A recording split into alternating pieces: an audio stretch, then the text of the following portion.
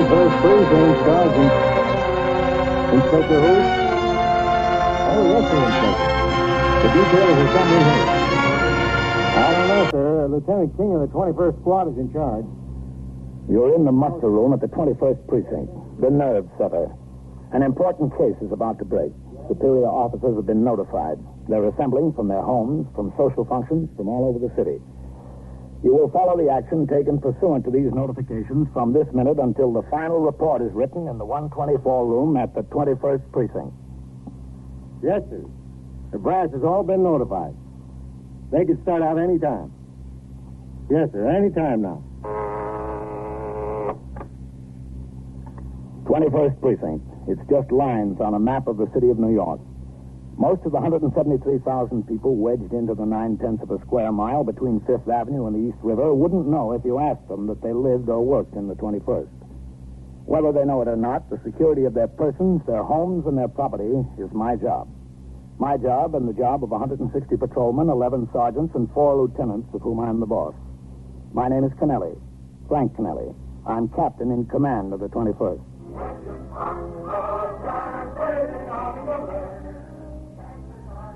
I'd been off duty since 6 o'clock. I was not due back at the station house until 4 p.m. the next afternoon, when I would work straight through until 8 the following morning. At 6:30, I met my wife at Frank and Norman's, a steakhouse on 54th Street near Broadway. We had dinner and took a cab to the 46th Street Theater to see the hit musical Guys and Dolls, an occasion we had both looked forward to for a year. The first act was fine.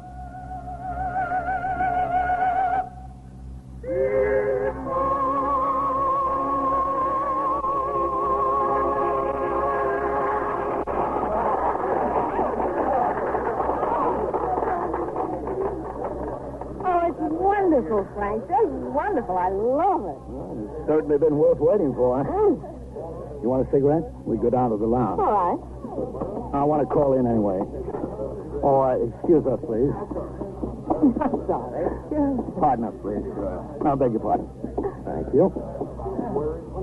Watch your step now, Ellen. I feel like dancing up the aisle. Da-da-dee-da-dum-da-da. I can hardly wait for the second act. Well, 10 minutes isn't such a long time. According to the Manual of Procedure, a precinct commander, although off duty, is never relieved of the responsibility of his command. Consequently, he's obliged to keep the desk officer informed regarding his whereabouts. If he's beyond the reach of a telephone, he's required to call in at frequent intervals to be notified of any matter that would require his attention. Ellen and I went downstairs to the theater lounge. I offered her a cigarette, lit one for myself. Then I stepped into the phone booth.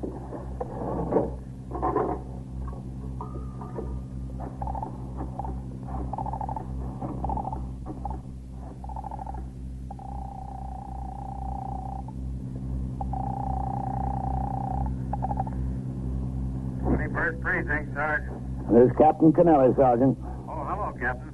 Good you called. What have we got? Well, you know those 3 guys who escaped from the federal penitentiary in Pennsylvania and robbed a bank in the Bronx? Yeah? Well, I think they got them spotted. In the precinct? Yes, sir. 611 East 67th Street. The information came to one of our men walking a post over there. Farrell. Good. Are they sure it's them? Well, they must be.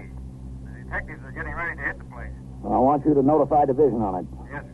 And put me through to Lieutenant King. You got a couple of messages here, Captain. Well, hold them till I get in, Sergeant. Yes, sir. Hold on. I'll connect you upstairs. 21st Squad. Detective DeFeo. Well, let me talk to Lieutenant King, please. Lieutenant King's busy right now. Can I help you? This is Captain Kennelly. Oh, hold on, Captain. Lieutenant, Captain Kennelly on 2. He's coming, Captain. Okay. Lieutenant King. Hello, Matt. What do we got? 3 bank robbers, escaped convicts holed up on East 67th Street. Oh, how does it look? It's them, Captain. Information came to one of your men, Johnny Farrell. Yeah, I know. What time are you going to hit the place? Late as possible, 4 or 5 a.m. probably. All right, I'm coming in. I'll be there in 20 minutes. I'll see you. So long, man. Frank, that took long enough. Did it? What happened? Did the roof fall in, as you always say? I got to go in, Ellen. Oh, Frank. Now, you stay and see the rest of the show. But it'll be over at 11 o'clock. Can't you stop by on your way home? No, this is important. Here's the car check, honey. You know the garage is parked in on 53rd. And what time do you think you'll be home? Oh, I don't know. Haven't any idea. I'm sorry, honey. Sorry to have to ruin your evening. Why can't it ever happen when we're not having a good time? Beats me, honey. I'll see you at home. Good night, Frank. After 16 years in the job, Ellen was used to that sort of thing. She didn't complain. She just made the best of it. I went up to the street and flagged a cab to take me to the station house. Traffic across town was light. Cab had me in front of the station house in less than 10 minutes. I saw 2 patrol cars parked at the curb. One was ours, the other belonged to ESD. The street was quiet. I walked up the worn granite steps of the station house and into the muster room. At the desk, Lieutenant Gorman was booking a prisoner in the custody of a detective I didn't know. Suspect looked like an addict. The detective must have been from the narcotics squad. A half-dozen patrolmen were gathered in a group at the far end of the muster room, talking quietly. I walked over to the far end of the desk where Sergeant Klein was on boxes. Hello, Captain. Who are those men, Sergeant? Oh, them? They were sent in here from the 19th and 23rd on special detail. You know, for the raid. Excuse me, Captain. Yep. 21st Precinct, Sergeant. Yeah, where are you? Well, listen, walk around the corner to 331 and see the super. He's called in here twice about a couple on the 3rd floor fighting and breaking the furniture. Yeah, okay, let me know. Those men know what they're here for? No, sir, not yet. That's what they're probably trying to figure out. No, I don't want them standing around in here jabbering. Tell them to go into the back room. Yes, sir. Well, listen, you men. Yes, Sergeant. Go on in the back room there and make yourselves comfortable. You'll be here a while yet. Thanks a lot. You notify the division? Yes, sir. I spoke to the division lieutenant. He'll get in touch with Chief Andrea. Those are the guys holed up there. That'll be a pretty good collar. Yeah, it should be. What else is doing around here? Oh, nothing much. Pretty quiet tour otherwise. You got a couple of messages. What? One from CB over the teletype. A meeting of all precinct commanders in the lineup room at 2:40, Wednesday, 9 a.m. I left the communication on your desk. Okay. A fellow named Fox called twice. He wouldn't give his first name. He wanted your home number. I asked him what it was about. He said it was personal. I didn't give him your number. I told him you were due back on at 4 o'clock tomorrow afternoon. He'll call in. All right, I'm going upstairs. Captain. Yeah? It was Johnny Farrell who got the information. Yeah, you told me that. Did I? Oh, yeah. Where is Farrell, on post? No, sir. Lieutenant King said that since it was his line, he could come along when they hit the place. He changed to civilian clothes and he's upstairs. I put Melito on his post. All right, I'll check with you later. Yes. I left the muster room and headed toward the stairs to the 21st Squad on the 2nd floor. In the back room, the special details from the 19th and 23rd were gathered around in little groups whispering, wondering what their job for the night would be. On the way upstairs, I grinned at the way everyone was so careful to point out that the information on the 3 bank robber escapees came to Patrolman Johnny Farrell. Johnny Farrell had been caught smoking on post by his sergeant the night before. The report was on my desk for disciplinary action. Inside the 21st Squad, 9 or 10 detectives were standing around in small groups. I recognized a few of them as men who worked out of the 21st. The others had been brought in from Detective District Headquarters and from the main office. In a corner near the fingerprint stand, sitting all by himself, was Patrolman Johnny Farrell. Hi, Captain. Hi. Hello, Johnny. Hello, Captain. Well, looks like a big night. Yes, sir. How'd you happen to get a line on these boys? No way in particular. Just threw a kid on the block there, a kid named Wano. Yeah? Smoke, Johnny? Thanks. You know, I was going to give him up after last night. You should. Thanks. It's kind of hard. Yeah, it is. Well, this kid, he's kind of little for his age, 13 or 14. He's not so good with the English. I pulled him out of a scrape last week with 2 bigger boys. They were about to tear him apart. So I've been his best friend on the block since. Yeah. Anyway, tonight about 7:30, I saw one on the street. And he said, "Hey, police here. You, my friend, I got $2 you hold for me, huh? So they don't take it away from me, the big fellas?" Yeah.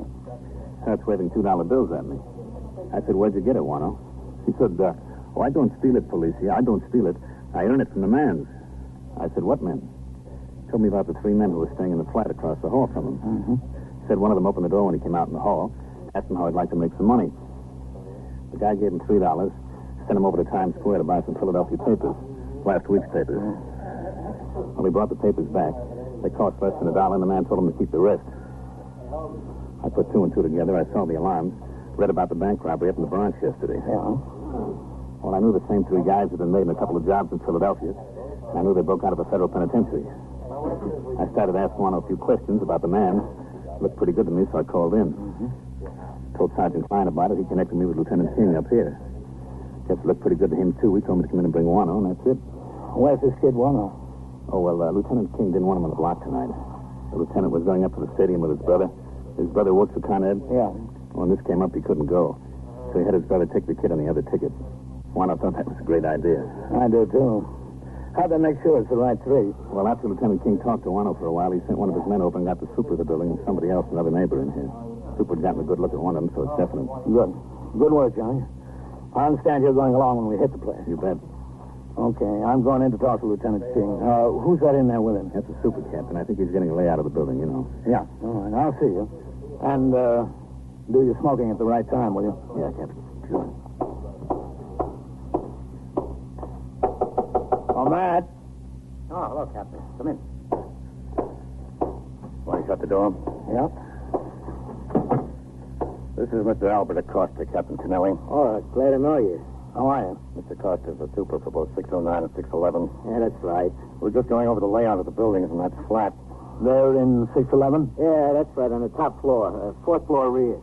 Let's see if I got this straight now. Both 609 and 611 are four-story buildings. The building to the east, 613, is 5 stories. Yeah, that's right, but that's not my building, 613. Does the fire escape, do all the fire escapes go all the way up to the roof, Mr. Acosta? Oh, yeah, that's right, up to the roof and down to the ground. And from the window of the flat they're in? Yeah, that's right.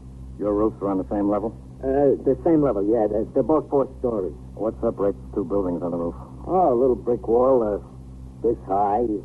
3 feet high? Oh, 3 feet, 3.5 feet, something. And the roof to 613? That's not my building.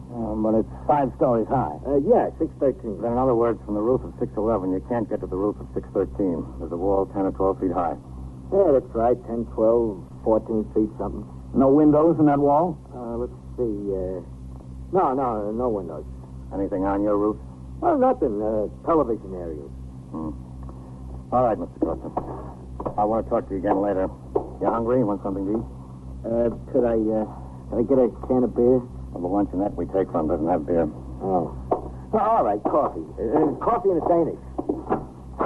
Whitey, take care of Mr. Costa, will you? Send down for what he wants to eat. Right. That detective over there will take care of you, Mr. Costa. Okay, glad to know you, Captain. Yeah, same here. Well, how does it look, man? Sam, there's no doubt about it. In addition to the kid and the super, we found 3 people who made the pictures. All of them? No, just one. Just one goes out in the street, but one's good enough for me. This one.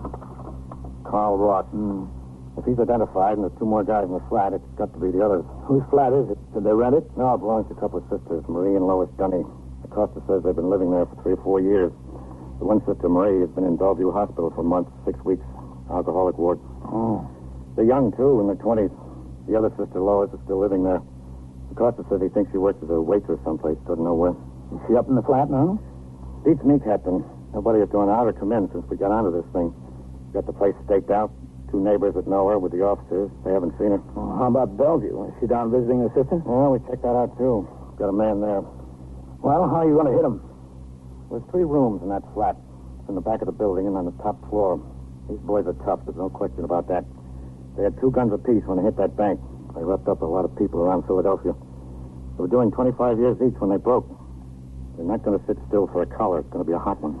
Well, if they're on the top floor, you can't put anyone on the roof of 611. They'll be heard walking around. I know. We'll have men on the roofs of 609 and 613 in case they come up the fire escape. Well, that's the way they'll probably go when they hear the law at the front door. Who's going to hit the door?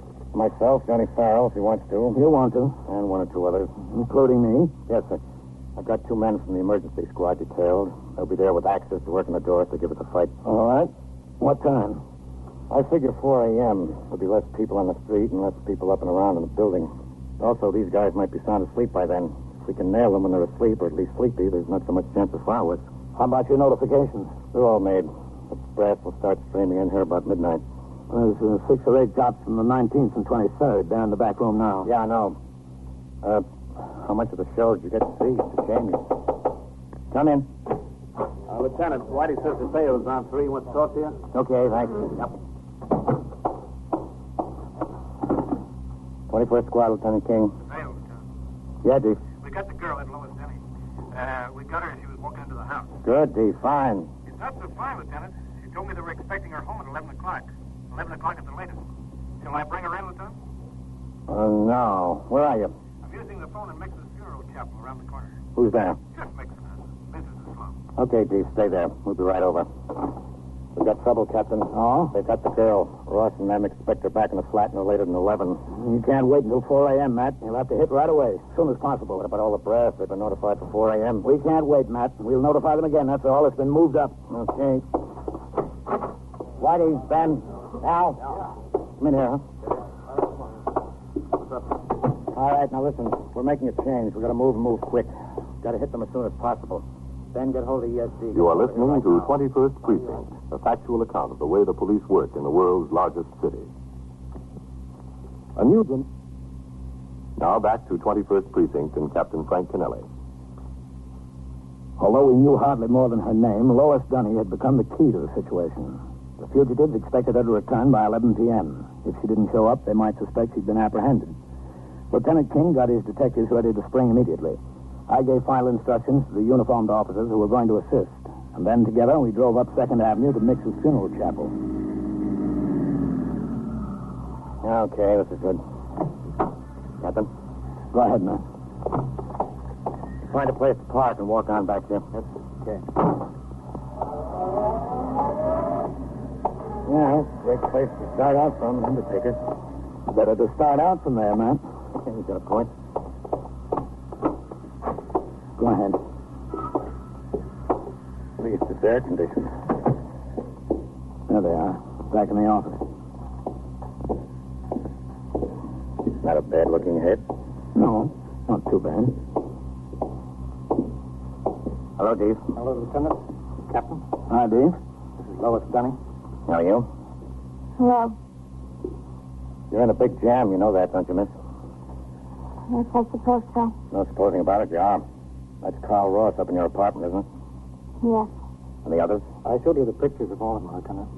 She identified them. I wasn't doing anything wrong. I just rented out some rooms to those boys for a little money. Anybody's entitled to make a little money. Not that much. How much? They've been there 3 days. They've already given her $275. Didn't you know who they were? No. Now, don't lie to us. You knew who they were. They knew you, or at least one of them did. Which one? I didn't know them. Now, look, come off it. I told you were in a jam. If you don't start telling us the truth, you'll be in a bigger jam. I'm not kidding. Now, how about it? Who are you anyway? I gotta know who I'm talking My to. name is Lieutenant King. This is Captain Kennelly. That good enough for you? I've been telling you the truth. Listen, you're a pretty bad liar. I'm going to tell this officer to take you downtown. Dee, float her in the car. Matt, wait a minute. Look, miss, you're not doing yourself a bit of good. All we want is the truth. You tell us the truth, and I'll see that you get every break you're entitled to. Which one did you know, Lois? Carl. I knew Carl. For how long? I worked in Pittsburgh a while, a couple of years ago. I knew him then. But I didn't know he was anything like what he is. Honest, I didn't. Not then. When did you hear it? After he got in trouble, I was back in New York.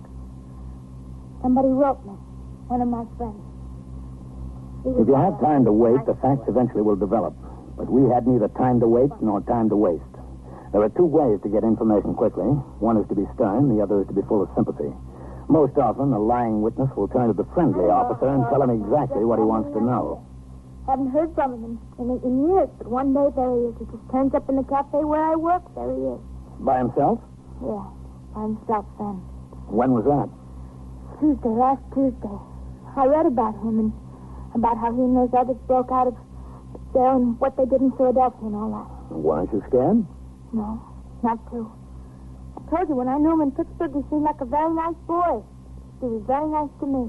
Did you ask him anything about that? Yeah, sure. Naturally.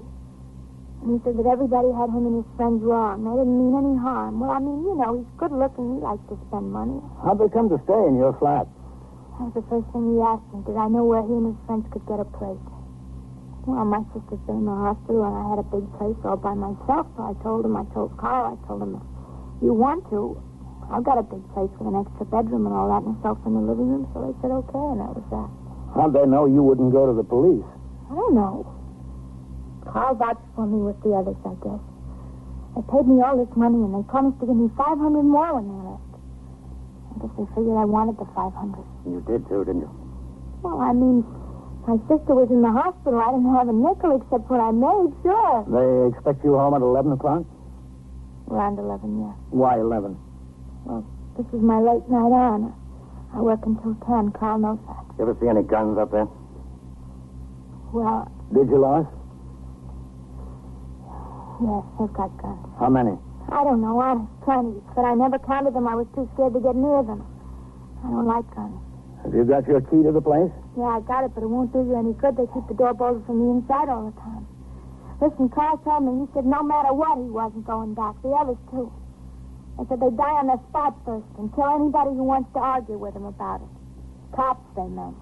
Yeah, I figured that's who they meant. In another few minutes of interrogation, we had all the information we needed about the interior of Lois Dunny's flat and what we could expect to find there. Lois Dunning was taken to the precinct house in the custody of a detective. Meanwhile, nearly 50 uniformed officers and detectives assigned to the detail were given their posts and told of their duties. 4 men were assigned to the roofs of 609 and 613. 8 men were posted in various places in front of and across the street from 611. 4 men were assigned to the rear courtyard behind 611. Men from the Emergency Service Division set up a portable generator floodlight on the roof directly across the rear courtyard of 611 so that the entire fire escape could be spotlighted. Another such unit was held in readiness for use in front of the house. Besides their service revolvers, these men were issued such additional arms as their particular situation called for. Submachine guns, riot guns, and tear gas. Lieutenant King, myself, Johnny Farrell, 2 other detectives from the 21st Squad, 3 men from ESD, 2 carrying axes, another a submachine gun, led the way into 611. Behind us followed a half dozen or so other officers. As we walked up the dim-lit stairs, 2 men dropped off on each floor to block any attempted escape and to keep curious tenants out of harm's way.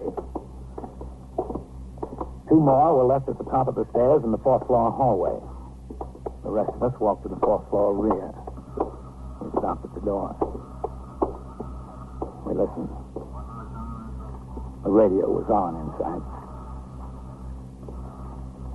Okay.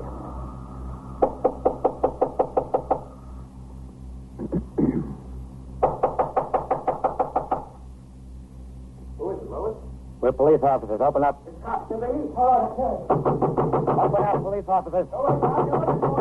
Knock it in. Use those axes. Right, come on. The lock. Hit the lock. Let go. Push it in. Come on, let's go. Here it comes. In the living room. There they are. Give up. We're through. Hold it. All right, throw that stuff. Give it up. There they are. Nail them, Johnny. Here we are, Tom. Chief. Yeah, Lieutenant. How about it? I'm set. Let's go. There they are. Get him. Hold him. Out. You lousy. Chief, bring that brownie up here. Get him. You hit 2. Let's go. There's the other one. Out the window. Come on.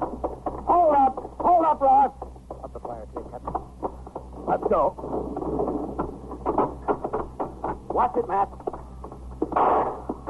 Stay away, Tom. You okay, Matt? Yeah, I'm okay. Come on. Watch it up there, man. One's on his way up. Just one.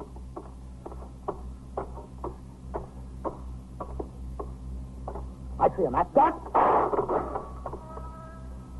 He's on the roof. Come on. There he goes. He's on the roof.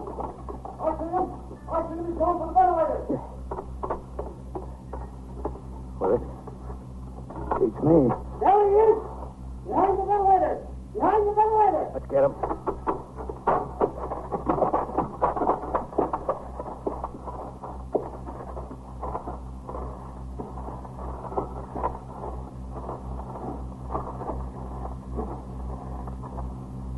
What do you say, Ross? What do you say? All right. Too many of you. Too many of you. Throw that gun out here. All right, you men. Put your light on the ventilator. That's fine. That's it. Throw it out here, Ross. All right. Here it comes.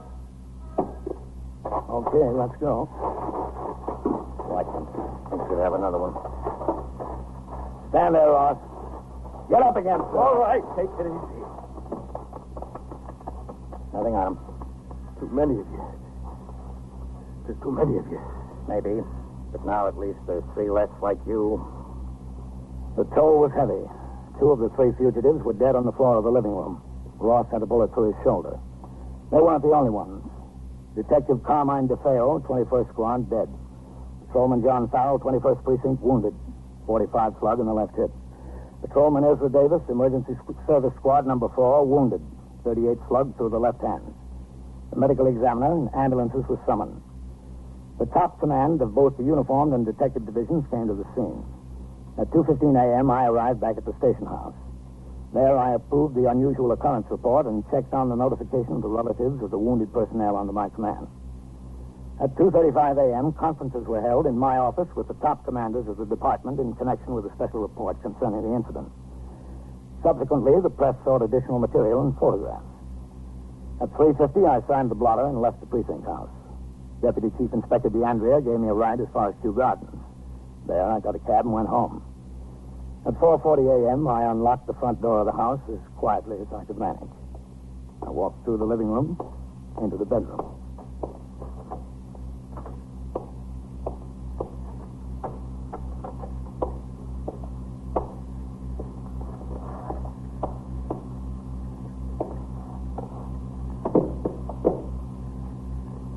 Frank?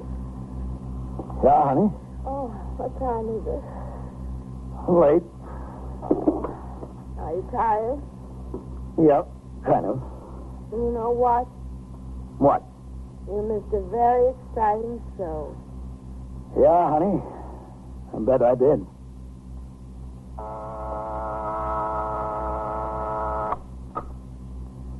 "21st Precinct, Sergeant. Where do you need an ambulance? 822? Is that in the building or on the street? What apartment number? What's the trouble there? How was he hurt? Was he stabbed?" The incidents portrayed tonight on 21st Precinct occurred last year. Names were changed to protect the interests of persons involved. 21st Precinct is presented with the official cooperation of the Patrolmen's Benevolent Association of the City of New York. Everett Sloan in the role of Captain Kennelly, Ken Lynch as Lieutenant King. Featured in tonight's cast were Joan Loring and Barbara Weeks, Lawson Zerby, Bill Lipton, Wendell Holmes, and Mandel Kramer. Written and directed by Stanley Niss, produced for CBS Radio by John Ives. Art Hanna speaking. This is the CBS Radio Every Network. Chevrolet showroom across America, more and more people are looking at the car that's just out and just wonderful. The 1957 Chevrolet. Some are looking at Chevrolet's daring new front-end styling, the bold new grille, big, beautiful sloping hood. Some are looking at Chevy's handsome new rear end with high-fashion fenders and fresh new design. Everyone's enthused about the new color-fashioned interiors and the sleek command post instrument panel. And the biggest news of all, Chevrolet's fuel injection. HOJO Radio. We're your old-time radio headquarters. Stay tuned. Soon for the day tour. Captain, Yes? could I talk to you, Captain, please? Well, you're Mrs. Rostek, aren't you? Yes, Mrs. Grafton. Well, it's been a long time. You still got the store? Oh, yeah. Sure, I got it. When Joe died, I thought maybe I'd sell it, but I couldn't get nothing for a little store like that. I got the store. How much could 5 cents candy, 10 cents sodas mean in newspapers? Well, what can I do for you, Mrs. Rostek? It's my boy, George. You remember my boy, George? Yes. He got arrested. Where? Here, upstairs. The detective. What for? Captain, Yes? they're about to turn out. Do you want to talk to them? Yes, I'll be right there. Oh, if you're busy, Captain. Oh, you sit right down here, Mrs. Rostek. I'll be back. Oh, yes, sure, Captain, sure. I walked out into the muster room and stood behind the desk. The bell rang. In marched the platoon for the day tour. Patrol sergeant brought them to a halt. He reported the platoon inspected. The desk officer ordered the roll call. Martin. Rifkin. Rose. Shaw. Sutton. Thompson. Savastino. Zollet. Captain wants to talk to you. Well, a couple of things, men. We've had an alarm from the Harlem Valley State Hospital. An escaped mental case. His name is Lester C. Trey, age 58, 5 feet 10 and a half inches, 165 pounds. Gray hair, blue eyes, light complexion, medium build, and he walks with a slight limp in his right leg. They say this fellow used to hang out in bar and grills on 2nd Avenue in the 70s before he was confined. You sector men and you men on post there, keep your eyes out for him. Now, I don't like to talk about this. I'm not going to mention any names because I don't want to embarrass anybody. But get your house tax paid up. Those of you who are delinquent will have forthwith sent to your home. All right, Sergeant. Post the platoon. Platoon, stand, hut. There, face. Forward, hut. The men who would patrol the precinct on foot and in cars for the next 8 hours walked out the door and onto the street. I looked over entries in the blotter. Then I walked back around the desk toward my office where Mrs. Rustek was waiting. 21st Precinct, Sergeant Klein. All right, 671. All right, Mrs. Rustek. Oh, I don't want to take up your time, Captain. Well, that's what I'm here for. What was your boy arrested for? I don't know. Robbery. Tell me what happened. I was asleep 2 or 3 o'clock this morning. I don't know. Mm-hmm. Somebody was knocking on the door. I thought George. I thought he forgot his key. It was 2 men, not policemen, detectives. Yeah. They said, "Where's George?" I said, "I don't know. He isn't home yet. He sleeps on the couch. He isn't home." And they said, "Could we wait?" And I didn't want them there, but I said, "All right." Uh-huh. Then they wanted to look at George's things. I don't know. I told them I got no right to show them. Ask George. All right, they said. And pretty soon George come home. Maybe 3:30, 4 o'clock. There wasn't any trouble. No trouble. Okay. George showed them his things, and they said it would be better to come here and talk. George said, "Go back to sleep. I'll be home right away." I thought they just wanted to talk, so I went back to sleep. Who told you he was being held for robbery? I woke up and he wasn't there, so I came here and asked. The man out there, he said... The desk lieutenant? Yeah, the lieutenant. He said, "Go upstairs to the detective." Oh, was George upstairs? Yeah, in a little office with one of the detectives who came last night. They were still talking. I went in and I said, "What did you do, George?" He told me, "Go home, Mark. Get out of here." What was the name of the detective who arrested him? Oh, it's Toomey Tucci something. I don't know. How old is George? 17 in January. He was 17, or he will be No, 17? he was in January. Mm-hmm. I don't know, Captain. They came, they took him. He's a good boy. He goes to school. He works after. Let me see what I can find out. Yes, sir. Give me Lieutenant King upstairs, will you? Yes, sir. He's a good boy. He wouldn't do anything like robbery.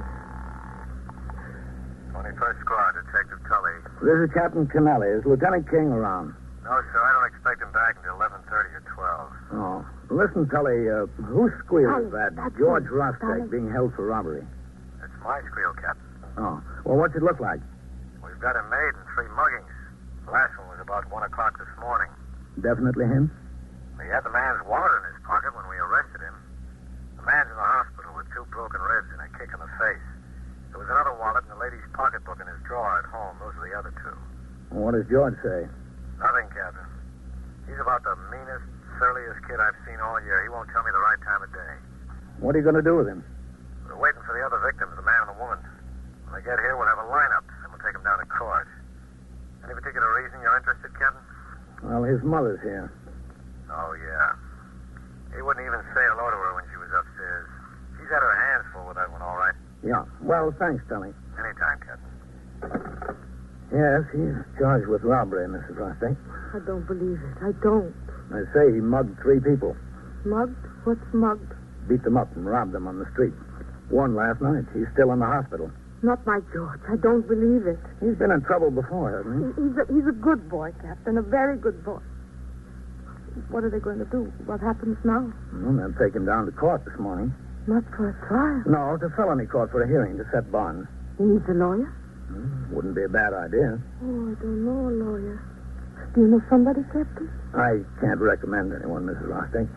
Oh, Mrs. DePronio from the hardware store. Her oldest boy is a lawyer. I'll ask her. Oh, what time in court? Where?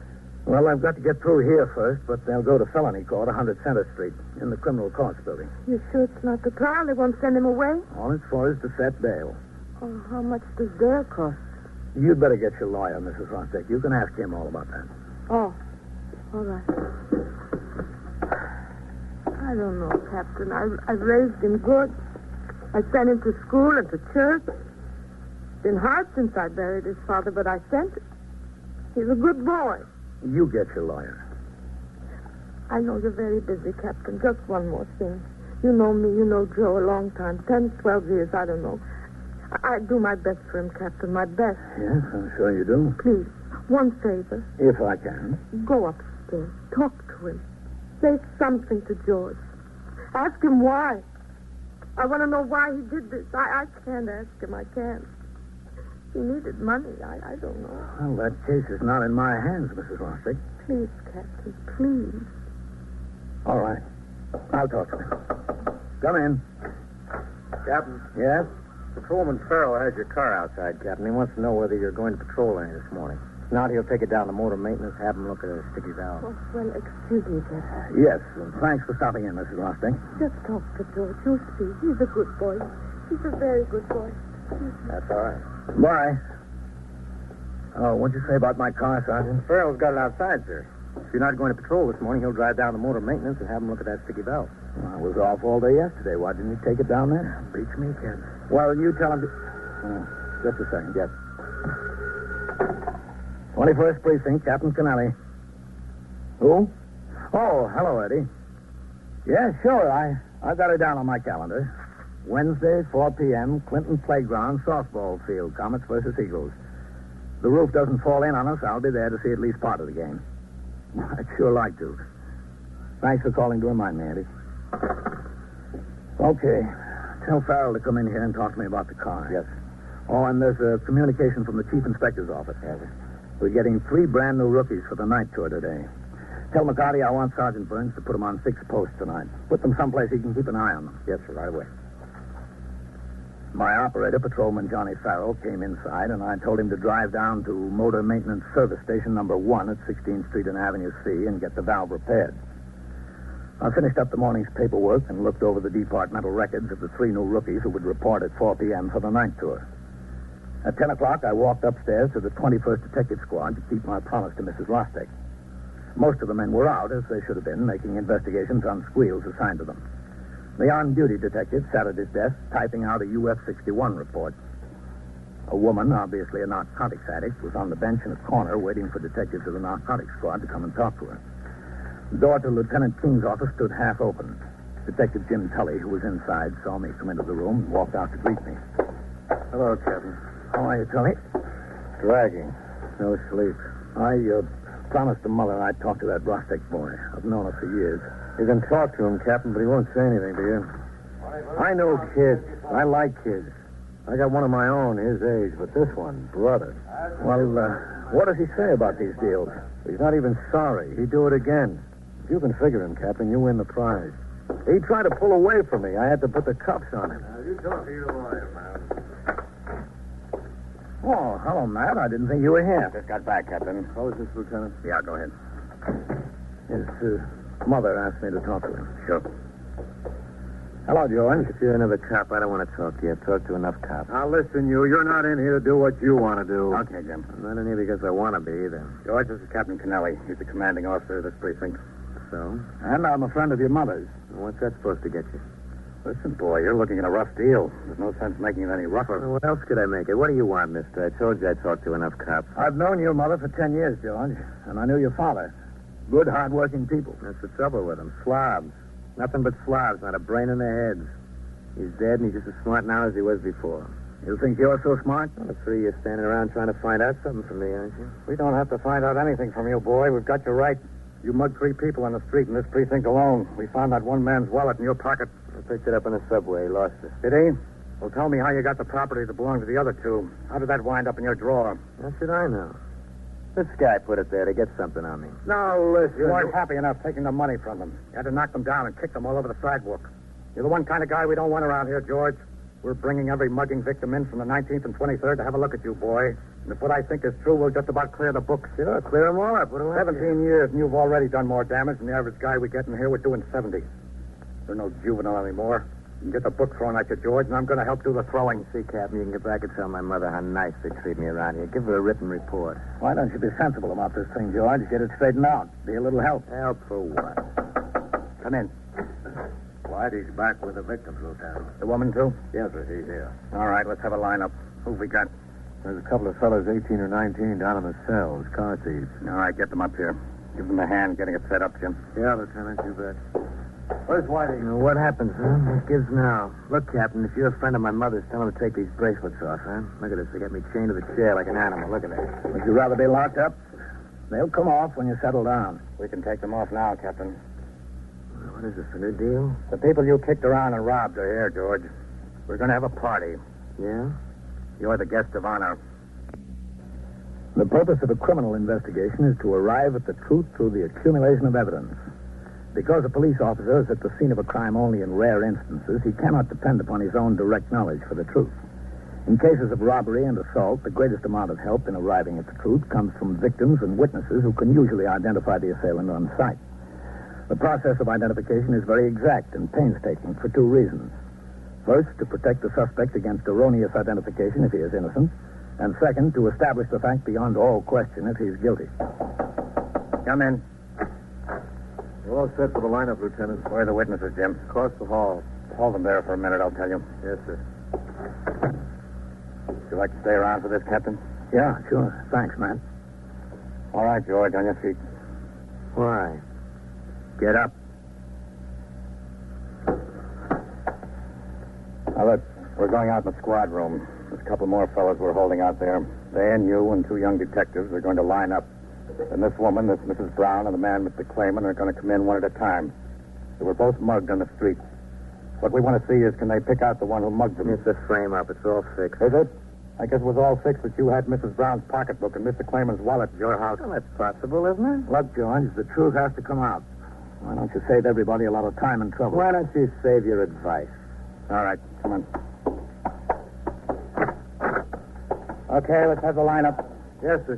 All right, you boys, step over here. Over here. Come on. Well, what do you say, George?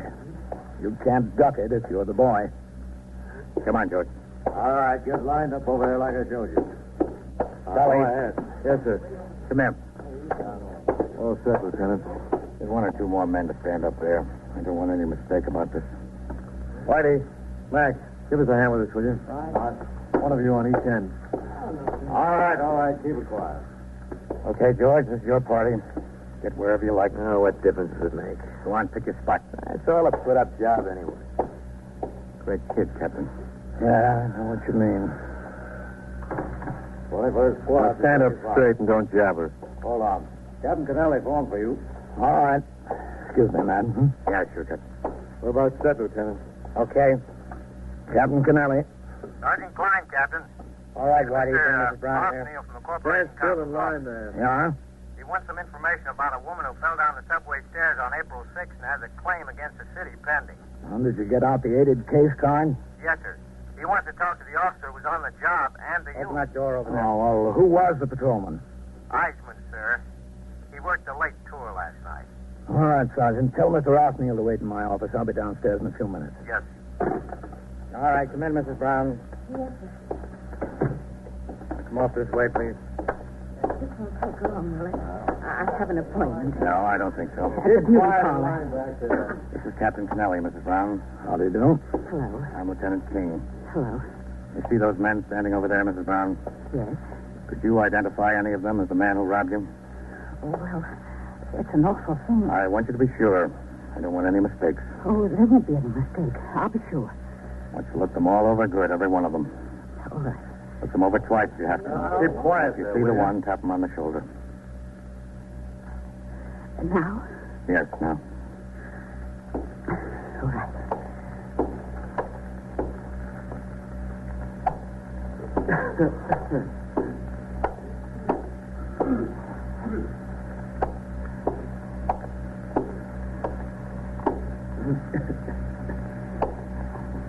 I see. Tap him on the shoulder.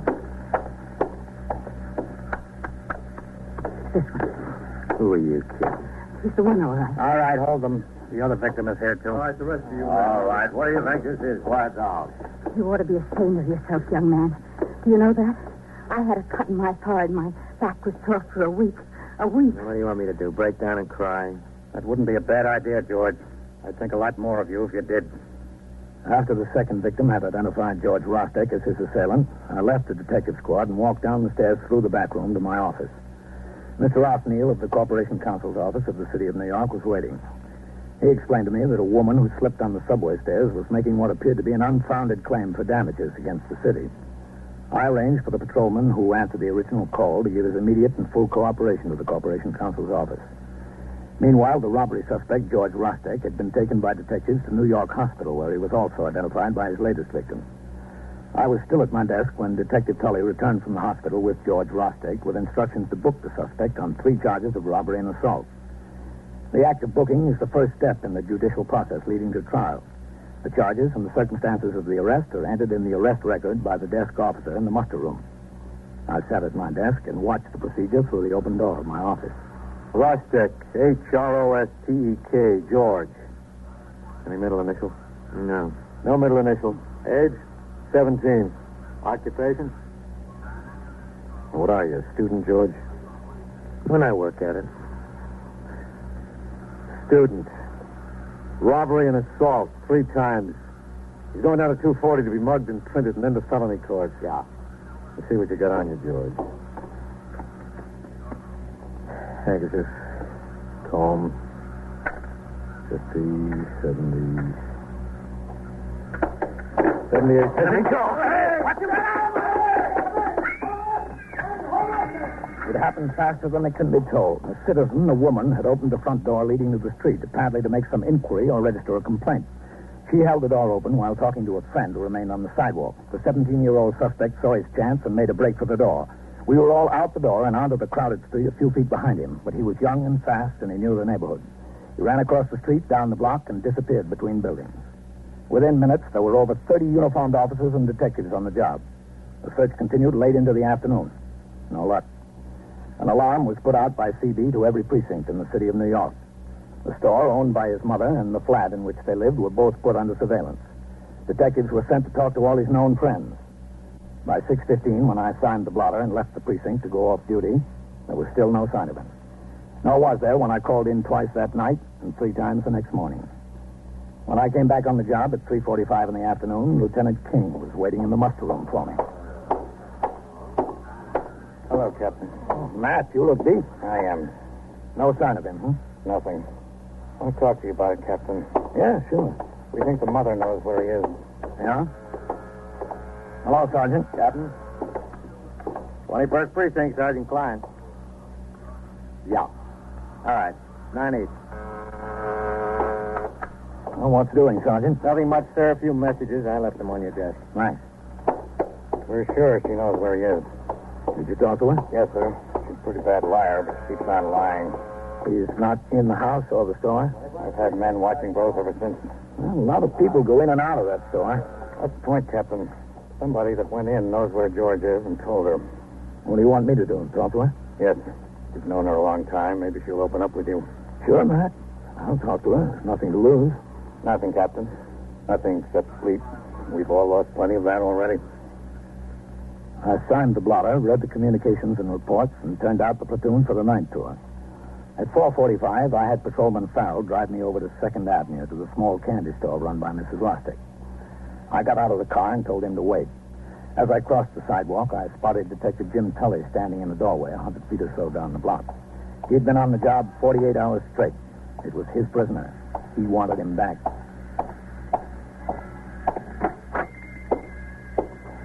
Hello, Mrs. Rostek. Captain. Hello. Well, it looks like George is in more trouble. He's a good boy, Captain. I tried. I did my best. It's not my fault. Nobody's blaming you? A soda? Would you like a soda? No, thanks. I'll take one. It's hot out. Where is he, Mrs. Rostek? I don't know.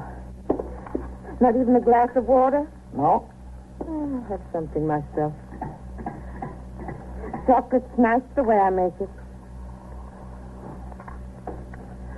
George, I don't know. Maybe I didn't raise him right. Maybe I don't give him what he needs. When Joe was alive, maybe I spent too much time in the store with Joe and not enough raising George. Now, since I buried Joe, I have not even as much time for George. Well, he was in trouble, sure. Kid trouble. Just kids fooling around. But I try. You can't say I don't try. And I love him. He's a good boy. Lieutenant King tells me he thinks you know where he is. No, I don't know. Don't ask me. I don't know. It's in the neighborhood someplace, isn't it? I don't know. Hello, Mrs. Roxy. Have you got Movie Glamour magazine? Right in back of your top shelf movie glamour. Where? Top shelf, you see. Oh, yeah. Oh, yeah.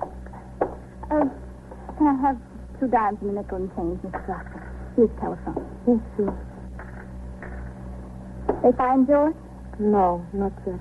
Oh, excuse me. That's all right. Oh, well, I'll use the telephone. And don't you worry about him, Mrs. Roxy. He's smart. They won't get here. Yes. Very smart. Me, too. I'm very smart. Are you sure no soda, Captain? Positive. An ice cream, then? No? You tell me, Captain. You tell me what's best. If we don't get him soon, Mrs. Rostick, he's finished. He's young and he's got a chance to get straightened out. A good chance to get straightened out.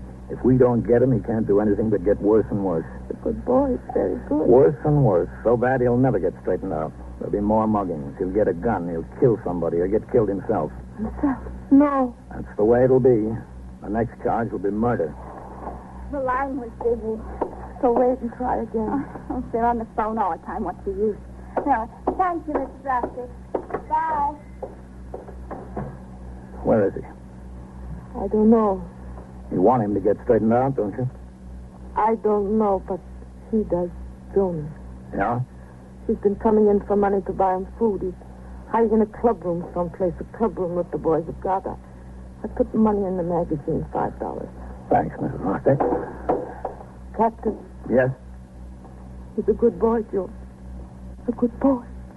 I hope he turns out to be. I looked both ways on the street. I saw that the girl had turned north and was walking slowly away from the store. I followed her until I got to the point where Detective Jim Tully was waiting in the vestibule.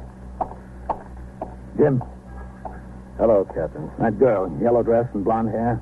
Yes, sir? George is hiding in a clubroom. Stay with her. She'll need you there. Thanks. Who told you, the mother? Yep. I don't get it. She was a clan with us. Why? Because George is a good boy. Get going. You'll lose her. Yes, sir. And so it goes on, around the clock, through the week, every day, every year. A police precinct in the city of New York is a flesh-and-blood merry-go-round. Anyone can catch the brass ring, or the brass ring can catch anyone.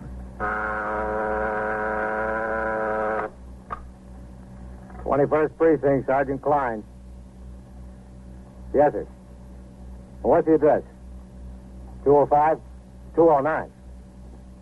Inside? In front of the shoemaker's. What's the trouble there? What'd the men have? What kind of a gun? Incidents portrayed on tonight's 21st Precinct occurred last year. Names were changed to protect the interests of persons involved. 21st Precinct is presented with the official cooperation of the Patrolmen's Benevolent Association, an organization of more than 19,000 members of the Police Department, City of New York. Everett Sloan in the role of Captain Kennelly, Ken Lynch as Lieutenant King. Featured in tonight's cast were Barbara Weeks, Elaine Ross, Linda Watkins, Lawson Zerby, Bob Reddick, and George Petrie. Written and directed by Stanley Niss. Produced for CBS Radio by John Ives. To make every day more enjoyable, treat yourself often to refreshing, delicious Wrigley's Spearmint Chewing Gum. Here's a taste treat you can enjoy indoors, outdoors, at work, or at play. The cool, long-lasting mint flavor refreshes you. The smooth, steady chewing helps keep you fresh and alert. Adds enjoyment to whatever you're doing. Wrigley's Spearmint Chewing Gum. Healthful, refreshing, delicious. Stay tuned to HOJO Radio. Broadway's my beat. From Times Square to Columbus Circle. The gaudiest, the most violent, the lonesomest mile in the world.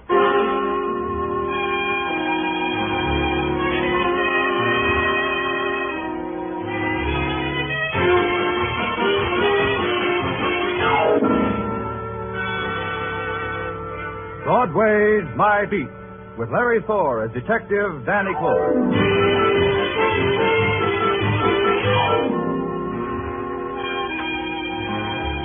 Broadway, where a pale and hungry girl walks like a queen because Broadway's a dream street. Where a fat man stands with begging eyes because he knows his dreams will never come true. It's a cry or a laugh, but nothing in between. Either way, it's My Beat. On special detail, there are no special hours. Don was at the window of my office at police headquarters when I scribbled my last report. An out-of-town school teacher was trying to beat the heat by using Columbus Circle for a burlesque runway. I buried that one behind a convenient fan, bid the boys a fond bonjour, and started home out the side entrance. I didn't make it. All I saw of sunrise was in an alley, the alley reserved for police ambulances coming home to the morgue. A voice stopped me and invited me in. Danny, come here.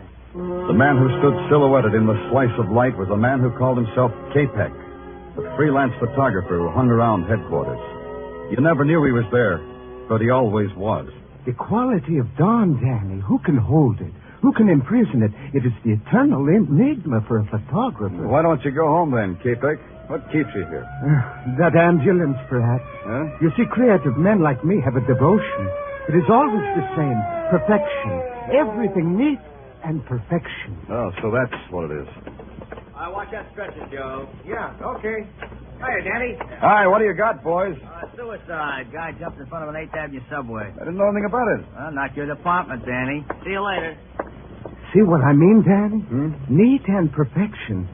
The man they're bringing in, for instance. What's neat about him? That was Jimmy Dorn, a Cinderella man who only the other day won $17,000 on the Irish sweepstakes. What? You must have read about him, how no newspaper, no newsreel could get a picture of him. Yeah, I remember. He was shy. I liked him for that. But I have a picture of him. Oh? Dead or alive? Alive, of course. Dead is for any hack with a brownie. Got it with you?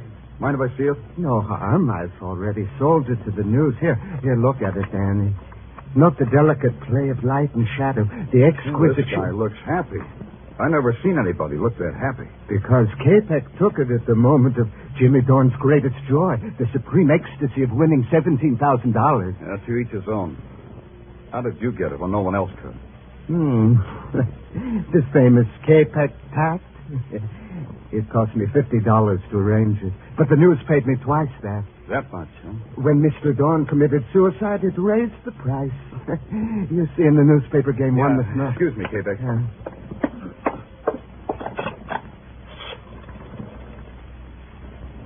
Danny Clover, give me the dope on a suicide name of Jimmy Dorn. Yeah, I know it's not my department. I'm nosy. Yeah. Lily Dorn, 3rd Avenue. Okay, that's enough. You have to look, Danny. You smell something, maybe? Maybe. Be with you in a second, Capek. Hello, Benny. Danny Clover. That Jimmy Dorn suicide. Tell the chief I'm going to look into it. Yeah, Benny, I know, but it bothers me. Sure, I'll grab some sleep on the subway. I asked you, Danny, you smell something, maybe? Why should a guy let a subway train make his wife a widow with $17,000 orphan dollars? Why should all that sudden dough make him want to commit suicide? Is it such a secret why men destroy themselves? Yeah, to me. It's not neat, Capek. It just ain't neat.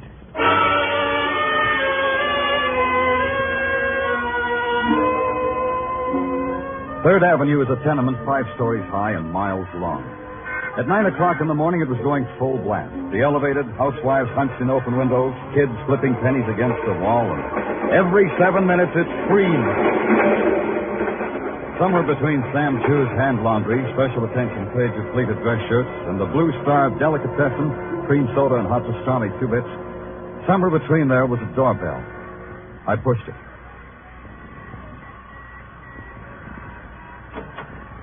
Yeah? What do you want?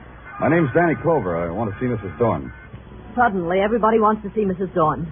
Suddenly, I'm a popular lady. Suddenly, I'm from the police, Mrs. Dorn. You guys don't quit, do you? All right. Come on in.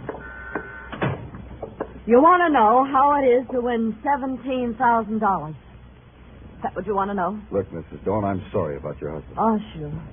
You can feel any way you like. Tell me about your husband. Jimmy? Yeah. I'll tell you about him. Jimmy didn't like people. He got afraid of them once, and he never got over it. Why? You know, I don't know. He was always running, and I ran with him. I was his wife, Mr. Clover. I didn't need to know any more than that. But maybe you understood why he refused to see any reporters when he won all that money. Listen, my husband was a frightened little man who won a sweepstakes. It bought him an obituary. Well, that doesn't tell me much. This room tells me more. This rat hole. This room says that, doesn't it? Rat hole. I didn't say that, Mrs. Dorn. I'm talking about that circus poster on the wall. Patsy Mack presents the 3 whirling tornadoes. Was your husband a whirling tornado? You can go now, policeman. You said your questions. Now go. Brody, please. Why didn't you stay in that room? They can't do anything more to us now. Come right on in, mister. Who are you? I'm a clever boy. I don't win sweepstakes, but I stay alive. Yeah, real clever. Now, what about this circus poster? It covers the cracks in the plaster. 3 whirling tornadoes. 3 men riding motorcycles in a barrel. Mrs. Dorn, for a frightened man, your husband made a dangerous dollar. Look, I told you all I know. Maybe you ought to get out of here. Why should a poster come between us, Mrs. Dorn? We were getting along fine. You heard the lady, copper. She's saying she's finished talking. That's right, Mrs. Dorn? Yeah. What did you say? I said that's right.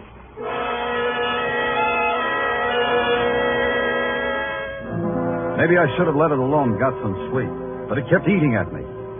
When I found out Jimmy Dorn rode a motorcycle in a barrel, everybody got unhappy. I don't like it when it gets unhappy. So I took a walk and found myself on Broadway in front of a tire building that has a lot of names. You take your choice. You walk up 4 flights and you get 4 offers. You're perfect for a fairy tale ballet that's opening in Newark. You make a stunning cover in a muscle magazine. Can you play first trumpet with a Bob Hawaiian outfit? If you got a song that's trying to be published, call it a slight fee, of course. And on the 5th floor, you find what you were looking for. The office of Patsy Mack, promoter, entrepreneur, and a dollar guy. Well, it isn't Danny Clover. Hi, Patsy. You still pounding the stem, Danny? Aren't you ever going to be promoted? Promotion means a desk job away from Broadway. Who wants that? Yeah, I know what you mean. Can I give you something? Yeah, grape juice would be keen. I've got 3 fingers left of a bottle given me by a bearded lady who was enamored of my social standing.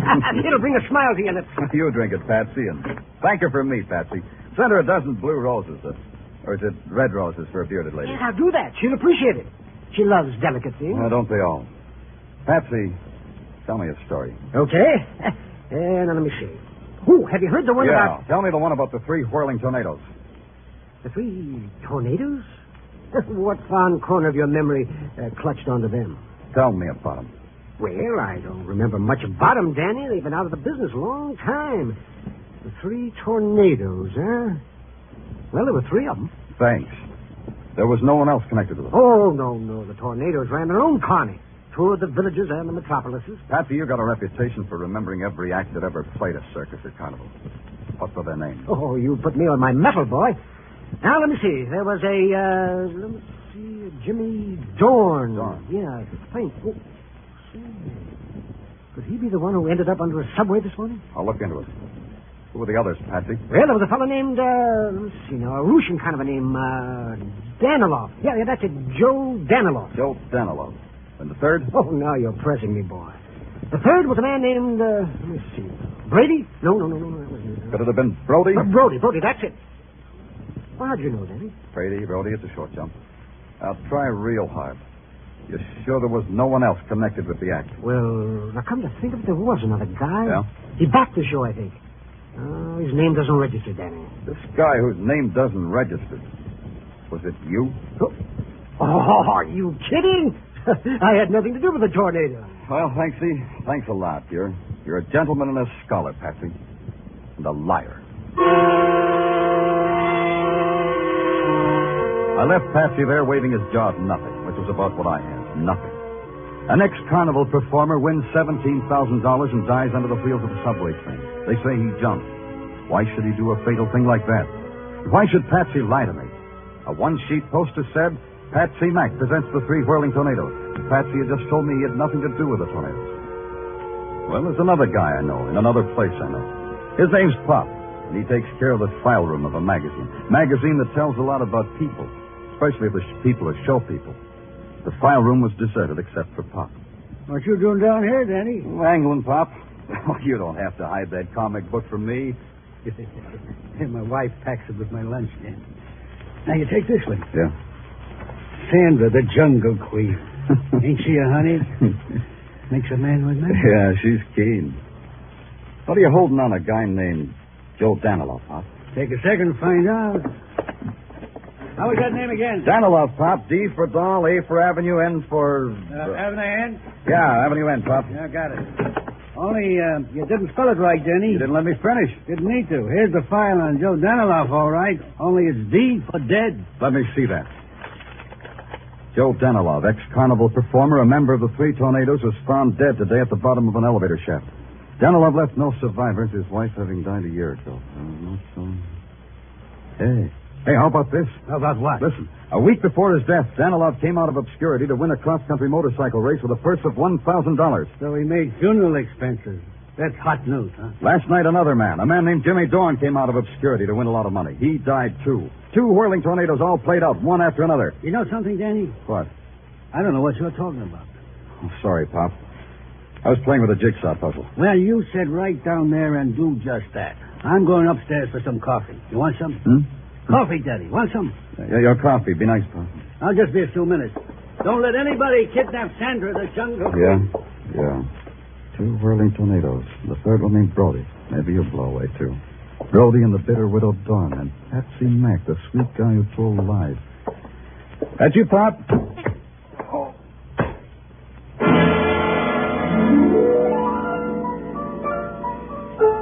I never knew what it was that slugged me on the back of my head. It wasn't the comic book. And whoever did it wasn't Pop. Just before I hit the floor, I had a flash. It wasn't Sandra, the Jungle Queen, either.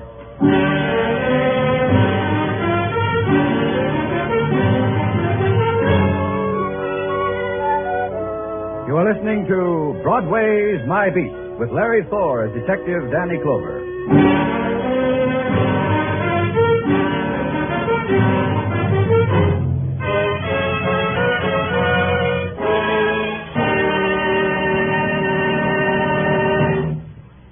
A number of paying guests mysteriously disappear. 2 elderly spinsters who entertained them have a suspiciously rising bank account.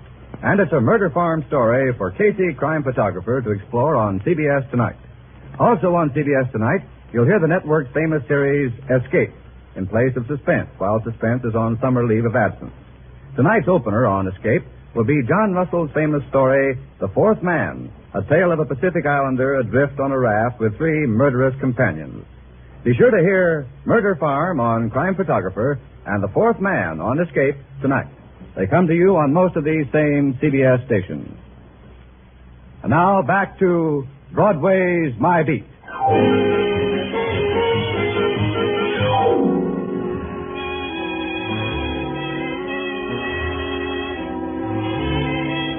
You win a lot of money or die violently or do both, and Broadway will know all about you. You get your name and your picture in the morning editions. Then Broadway won't care anymore. But I care. Maybe it's because I've got a cop's curious mind, but it bothered me why Jimmy Dorn died. So I made it my personal business. And so far, business was rotten. I was on my back when Pop brought me to. It took a little longer to find out that the press clippings I was looking at weren't around. That's a new one. Rolled for some old press clippings. This needed thinking. To think, a cop's got to eat. To eat, there's a classy sidewalk cafe on the corner of Broadway and 47th where you stand up to a hot dog and a cup of coffee that dares you. I threw a lump of sugar at it when someone tapped me on the shoulder. Hello, Danny. Mind if I join you? Oh, K-Peg, not at all. Grab a napkin.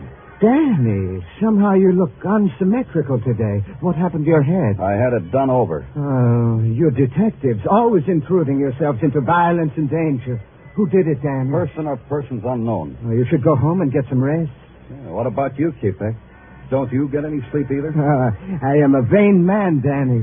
I've been waiting for the noon edition of the news to come out. It has the picture I took of Jimmy Dorn. Look at it, Danny. Yeah. Is it not a magnificent reproduction? Yeah, it's Quite a picture. How'd you catch the expression? For an artist like me, it is a matter of precise timing. But somehow, I feel the caption beneath this picture is not right. What do you mean? I feel the caption should not read suicide. It should read murder. Oh? Makes you say that? I have captured death in my pictures for a long time, Danny. This is the face of a man whom death was about to touch with murder, not with suicide. You talk prettier, but you think like a cop. The elements for murder are three, Danny. A widow with $17,000, perhaps a boyfriend, and... Wait a minute, Danny. Where are you going? You haven't touched your... I've got to make a call. So you can't eat first? Who calls on a rich widow with onions in his breath?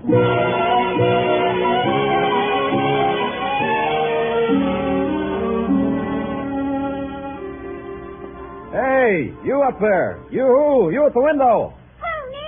Yeah, you. Oh, Hello. hello. Mrs. Dorn, isn't she home? You want somebody, mister? Mrs. Dorn. I've been ringing her bell. Where is she? Oh. You know where Mrs. Dorn went? There's no light downstairs. Her? Yeah, her. Oh, sure, she had a date for across the street. What? For across the street, mister.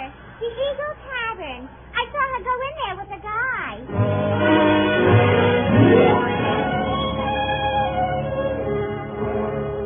The Eagle Tavern took up 40 front feet of sidewalk, and its insides were designed to take up thousands of man-hours of loneliness. Right now, there were only three lonely people. The bartender, Mrs. Dorn, and Brody. Mrs. Dorn and Brody were standing at the end of the bar trying real hard. I hated to do it, but I decided to ruin their evening for them. You don't know when to quit, do you, Clover? Why do you keep coming around? Like I was saying, Mrs. Dorn. What are you drinking, Mac? Nothing at all. Yeah, you can nurse that a long time. Mr. Clover, look. Please, we don't want any trouble. We got all the It's this way, Mrs. Dorn. A long time ago, a man named Joe Danilow fell down an elevator shaft and was killed. Seems like he was nobody until he won a motorcycle race. Then he got his name in the papers. Then he died. What does that do to you? What should it do to her? I'll try a refresher. Joe Danilow was a whirling tornado. He belonged in your husband's act, Mrs. Dorn. Try to react on that. I don't know what you're talking about. You got your reaction, Clover. Now blow. Mrs. Dorn, you know your husband just might have been murdered. No. Try it, Mrs. Dorn. Consider it. You've got no manners at all. All you've got is a loose mouth. Wait a minute, Brody. The man said somebody might have killed Jimmy. Do you think so, Brody? This guy's trying to put poison in your brain, Lily. Don't listen to him. You think I shouldn't, huh? Why should you listen to you, Brody? Go read a book, copper. Go read a book and find out why I should hang around a woman who's married to my best friend, Jimmy Dorn. Maybe you're waiting for him to die. He did, didn't he? Yeah. I never thought of it before. Jimmy's dead, and that makes you number one boy to a lady who just inherited $17,000. That'll teach you, Lily. That'll teach you not to talk like that. Talking a woman's easy, Brody. This will be a little... Hey, what are you doing? Hey, you can't play in here. Stop it! I'm running a decent joint. Stop it! Stop it!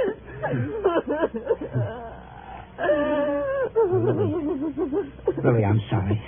Don't cry, Lily. Please don't. Talk to him, Brody. Tell him what he wants to know. Tell him what you never told me. What happened back there 10 years ago? Why were you and Jimmy always fighting? Tell him, Brody. Tell him. Take off, copper. You've done your bit. Take off and feel filthy about the whole thing. Sure, only you fascinate me, Brody. If you didn't shove Jimmy Dorn in front of a subway train, what keeps you alive? First Joe Danilow, then Jimmy. There's hardly a breeze left of the three whirling tornadoes. What's keeping you alive, Brody?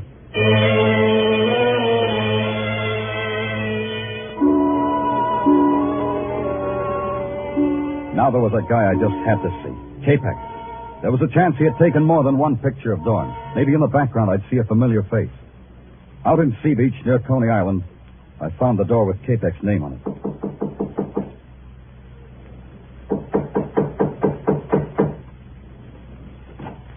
Oh, it's you, Danny. Come in. I didn't want to disturb you, Capex, but I just wondered if you took any more pictures of Dorn besides the one that ran in the news. Oh, I am not like other photographers, Danny, who take dozens of pictures to get one good one.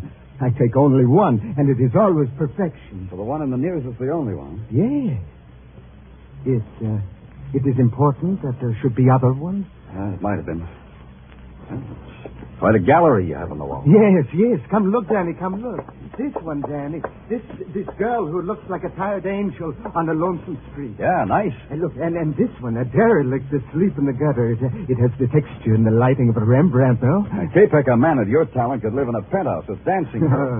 Why do you live here? I get some of my best results here. Yeah, everybody gets some. Hey, you must have got there fast for this picture. Oh, that one, yes. Well, you know my deal with the police. The minute anything violent happens, I go out with you. I get a picture. You get a body. Who was he? That is a man who was once Joe Danilov. Danilov, huh? Yes. I took this picture just after he fell down the elevator shaft. The mood of finality was magnificent. Very dramatic, Kipek. Danilov was one of the 3 whirling tornadoes. Did you know that? So? Well, to me, Danilov was simply a man who fell down into space and died. The picture captures the sensation, don't you think? The down-sweeping lines, the shadows like a dark caress, the broken form like some grotesque passion, everything neat, everything...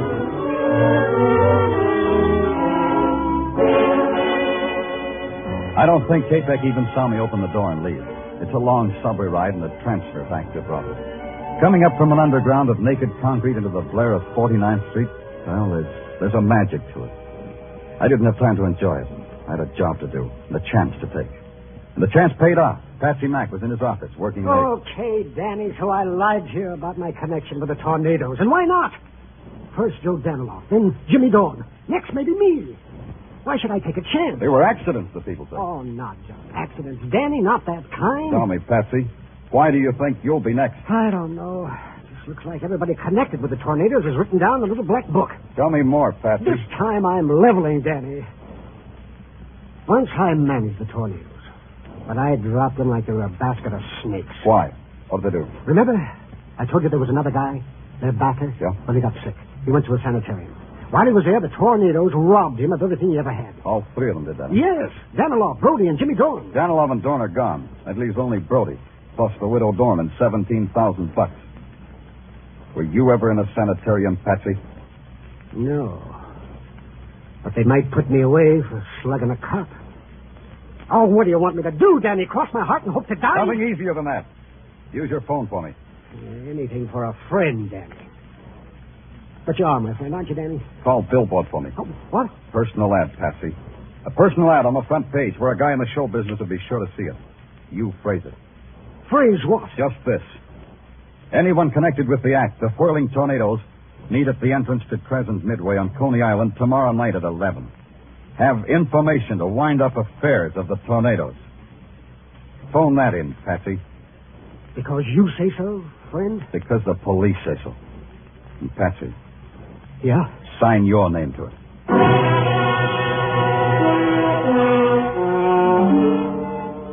So I had it all set up. This case had murder in it, and I was pretty sure I knew who the murderer was. It was a matter of supplying a pigeon. That was me. The next day, 2 things happened. The ad was on the front page of Billboard, and rain came. When I hit Coney Island 10:30 that night, it was a wet desert. Neon reflections and stragglers and empty rides. The place was shadows on peeled paint and shadows on shadows. I had to spot the killer before he spotted me. So I picked one of the darkest places under the framework of the roller coaster and walked into it. I really walked into it. Danny! There's such a night you picked to enjoy Coney Island. On a night like this, it is a dismal alley. I'm in a dismal mood, K-Peck, and that gun you're holding doesn't make it any brighter. It gives me the bravery to give orders to a policeman. You shoot me, you'll be out of character, K-Peck. How are you going to make it look like an accident? I have other ideas. First, I put my gun in my hand in my pocket. Now I say to you, let's go. Walk, Danny, walk. You know, K-Peck, I think you loused up the job. A long time ago, you told me everything was neat and perfection. You forgot to tell me you put up the dough for the whirling tornadoes before you went to the sanitarium. So you killed Danilov and Dorn. But Brody gets away, huh? Brody in time, policeman. But first you and I take a ride on a roller coaster. Yeah. I was wondering how you'd manage it. Neat and perfection, Danny. Now get on. I'll pay for the tickets when the ride is over. In here, Danny. You get in the first car. I'll sit in the car behind you. How are you going to work this, K-Peg? You going to slug me and heave me over? Like I said, you can't shoot me. Then it wouldn't look like an accident. In a few seconds, when we get to the top, you will see. And now keep your hands to your sides, Danny. That's better. Going to get a picture of this one, too, K-Peg? When we get to the top, you will see. The top was 2 seconds away. Now, Danny, stand up. Stand up. I stood up. Out of the corner of my eye, I saw him rise, See too. how I Take the make gun it out of look his like pocket, an its accident, barrel in Danny? his fist. His arm came up in a wide arc, and that was the break I was waiting for. His body arched forward to strike. I twisted, grabbed his hand and elbow, and threw. Let go, mister!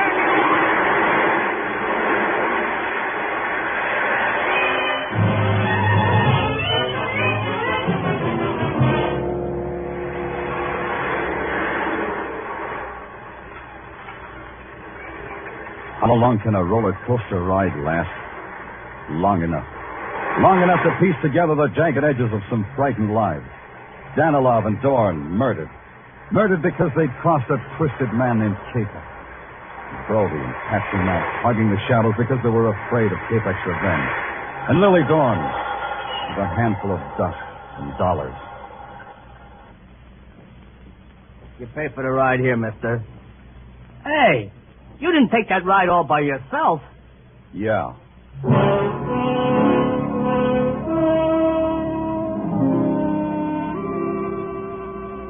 A little while later, an ambulance came and picked up the dead, broken body of Capek. They took a picture of him, too. I caught a ride back to Broadway in a prowl car.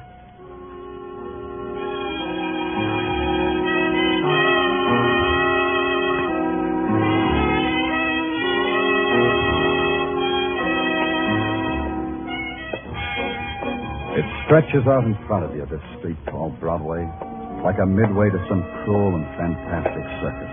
And you're the performer. You can walk the high wire or play it safe in a cage. Me? I guess my dodge is the wire. I'm the gaudiest, the most violent, the lonesomest mile in the world. Broadway. My beat.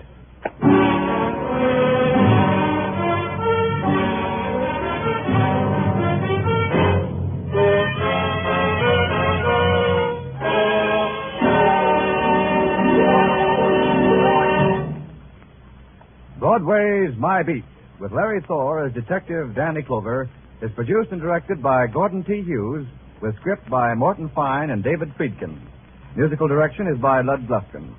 Be sure to join us again next week, same time, same station, for Broadway's My Beat.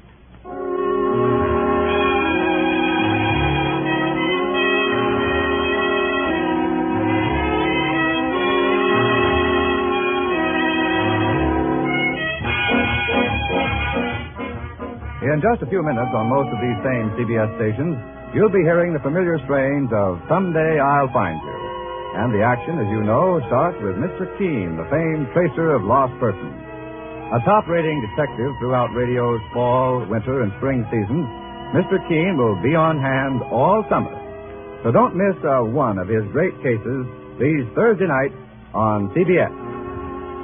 This is CBS, the Columbia Broadcasting System.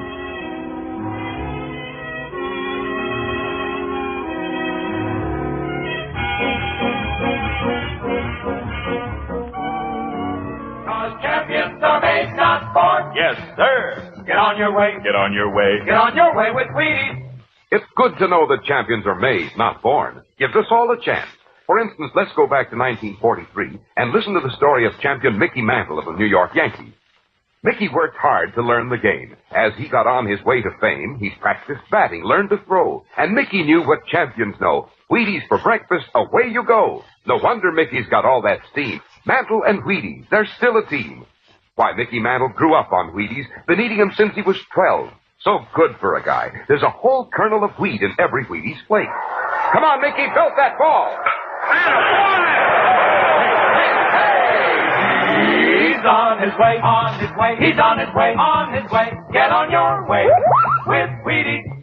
'Cause champions are made, not born. Yes, sir. Get on your way. Get on your way. Get on your way with Wheaties. Breakfast of champions. HOJO Radio, we're your old-time radio headquarters. Stay tuned. The FBI in Peace and War, ordinarily heard at this time throughout the year, is taking its usual summer vacation and will return to CBS 5 weeks from tonight on September 1st. Broadway's My Beat. From Times Square to Columbus Circle, the gaudiest, the most violent, the lonesomest mile in the world.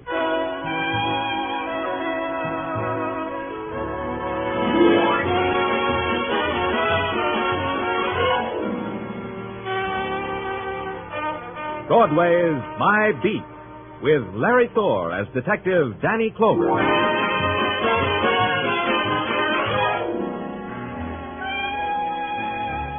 Broadway. It's an enchanted island or a prison, a crazy happy dance, or a funeral march in blues time. It's a sorcerer's palace with golden mirrors and jeweled fountains, or it's a wailing wall corroded with pain.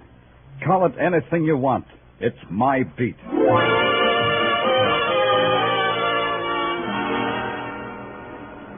One of the ways to get on my beat is to infiltrate through the grim lines of people trying to buy tickets to South Pacific. Those people are going to mutiny someday. It was about 9 in the morning, and a good thing happened to me. The good thing was a kid named Paul Thomas. A sweet kid, a gentle kid. A kid who'd wrapped himself in iron to stall off the pain so many people handed to him for free. Mr. Clover, could I talk to you for a minute? Sure, Paul. Sure, any place, any time. How about in the lobby here? Okay, lobby it is.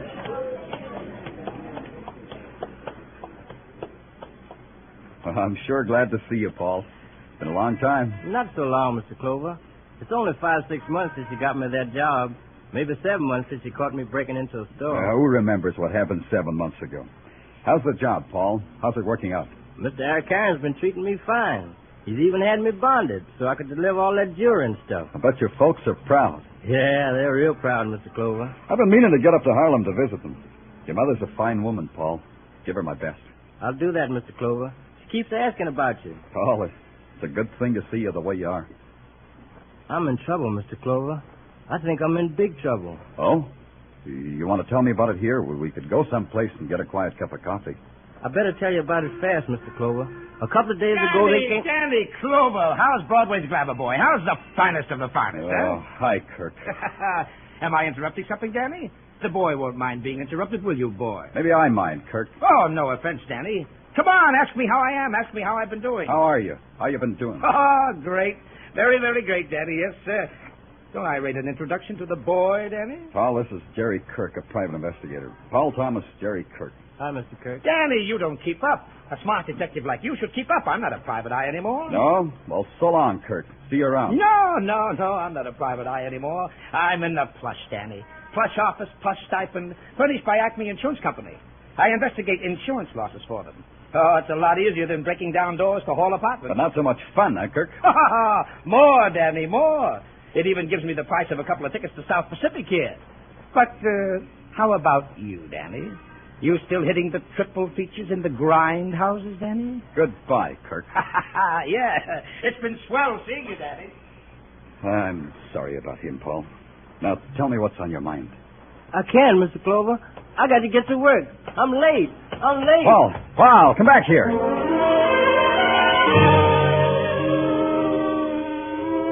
That's how the day began, with the kid starting to tell me of big trouble and then running away. It was about 5 when Paul's big trouble started to catch up with me.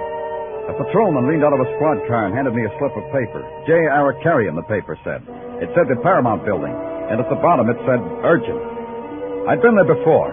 J. Arcarian, lapidary and dealer in precious gems, was on the 14th floor. You went through a door and past the beam of an electric eye and waded through a carpet to a desk and an olive-skinned girl with tight black hair. You gave your name and you got nodded past another beam and some carved oriental wall hangings to a young man. Morning coat cut to hide the lines of his shoulder holster, and sneer cut to fit the scar that ran from his eye to the corner of his mouth. Then a chaperone hiked through another doorway. And there he was, J. Arcarian, impeccable in ascot, striped pants, and a Legion of Honor ribbon in his satin lapel. He had another thing, a guest. I asked Mr. Jerry Kirk to be with us, Lieutenant Clover, because his interests lie in the same direction as ours. Hiya, Kirk. What's all this about? Mr. Arcarian will tell you, Danny. Sit down, Lieutenant. What do you want to see me about, Mr. Arcarian? About the boy you asked me to hire. About Paul Thomas. You know Paul Thomas, don't you, Danny? What about Paul Thomas?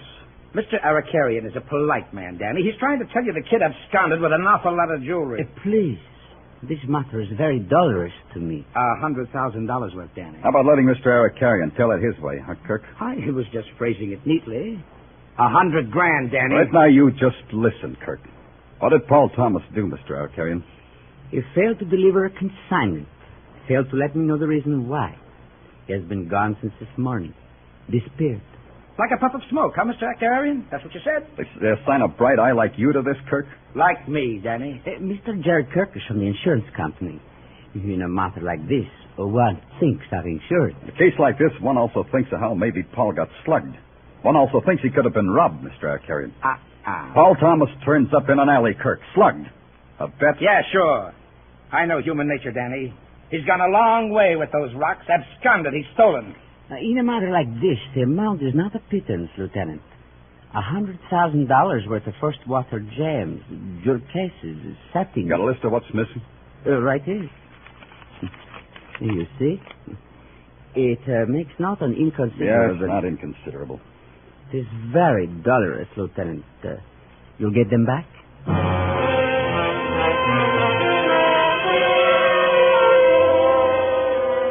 Dolorous means it can make you cry. But Abercarion's dolorous was different from mine. His was $100,000 he'd lost.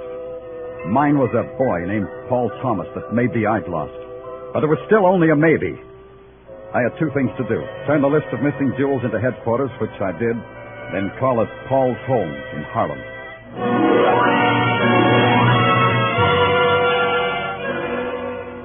Harlem is a guilt and a scar and a wound.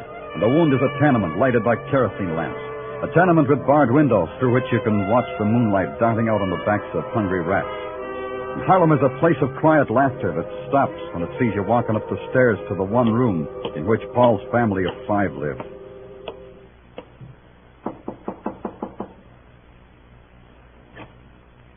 Yes? Oh, it's Mr. Clover. Hi, Miss Thomas. I hardly expected to. Please forgive the way I look. Oh, you look fine, Mrs. Thomas. Fine. May I come in? Why, of course. Of course. The children are outside playing. That's just as well, Mrs. Thomas. I want to talk to you. Please sit down, Mr. Clover. Shoot. Is it about Paul? Why did you see him last, Mrs. Thomas? This morning.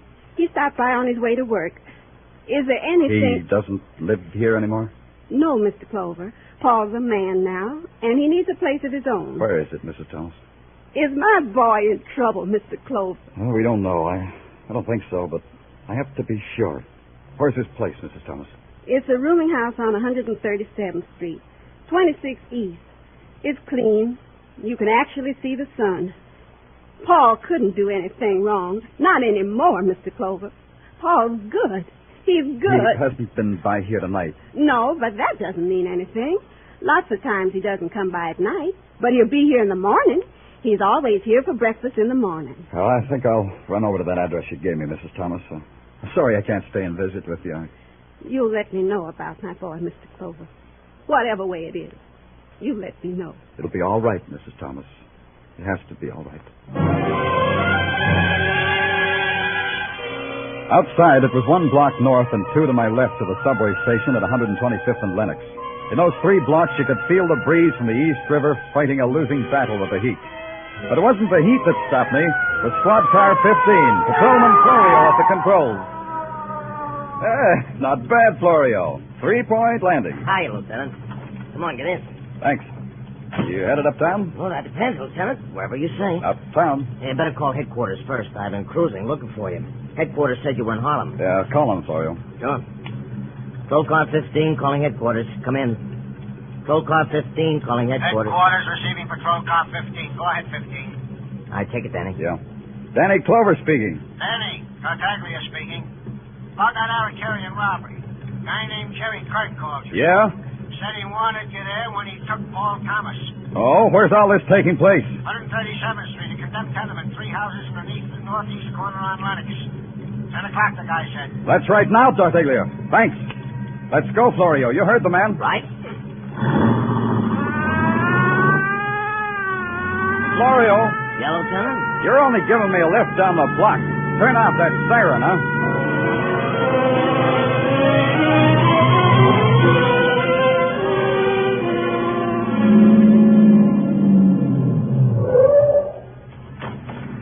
Hello, Danny.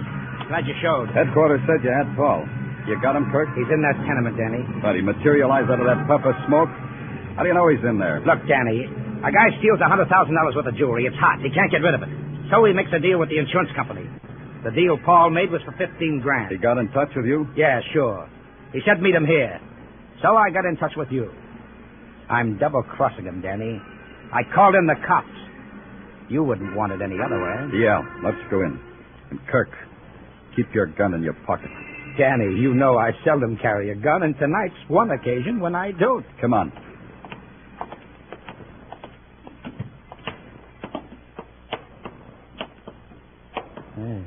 Pretty dark. Lucky I brought a flash. Paul Thomas! Let me handle it, Kirk.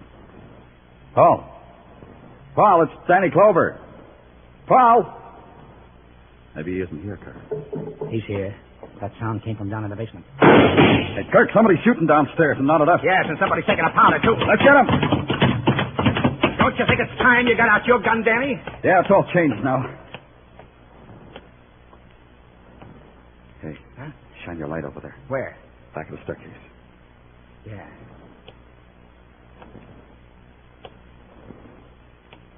Hey, Danny. A body. Danny, look, he's got a gun.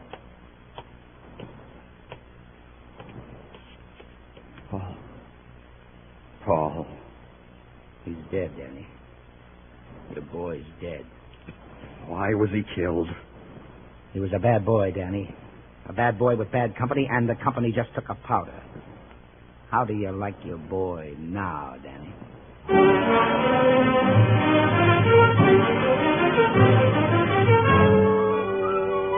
You are listening to Broadway's My Beat with Larry Thor as Detective Danny Clover.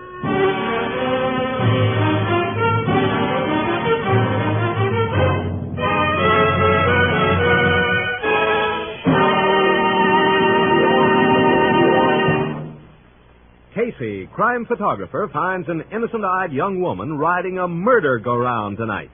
As he joins her, his girlfriend, reporter Ann Williams, and Ethelbert, the magnificent bartender, caution him to go slow. For a merry ride with murder, join Casey and his pals tonight. And also be around for Second Class Passenger, another thrilling study in Escape.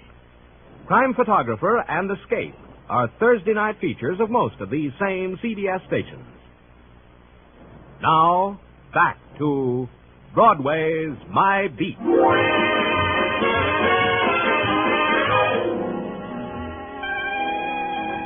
One thing about Broadway, you can become a name overnight.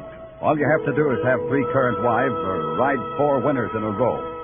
Or you can do it the way Paul Thomas did. Get caught up in a $100,000 jewel theft. Keep your mouth shut about it by being found dead in a Harlem tenement. Not that Paul Thomas would make much of a splash, but he would make a fast 30-second conversation piece over cheesecake and coffee.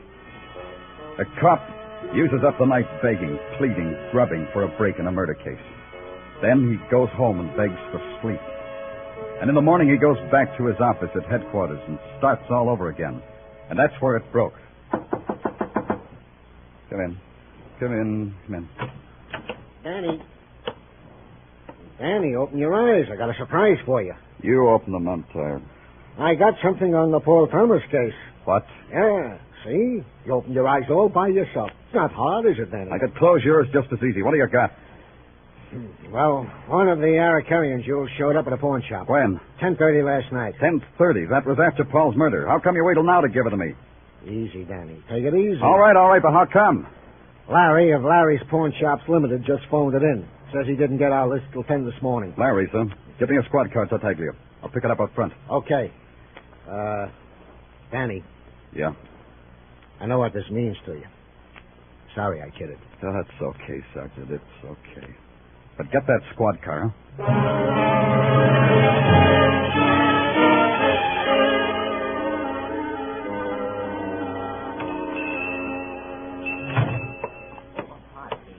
Danny, boy. Danny, you. This is quite an honor. Hi, Larry. Hi. I could have saved you the trip if you just called me. You needed the air. Look here, Larry. What do you got? Danny, do you mind stepping in the back room? I'm trying to close a deal. Sometimes it embarrasses my clientele to see me consorting with a detective. Ain't it a shame? Give it to me, Larry, and quick. Danny, this isn't like you. You want me to show you what I can really be like? Okay, Danny. Okay, I'll get it for you. Think it over, mister. I'll be right with you. Here it is, Danny. Here you see. This diamond ring matches up exactly with the one on the arterial issue boy sent me. If I say so myself, it's a beauty. Yeah, but who pawned it? It's on the ticket. A girl named Ellen West lives at this address on 115th Street. At least that's the name of the address she gave me. You know where to send it. Send the ring. Oh, it hurts me to part with it. Isn't it polite the way I cooperate with you boys, Danny? You'll remember it, won't you? Sure. By the way, what did you give the girl for the ring? It's worth $2,000. I gave her $600. Can't hear you, Larry. How much? $600. Still can't hear. It was worth $2,000. I gave her $600. Oh, Danny, I could kill you. Hey, mister, you didn't hear what I said. I was just kidding. Pay no attention. I didn't mean it. I'm ready to offer you a little more. The girl whose name might be Ellen West lived in a street that might have been anywhere. Could have been a market street in the slums of Madrid or Rome or Athens or New Orleans. It could have been anywhere. But right now it was under the bridge of the New York, New Haven, and Hartford Railroad. Right now it was a street where Paul's murderer might be waiting in a dark room behind a locked door, waiting for a knock that had to come. Yes? Who is it? The police. Open up. Please. Why you come here? I haven't done anything. Are you Ellen West? That's right. That's my name. How you know my name? I don't know you. I'm Danny Clover, Ellen. Broadway Special Detail. I'd like to ask you some questions. Mr. Danny Clover. Huh? Paul told me a lot about you. Please come in, Mr. Clover. Thanks. You knew Paul Thomas? I knew him. I knew him better than anybody. We were going to be married. How old are you? 16, Ellen? 18. Going on 19. That's not too young to get married, Mr. Clover. I mean, it wouldn't have been. Ellen, you pawned a ring yesterday. Where'd you get it? Did Paul give it to you? Where would Paul get a ring like that, Mr. Clover? Where'd you get it, Ellen? Came in the mail. Oh, you have the package it came in? I threw it away, Mr. Clover. I threw it away. Because I didn't want to know where to send it back. Maybe you should have given it to the police. Maybe I should have done what I did. I got $600 for that ring, Mr. Clover. With $600, two people like Paul and me could get married. Did you tell Paul about the ring? I didn't see Paul yesterday, Mr. Clover. I didn't see him to tell him about the ring or anything. I've got so much to tell him. Paul's mother said he had a room of his own. Did you ever see it? I saw it. I met his roommate, Joe Kendall. His roommate? Well, not exactly. You see, Mr. Clover, where Paul lived, that room of his own, that was just a place where he could sleep for 8 hours. Joe Kendall had it for the other 8 hours. They do that a lot up here. Yeah, I know. Well, that's all, Ellen. Just one thing. You won't go away. Where would I go, Mr. Clover? Mr. Clover? Yes, Ellen.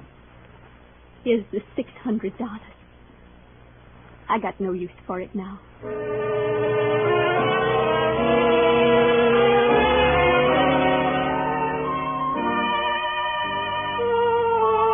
The hotbed address of Paul's roommate, Joe Kendall, didn't pan out. But a suddenly forgetful landlord suddenly regained his memory when he put on a pair of wire-rimmed glasses and examined my police badge. His cooperation from that instant was a thing of joy. Joe Kendall was working right now, mister. Joe Kendall worked in the change booth in the subway station at 59th Street.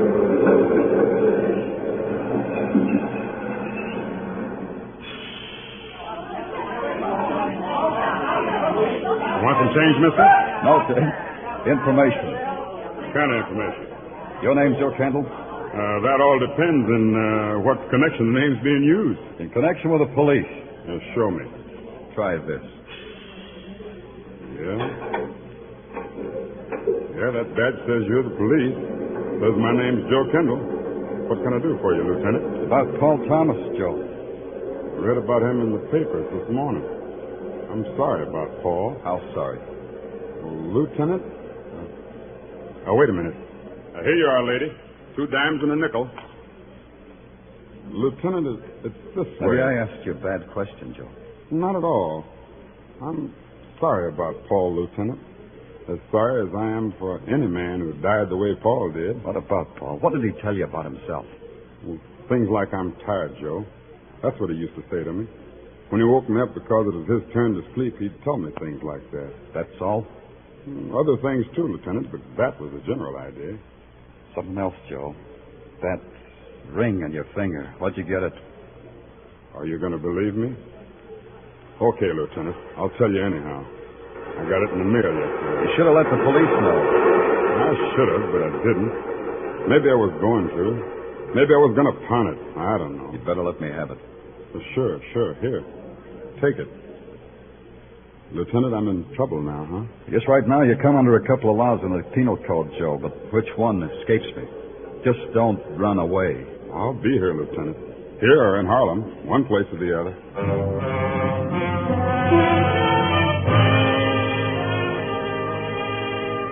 It was a decision I had to make about the girl Ellen West and about Joe Kendall. And it was a decision I made. They turned up with a part of the missing jewelry and a strange story how they got it, and I didn't book them. I didn't put a tail on them. If they told the truth, it gelled an idea that was shaping itself. If they'd lied, I'd know it before the day was over. Back at headquarters, I made out my report that way and turned it in. Then there was nothing to do but trade stares with Sergeant Tartaglia and wait for the report from the technical boys. Oh, I don't know, Danny. I don't know. I'm not sure you did the right thing. Those two might have been holding back. Technical lab reports, Lieutenant. Ballistics, chemical, prints, all of them. Thanks. Okay, Lieutenant. Ballistics, nothing. No, I figured there'd be nothing there. Hey. So long, Tartaglia. Hey, Danny, where you going? Take a look at those reports. They'll make your red face even redder.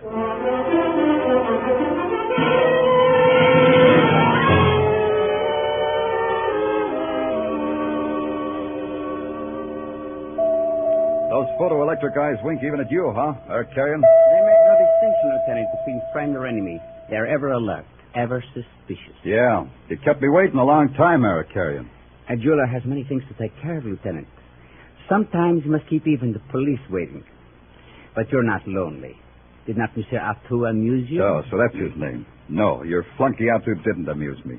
He's so silent, so sinister, is that the word? It's a good word for Arthur. Tell me, Arthur, that shoulder holster you wear under your morning coat, how do you avoid a bulge? You must have a good tailor. I wish I had a tailor like that. I will send you the name of Arthur's tailor, Lieutenant. That all you wanted? That's just part of it. I'd like to have a look at your vaults. You wish to buy some jewelry wholesale? No. I'd just like to find some lost jewelry. Stolen, it says on this list. Stolen from a Mr. Arikarian. That's why I'd like to have a look at your vaults. You're insane, but I will humor you. But first, a trifle. You have a warrant, Lieutenant? Now, what do you know about that? I clean forgot to get myself a warrant. But as you say, it's a trifle. Now, how about the vaults? I do not think so, Lieutenant. In your country, I've learned to do everything. Comme il faut. How? Comme il faut. Translation, as it should be. Thanks. I like to learn new words. A warrant would be as it should be. Then I'll just have to get the vault open myself. Arthur! Tell your flunky to take his hands off me. Arthur is a very difficult man to tell things to. Not only does he not talk often he does not listen. Tell him to take his hands off me. Perhaps you could persuade him yourself, Lieutenant. Yeah, perhaps I could. Oh, Arthur, I went and spoiled your creases. You release me,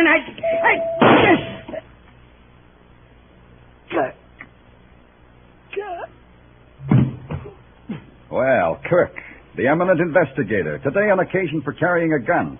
You didn't have to shoot Arikarian. I did, Danny. To save you from getting knocked off, I had to do just that. Save me? What are you talking about? Well, look at him. Look at Arikarian's hand. He was just getting ready to pull a Luger. Yeah. Okay, Kirk, this wraps it up. Let me have your gun. Huh? What for? Ballistics will want it to check it against the slugs in the body. But you saw me shoot him, Danny. The gun, Kirk. Are you off your rocker, Danny? The gun. I've got a permit for this gun. The gun! Oh, ow. Yeah. Thanks for the gun. Oh, sure. Sure, Danny, now that I know you were sincere about wanting it. Well, like you said, this wraps it up. You figured it a little ahead of me, that's all. Tell me how. Oh, easy. Arikarian never parts with the jewels and reports them stolen for insurance money. Yeah, true. Tell me, Kirk, how do you figure Paul Thomas figures? Also simple. Harricarian tells the kid to make it look like the kid ran away. Well, maybe Harricarian wanted to do it another way, and the kid balked. Yeah, that's right, Kirk. Paul came to me yesterday and started to tell me he was in trouble. It adds up, huh? It adds up neat. You know what else? 2 of the gems showed up with 2 of Paul's friends. Harricarian mailed them to throw off suspicion. Clever, real clever. Yeah, but here's the twist. The gun Paul was holding in that tenement cellar had no fingerprints on it. Huh? He was dead before he went in that tenement, Kirk. Dead men leave no prints. Paul Thomas was dead before I saw you, Kirk. Hey, that is a twist. That scene in the condemned tenement, you and Harricarian staged it. That's why I want your gun, to check it against the slugs they took from Paul's body. You're crazy, Danny. Listen, how else I'm crazy. You killed Paul. You propositioned him, and he'd have none of it, so you killed him. And you killed Harricarian so he wouldn't implicate you. You stink, copper. You stink, but you won't take me. I've been waiting for you to do that, Kirk. Waiting. Ow! That's for Paul. For Paul. For Paul.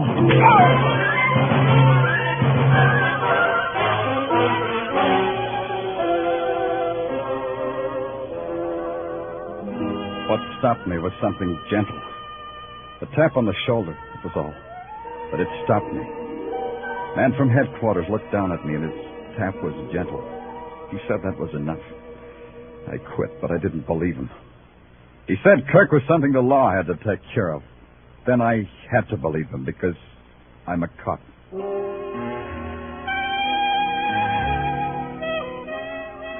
In the mid-afternoon heat, Broadway is a desert littered with mirages of what might be men or women. You touch some and they vanish. You touch others and they snarl and slink away. It's real or it's phantom. It's Broadway, the gaudiest, the most violent, the lonesomest mile in the world. Broadway, my beat.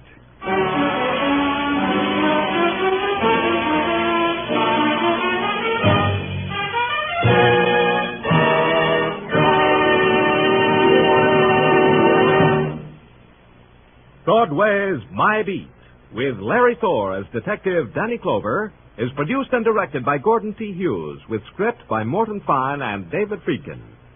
Musical direction is by Lud Gluskin. Be sure to join us next week, same time, same station, for Broadway's My Beat.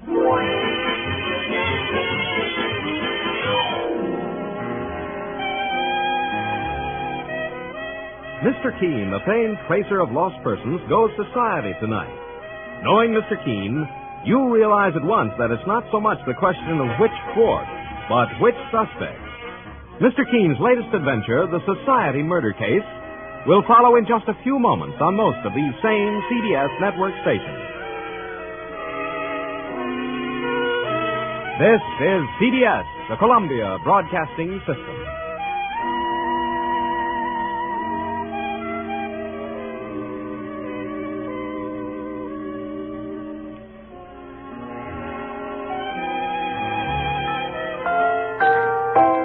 Say, want a brand new breakfast idea? Then get the Betty Crocker cereal tray, the Betty Crocker cereal tray. Yes, indeed. Try the brand new cereal assortment with 10 individual packages in all. 4 Wheaties, 4 Cheerios, 2 Kicks. All top favorites and all extra fresh. Yes, it's fun to take your pick from Wheaties, Cheerios, and Kicks. Get the Betty Crocker cereal tray, the Betty Crocker cereal tray. Get that tray today. Stay tuned to HOJO Radio. You're about to hear a new NBC presentation, Cloak and Dagger.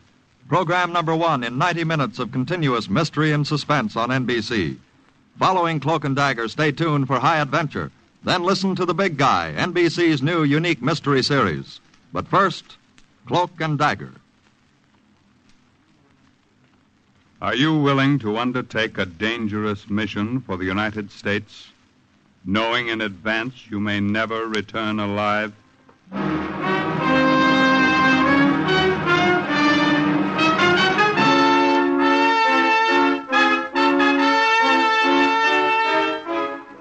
What you have just heard is a question asked during the war of agents of the OSS, ordinary citizens who to this question answered, yes.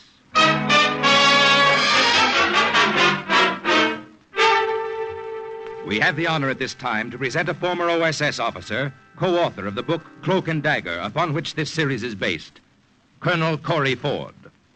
Thank you. OSS, the Office of Strategic Services, was America's top secret intelligence agency during the war. It was this country's first all-out effort in black warfare, dropping undercover operators behind enemy lines, organizing local partisans to blow bridges and dynamite tunnels, outwitting the best spy systems of Europe and Asia. The success of OSS is known, but the story behind that success, the story of the everyday, average Americans of every race and creed and color who risked their lives knowing all too well that if they were caught, they would face torture and probably death, is what Alistair McBain and I have tried to tell in Cloak and Dagger. We feel it is a story in which every American can take deep pride.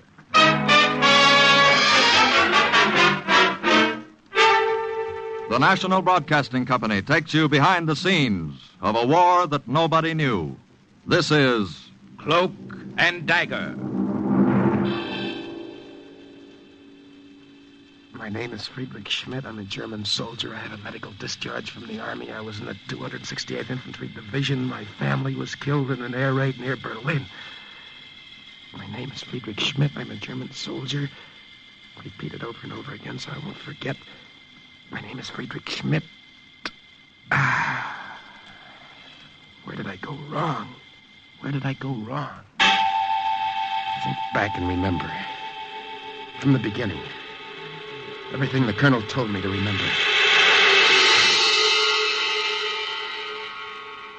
Remember, Frank, from now on, you'll be Friedrich Schmidt, German soldier. You have your military pass, forged signatures of adjutants, hospital certificates, ration coupons, permit to travel. You know what to do. Yes, Colonel. Carl and I parachute behind the enemy lines in Austria. We radio back information on the strength and location of German troops around Innsbruck. You realize there'll be no help from headquarters, no contact waiting for you below. Well, sir, Carl knows the country, and his sister is still living there. I needn't tell you the risk you're taking. Of course, you'll land in American uniform, so in case you're picked up immediately, you'll be treated as prisoners of war. However, later, if you're caught out of uniform in enemy country... I think I know what to expect, sir. All right, then. Just one more thing. The information we're after is vital. The Third Army is closing in fast, and we must know what's ahead for them. I'll expect your first message in 10 days. You'll have it, sir. Oh, and, by the way, Colonel. Yes? Don't forget to have that package mailed to Rhode Island for me next month. It's my father's birthday.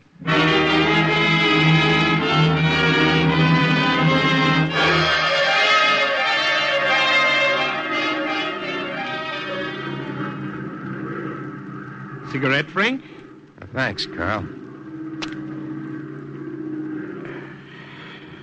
Carl, Yes, what is it? About Liesel. About your sister. Oh, what about her? You haven't seen her for over 5 years. Over 6 years. Well, 6 years is a long time. Running in. That's us. Get ready to jump. What did you want to ask about Liesel? Oh, nothing. Forget it. Ready, number 1. Ready? Jump. I'll see you downstairs. Ready, number 2. Ready. Good luck, Frank. Go.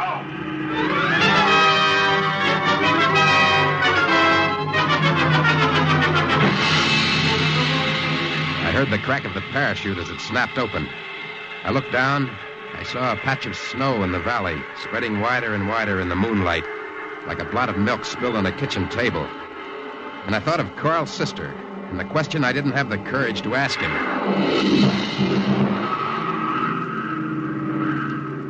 You all right, Frank? Yeah, I'm okay. Well, we made it. The first step. Yeah. You got everything? The radio all right? Just checked it. Nothing broke. Good. There goes the plane. Yeah. Heading back. She's gone. Let's go while it's dark.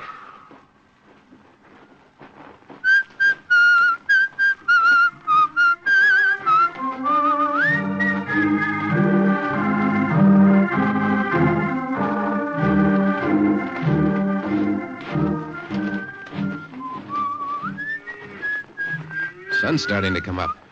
Keep that cape around you. There'll be people on this road soon. What do you think about that sun? What about it? Astronomers must be nuts. That can't be the same son I used to see back in Providence. Maybe it isn't.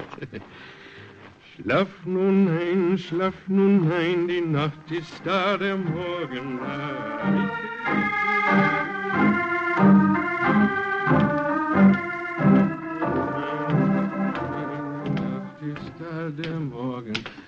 Hey, what is that? You've been singing that for hours. What is that, a kid's lullaby? Eh? I made it up. Oh? Made it up for Liesel when she was a little girl. I used to sing her to sleep with it. Oh. Frank. Yeah? On the plane, before we jumped, there was something you wanted to ask me about her. What was it? Listen. Eh? Here comes a cart. Watch your cape. Don't let the wind blow it. Yeah. Heil Hitler. Good morning, Fräulein. Heil Hitler. Guten Morgen. How many kilometers until the railroad station? About 2 kilometers. Vielen Dank. Dankeschön. Good, only 2 more. This rucksack weighs a ton. Hope there's no standing room on that train. I hope there aren't too many German officers. Come on.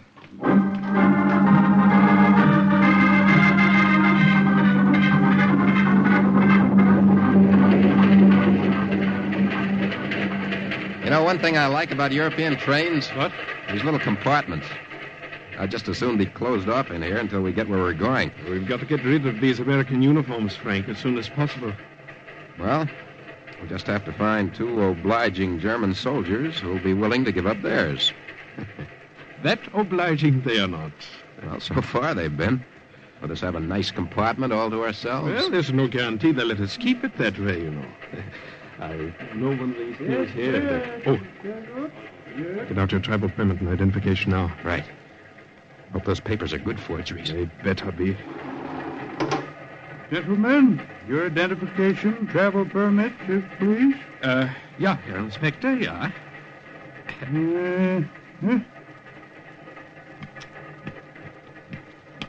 Now, yours, if you please, Herr Lieutenant. Here you are. Yeah. Here are your papers, Herr Lieutenant.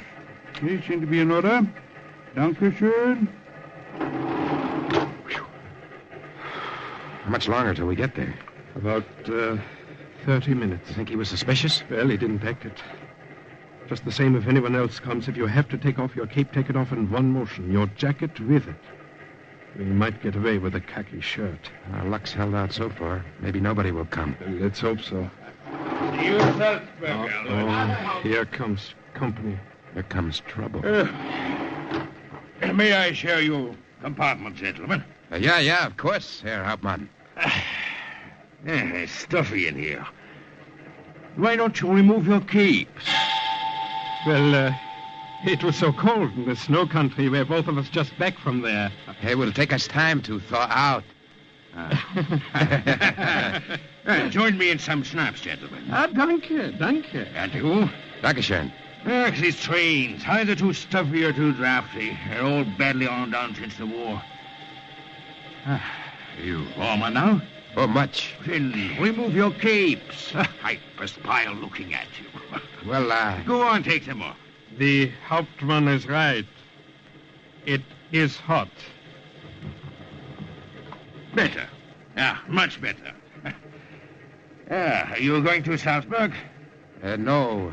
Insing. Sure. You must forgive me. Perhaps it's the heat. Perhaps too much of this bottle. I'm going to stretch out in the empty compartment next door. I'd appreciate it if you gentlemen would wake me when we get off at your station. Well, I will be happy to. Well, then I'll see you again.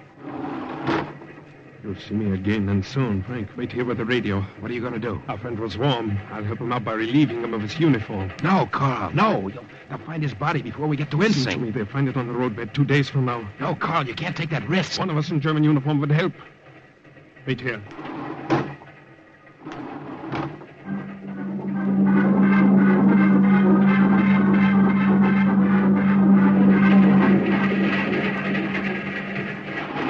Carl? Kindly raise your hands. I was not so drunk as either of you thought. It's too bad about your friend. An unfortunate accident. He fell from the train. A pity. It was as if I were standing 3 feet behind myself, watching myself knock the Luger out of his hand, watch my fingers go around his throat. He gave a few convulsive jerks, and then he was still. In his hand, he held a button he had ripped from my shirt. For some reason, I reached down and I took it from him. The next few minutes, I worked fast. The train was slowing down. I stuffed my uniform into the rucksack where the radio was and borrowed his. It wasn't a perfect fit, but German uniforms never are. And this German wouldn't be needing his anymore. I opened the door of the compartment, and for the second time that day, jumped to German soil. Think slowly now. Somewhere from that moment on, I made the mistake. Where did I go wrong? Where did I make that mistake? You've made a mistake, Herr Leutnant. My brother is not in Austria. Please listen to me. Carl was with me. We were both coming here together before the accident on the train. You're mistaken. My brother's not in Austria. Liesel, I'm taking a chance coming here at all. I only have Carl's word that you'll help me. My brother is not in Austria. Look, I'm tired. I'm hungry. Liesel, poor Carl. There's not much to eat. Some bread and some soup. Sit down. I'll bring it to you.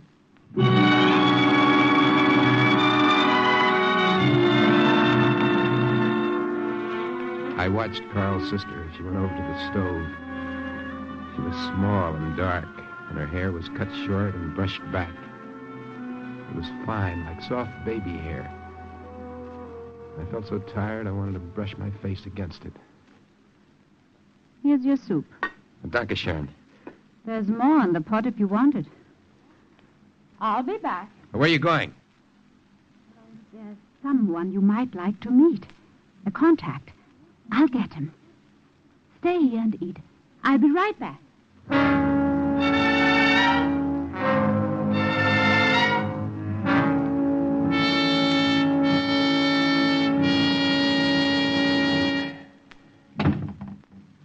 I see you finished the soup. Yeah.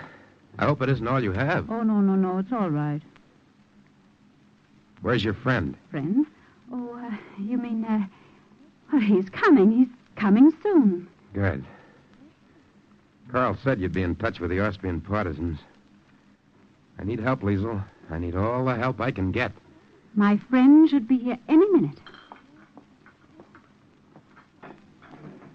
I think I'll wash the dishes now. Since everything around us is in such disorder, I like to keep some order about myself. Here, I'll wipe. You mind? If you like.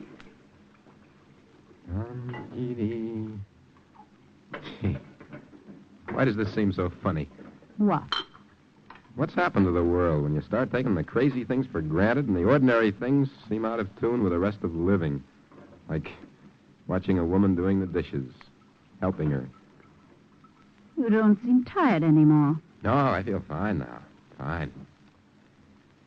Schlaf nun ein, schlaf nun ein, Nacht ist da.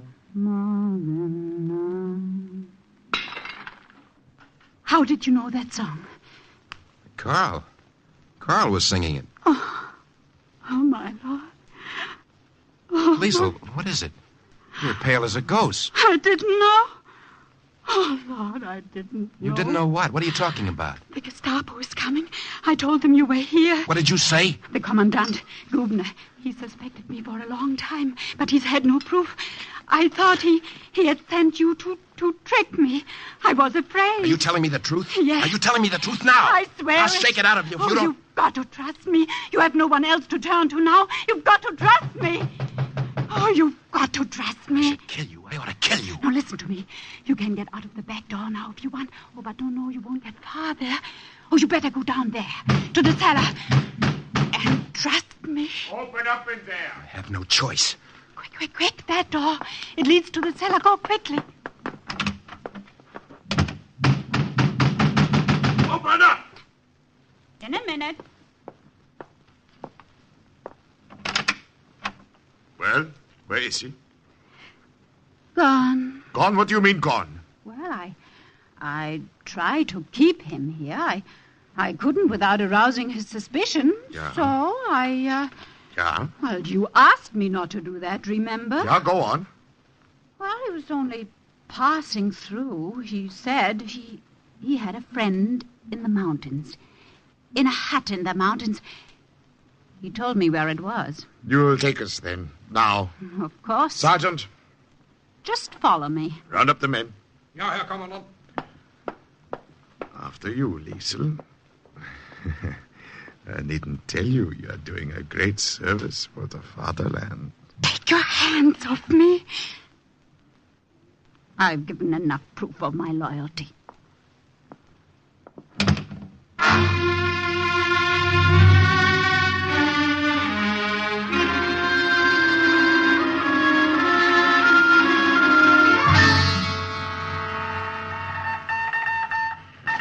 Corporal? Yes? Any word from Frank or Carl yet? No, Colonel, nothing. Oh, something hit a snag. It's been 12 days since they jumped. Well, let me know. Wait a minute. Here's something now. 2345. Brooklyn calling. Brook. All well. That's it. Brooklyn. That's the code name. Hey, he's coming through clear. Time is now 2345. Huh? Come in. Over. Dodger to Brooklyn. We hear you. Over. Average 14 inches snowfall nightly. Take this down. Yes. Average 14 trains a night being assembled. Carrying sugar to Dixie. Carrying supplies to southern German All front. snow jamming Grand Canyon. All trains routed by Borelberg Tunnel. Juniors gaining weight. Over. Wehrmacht gathering strength. Corporal, let me have that radio. Dodger to Brooklyn. Making this fast. Sending it in clear. Imperative, learn within 2 weeks disposition of all airborne troops and units within your area. Good night. Good luck. Over. Wilco, keep the home fires burning. Good night. Over and out. Well, that's the first one, Liesel. They got it. I haven't got much time. You heard him just 2 weeks. Oh, don't worry. We'll have the information. How nice it must be to be Liesel. So confident, so cool and sure. But I'm not. I'm afraid. I don't sleep at night. I'm afraid all the time. Oh, Freddie. Freddie. Liesel.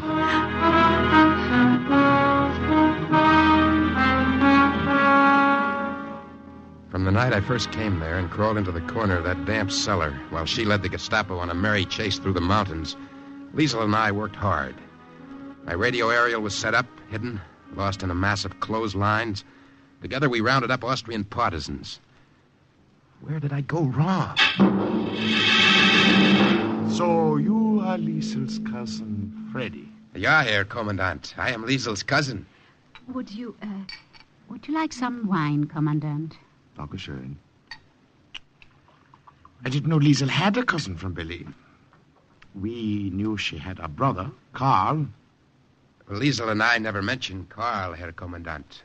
We're loyal Nazis. Ah, yes. Prost. Prost. I suppose she told you what happened to her a few days before you came. Some more wine, Commandant. I haven't finished this glass yet, Liesel. You seem nervous. It's such an honor having you visit us here. Liesel. You know, Herr Lieutenant, your little cousin has been much nicer to me lately. I tried to convince her for some time that there are advantages to being friendly with the right people. I suppose she told you about the American spy who came here over a week ago? I find that hard to believe. I'm not sure what he was. He was in German uniform, and he may have been a deserter. Possibly. In any case, we had a long search for nothing that night. We found no trace of him.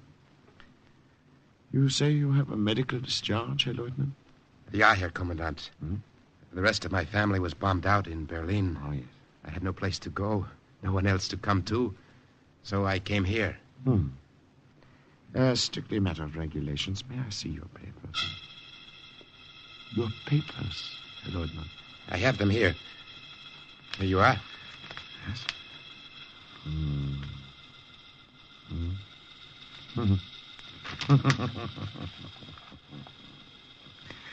You know, Herr Lieutenant, this is the first time I've seen one of these. filled out correctly. Thank you for the wine, Liesel. With your permission, I'll come back again.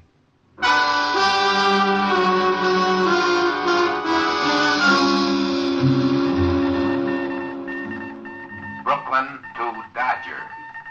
Heavy shipment of pianos to Dixie. Brooklyn to Dodger. Bricklayers Union schedule heavy meeting in Dixie. Brooklyn to Dodger. Maybe slight delay. Home team will travel. Over and out. What's the matter, Colonel? They must be closing in on him. Home team will travel. That means he's got to move the radio.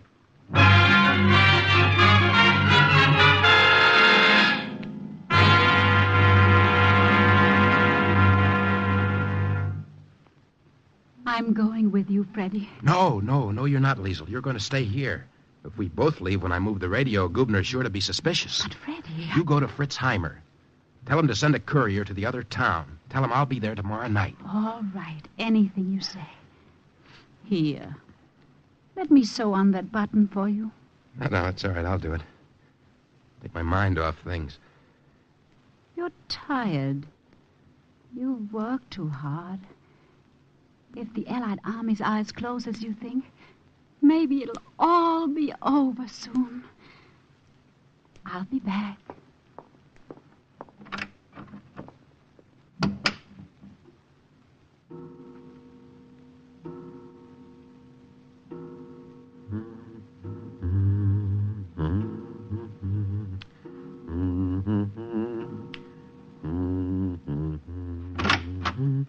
Liesel?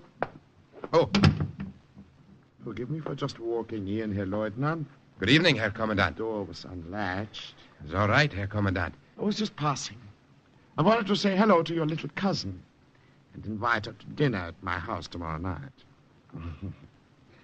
You think perhaps she will come this time? Perhaps, Herr Kommandant. Women are never very easy to figure. No, you're right there.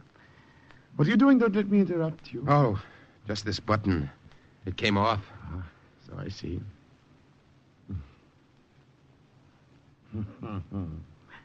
Army training is so valuable. It teaches you so many things. Even sewing on a button. I'll tell Liesel you were here. That's very obliging of you. Only I believe you will not be in a position to tell her anything. What's that? You have made just the little slip I have been waiting for you to make. You are under arrest. Friedrich Schmidt.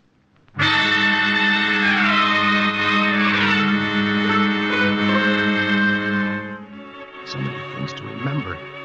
An American cigarette could give me away, an English match, laundry marks, and clothing. Cut them out, patch them up. Little... Yes. Now I know where I made the mistake. The button. Americans sew them on in crisscross. Europeans in parallel. I was nervous and I forgot the button. And Gubner saw me. Get up. Come with me. You are wanted for more questioning. Your name. Your objective. Who sent you? Where are the American armies? My name is Friedrich Schmidt. Your name. The Commandant asked your name. Your objective. Your objective. Who sent you? Who sent you? Where are the American armies? My name is Friedrich Schmidt. I'm a German soldier. Oh, God, throw him back in his cell.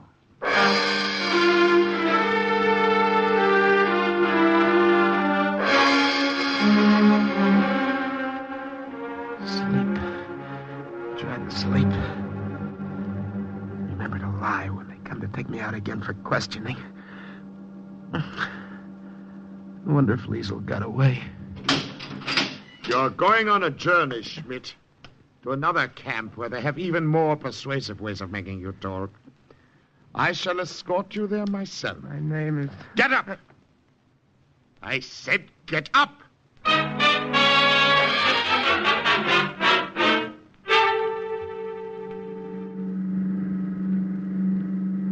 Driver, stop at that tavern on the right. Ja, Herr Kommandant. It's a pity, Schmidt. We shall share no more wine and little cakes with Liesel. I have something else in store for Liesel when I catch up with her. Her cousin. I'll be only a few minutes, driver. You're not to speak to the prisoner while I'm gone. Do you understand? Ja, Herr Kommandant.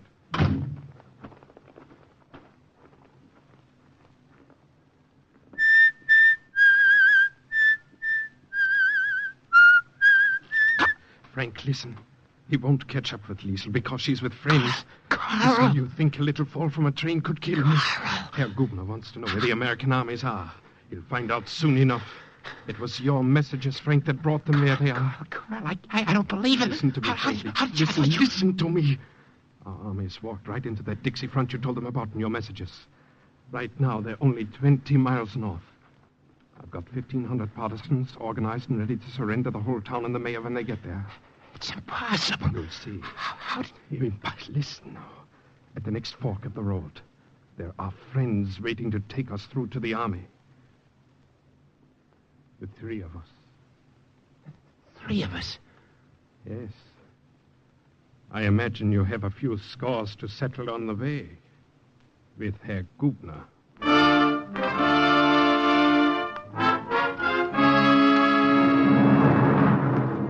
It wasn't coincidence, but a forged transfer that made Carl driver of that car. It wasn't luck, but carefully planned inside information that told the OSS exactly where Frank Baker was. It led to his release, that closed the drawer finally on file number 2218 with the words, "Mission accomplished." And Carl's story? Carl's adventures, also based on actual incidents, is file number 2219 in next week's Cloak and Dagger.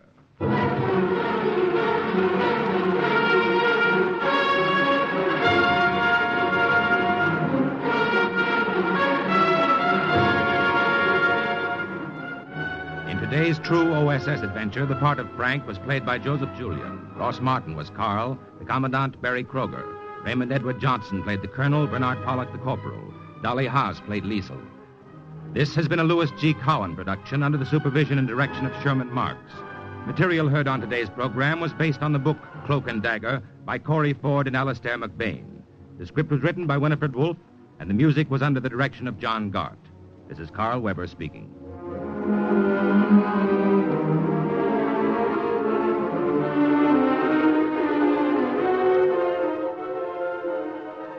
You have just heard the first of your new NBC Sunday afternoon mysteries. Stay tuned now for High Adventure, thrilling stories of action and suspense.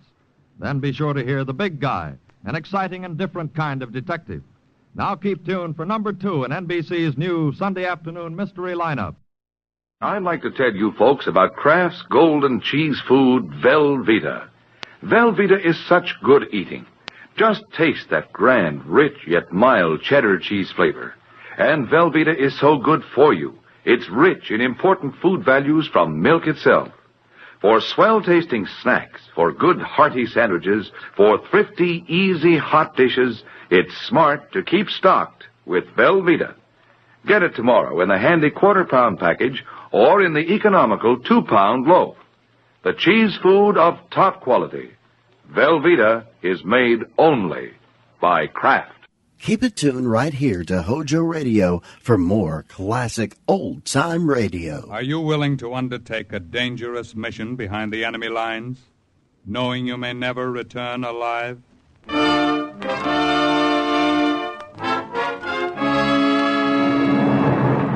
What you have just heard is the question asked during the war to agents of the OSS. Ordinary citizens who to this question answered, yes. This is Cloak and Dagger.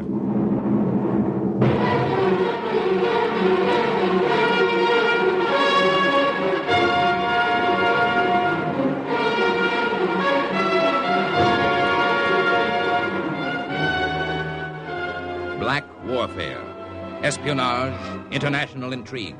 These are the weapons of the OSS. Today's story, The Trojan Horse, is suggested by actual incidents recorded in the Washington files of the Office of Strategic Services. A story that can now be told.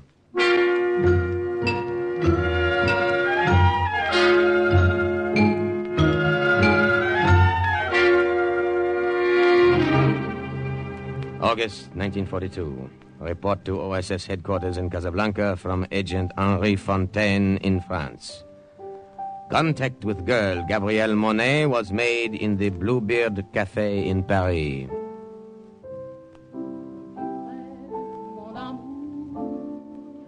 I went there alone on the evening of the 15th and sent her a note with a waiter asking her to come to my table when she'd finished her song. Then I sat and waited. German officers were spread about the room as they were spread about all of occupied France. I wondered what they would say if they knew why I had come.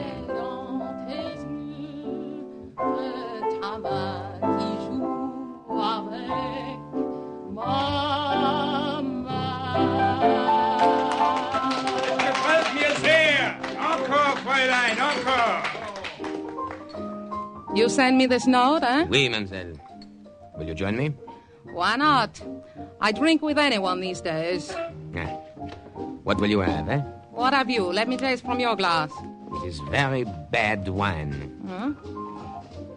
Huh? You are right. Oh, the only time a girl may get good wine nowadays is when she drinks with the Boche. Never mind, I'm not thirsty. I enjoyed your song. Is that what you wanted to tell me? I think you are wasting your time here in Paris. Paris is wasting our time on Paris these days. I can offer you a better position in Casablanca. What did you say? Who are you? My name is Henri Fontaine. I, too, have a good position with the American OSS in North Africa. What are you saying? Before the Germans came to France, I was a poor poet. They did me a service. Now I'm a rich spy. You sit here in a room full of Germans and tell me this? What makes you think I will believe you? What makes you think I won't turn you over to the Germans if I do, eh? Mademoiselle, I am not such a brave man. Neither am I a fool. We have kept you under observation for months. We know you better than you know yourself. Is there anything you'd like to know about yourself? What do you want of me? On our side, we have only the very best. Forgers, counterfeiters, cutthroats, and spies. Will you join us? Just tell me what you want me to do.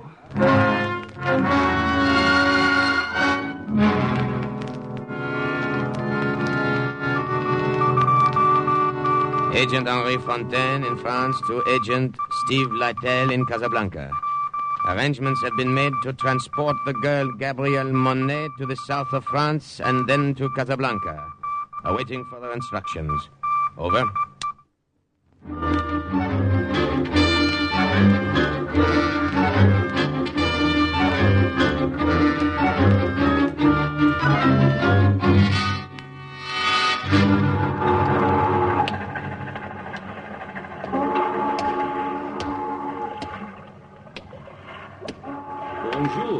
Bonjour.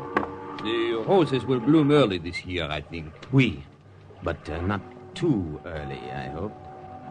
Good. I've been waiting for you. It is dark. I can't see you well. Is the girl with you? She is here.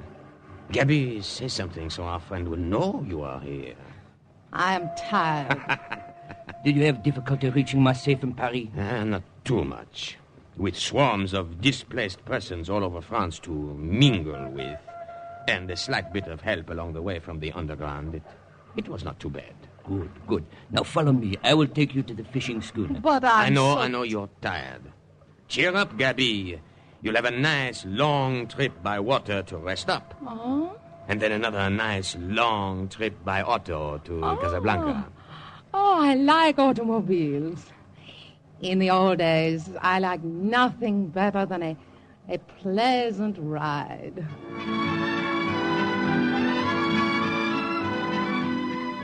But Gabby did not like the automobile trip to Casablanca. It was probably nothing like the old days. I drove up front alone while she was fitted in the trunk of the car behind gasoline drums. There were gunny sacks in a Moroccan rug thrown over her. Across everything, a heavy canvas cover lashed down with just enough air left for her to breathe. We drove that way over rough roads for several hours. When it got dark, I pulled over to a side lane and let her out. Gabby, come out.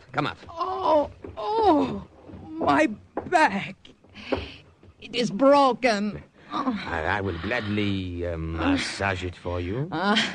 You are too kind. Not at all. No, thank you. Pity. Why did we stop? To give you a chance to stretch your legs. And a cigarette if you want one. Oh, I would die for one. Give. I have one lit here. Mille merci. You see? I try to be gentle. I try to make up for the inconvenience I am causing you. Ça c'est drôle. I remember what another poet once said. A German, by the way, but not a Nazi. His name was Goethe. What did he say? He said, be gentle with women. Remember, they were made from a broken rib. I am not amused. I'm sorry.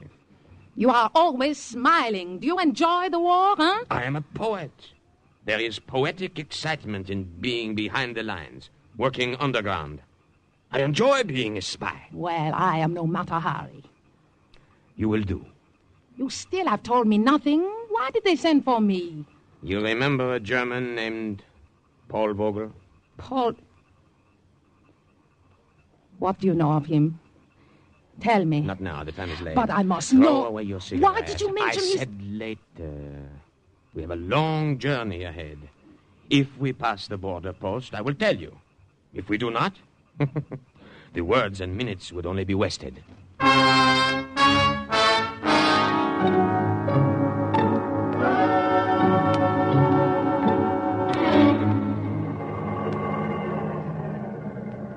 Altola!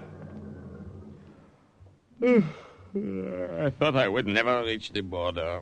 It's been a long trip. Where are you headed? Casablanca. Have you anything to declare? No, nothing. Let me see your passport. Here you are.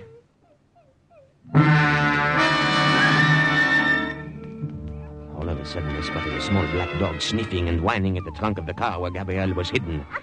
The customs officer had not noticed him, and I knew I had to find some way to keep him from noticing. One becomes stiff after so long a ride. While he looked over my passport, I went to the rear of the car, picked up the dog by the scruff of the neck, and started to pet him. Your passport seems to be in order, but what's the matter with Jeff? Nothing. Perhaps he does not like to be picked up. If he did, he wouldn't try to bite you. Better put him down.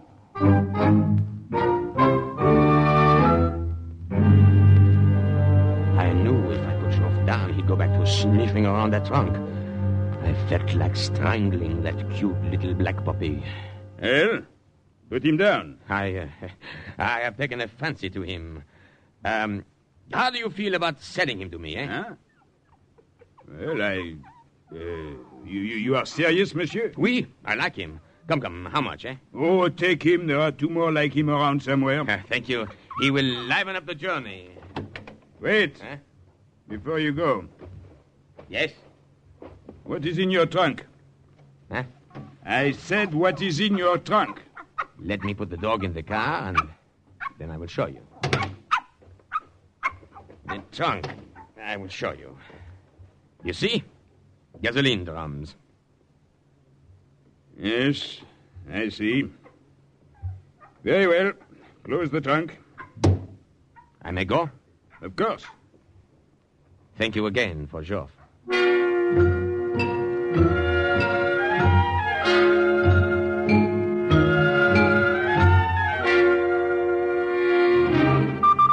August 27th, 1942. Report to OSS headquarters in Washington from Agent Steve Lytell in Casablanca. Fontaine and the girl arrived. I knew as soon as she walked in that Paul Vogel could not have forgotten her. I only hoped her memories of him weren't too strong. Now, as you know, Miss Monet, this is an international zone. We are, in effect, neutrals. In Casablanca, we pass each other in the streets.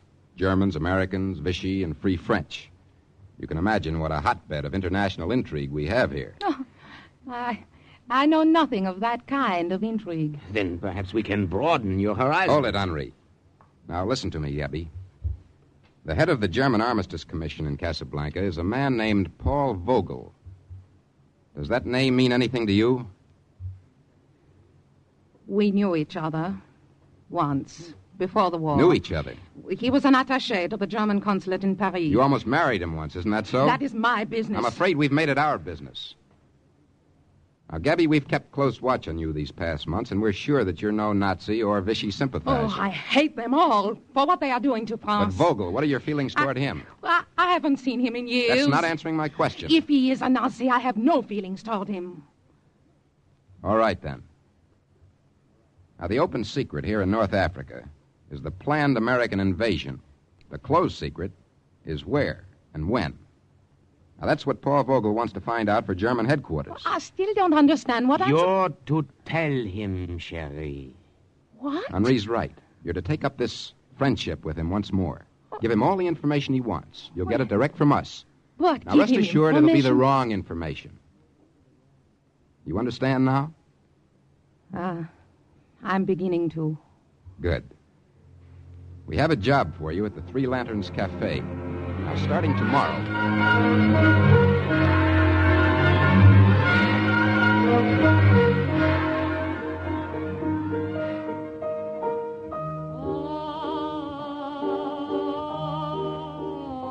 Agent Henri Fontaine and I were at the Three Lanterns Cafe the next night when Gabrielle opened there.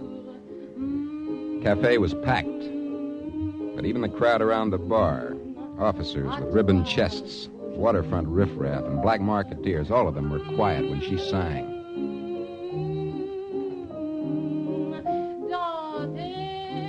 She was wearing a red dress. In the spotlight, her face looked smaller and whiter, and her hair looked blacker. There wasn't a man in the room who could take his eyes off her. I wondered how soon it would be before Paul Vogel came in and saw her, too. A girl like that could make you forget the war, eh, Steve? I've got a wife back in Syracuse. Can she wear red like that? My wife can be trusted.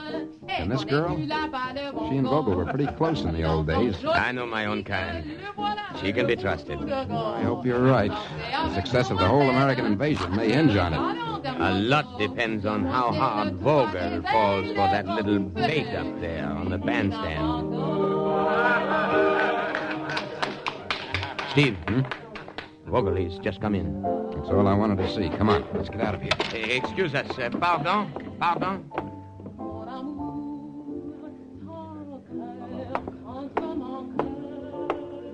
This table is free, waiter. It will do. Oui, Vogel. You wish to see the wine list? Oh, that girl. How long has she been here? The singer, you mean?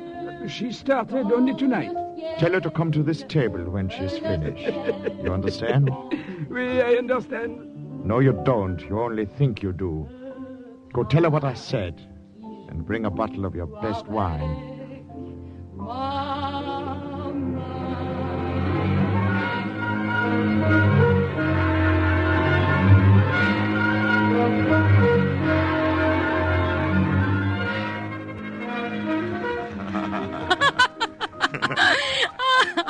And I had no idea it was you, Paul, when the waiter came to me. How like you to walk back into my life so quietly after making so violent an exit. The world is small after all, Gabby. I'm amazed to find you in Casablanca. I can say the same of you. What are you doing here? I arrived here a few days ago, but I've been in North Africa for months. Tangier, Oran, Tunis, singing. How were you able to leave France after the occupation? You should know how well I always got along with Germans. You don't seem angry with me any longer, Liebchen. After that last time, 6 years ago. Life is too short to be angry for too long at anyone. Besides, I was a fool to have been jealous over that silly blonde with the bad legs. I've even forgotten her name. Suzanne. Aha! I see you have not forgotten. Monsieur. Oh, it's our wine. Gabi, how good it is to be with you again. How good it is to be with you, Paul. For you? For me. Now, we will drink to what is to be, Liebchen. What is to be?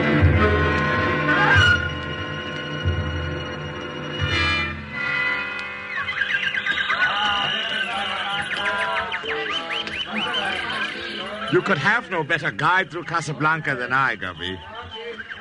Come, what else would you like me to buy you from the marketplace? A scarf, perhaps? A gold scarf to put around your hair, yeah. Have you taken many girls to the marketplace, huh? Oh, will you be forever jealous of me, Liebling? What is it, the French in you?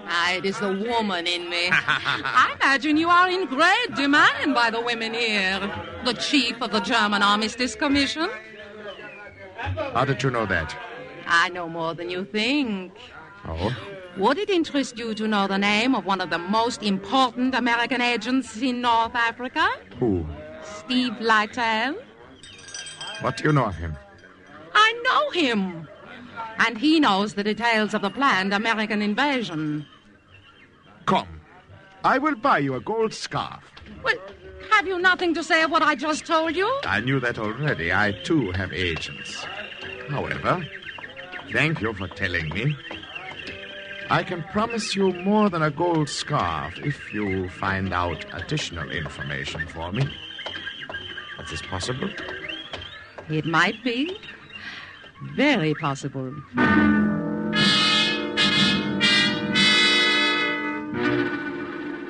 Agent Lytle in Casablanca to OSS in Washington. The girl, Gabrielle Monet, has been in the paid employ of the German government here for several weeks, according to our plan, and will transmit to them the Dakar cover project. September 1942. Report to OSS headquarters from Agent Monet. I had a feeling that things were going too smoothly. I seemed to be holding my breath, waiting for something to go wrong. And on the night of the 29th, it did.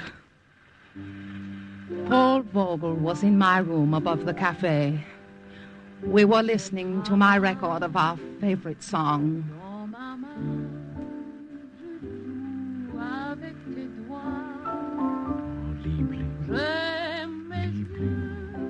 You'll have to go soon. It is late. Forget the time. Who would think it would come to this again, Gabi?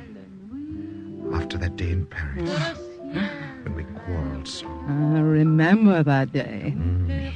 We showed poor judgment to argue out of doors. It was raining. I got a terrible cold in the nose. Poor Gabi. Let me kiss that poor nose. Chérie. Paul, you really must go. But before you do, I have a paper for you in my purse. Dates when high officials will be in Casablanca. I'll get it for you. I want to talk to you. You're hurting my arm. Let Germany me go, is Paul. paying you well for this information I know, you are Paul, giving us. please. Some of it is useful information, but none of it is as important as I would like. I will try to do better. You had better do better. You know what would happen, Gabi, if I found out you were crossing me. I would not cross you. It is nothing for me to my... twist your arm like this. Such a small arm. Think what I could do if I really tried to hurt you. You hurt me now because you don't trust me. What do you want? You claim to know this American Lytle. I do. You claim you get your information from him. I Is do. that all he gives you? What about his love? Does he give you that too? Paul, the shoe is on the other foot. Now it is you who are jealous. Oh, how foolish of you. Think, would I lie to you?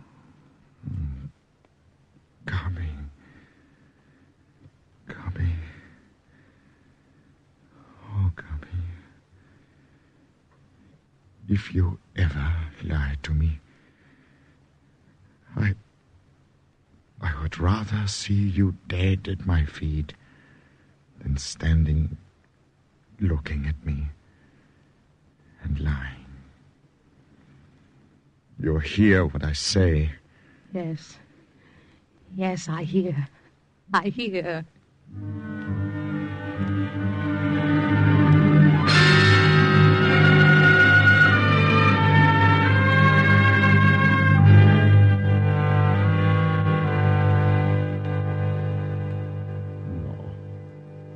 No more wine.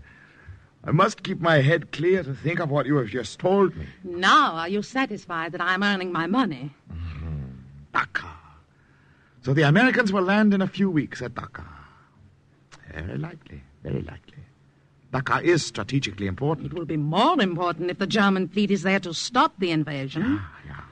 That bungled attempt at a landing under de Gaulle's leadership failed, so the Americans probably figure we would not dream that they would try it again in the same place.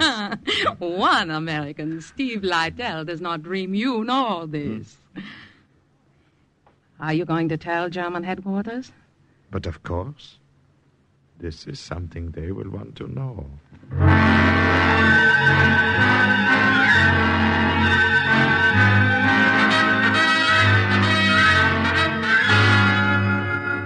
He believes it, Steve, every word of it. Good. The German fleet is being sent to stop the invasion at Dakar. Good, Gabby. Good work. Steve, radio report just in from Gibraltar. What is it? No. Let me tell it, Geoff. General Clark will rendezvous on October 21st at Point Agreed near Algiers. You know what that means?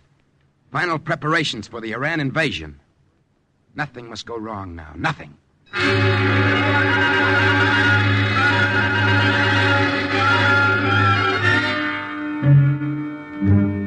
November 4, 1942. Something very wrong happened. Paul came to my room just before I was ready to go downstairs to the cafe. Paul! Gabby, your friend Lytle has been playing you for a fool. You hear what I say? I don't understand. The invasion is not Dakar. I just learned myself it's to be Oran. Oran! And the German fleet, on my suggestion, is waiting in Dakar for nothing. Paul. And will continue to wait for nothing. Paul, it can't Do you be. know what this will mean to me? Do you realize what the High Command will do to me for this? Please, Paul. I'm ruined. Perhaps your latest information was wrong about Oran. No. It all ties in. They, the Americans, wanted me to believe that... Gabby, what had you to do with this? Now what are you saying? I'm getting tired of your suspicions. One day you trust me, the next day you don't. You're French? What kind of French? Instead of questions, ask yourself this. Would I betray you, Paul? Not Germany, but you. Think. Look at me. Look at your Gabby and answer.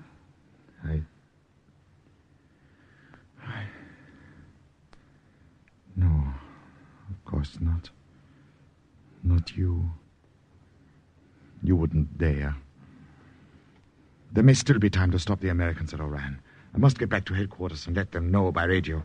I should have done that right away instead of coming here. Oh, have a drink first. No, later. I'll be back. It will not be easy for you to tell the High Command this. A drink will fortify you. Yes. Perhaps you're right. One drink, then.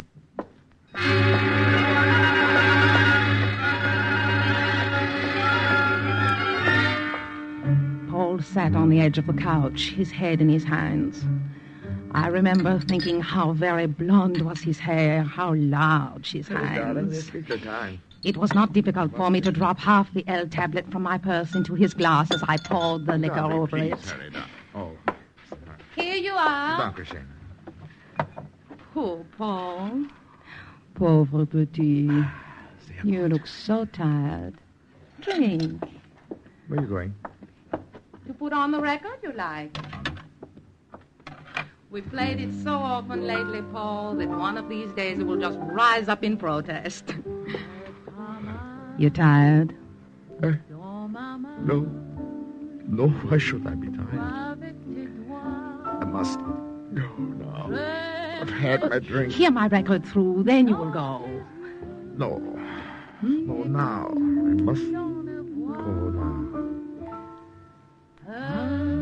You're so good to me, Carpy. You love me. You love me very much. His head had fallen on his arms and rested on the table. The tablet had begun to work, as I knew it would. I got the automatic pistol that had been given to me by the Americans and shot him twice through his very blonde head.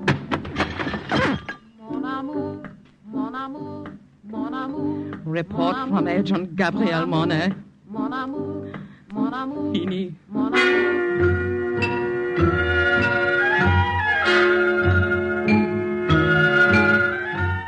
Well, it ought to come any minute now, news of the invasion. I've had word that Eisenhower and Clark were in Gibraltar on November the 8th. I'll let you both know as soon as something comes through on the radio.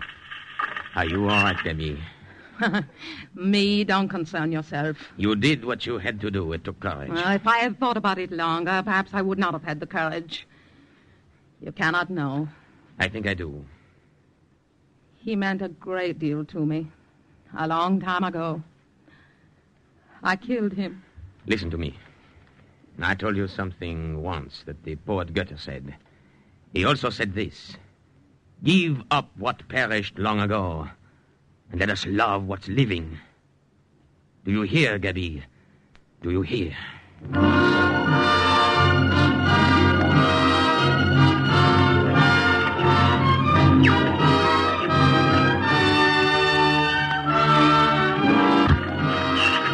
Écoutez, écoutez. Yankee, Franklin, Midway, Lincoln, Robert, Harry. That's it, the code name. Robert's arrived. The invasion's begun. Do you hear? Did you hear, Gabby? Did you? Yes. Yes, I heard.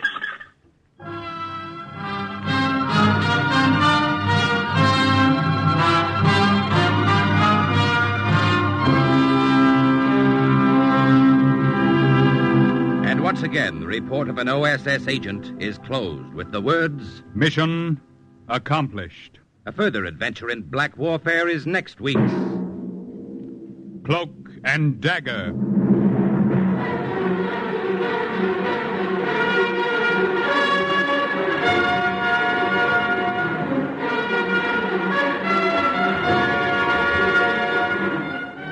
Heard in today's story were Jane White, Barry Kruger, Leon Janney, Joseph Julian, Carl Weber, Raymond Edward Johnson, Guy Sorrell, and Bernie Gould. Script was by Winifred Wolfe. Music under the direction of John Gart. Today's true OSS adventure was based on the book Cloak and Dagger by Corey Ford and Alistair McBain. This has been a Louis G. Cowan production under the supervision and direction of Sherman Marks.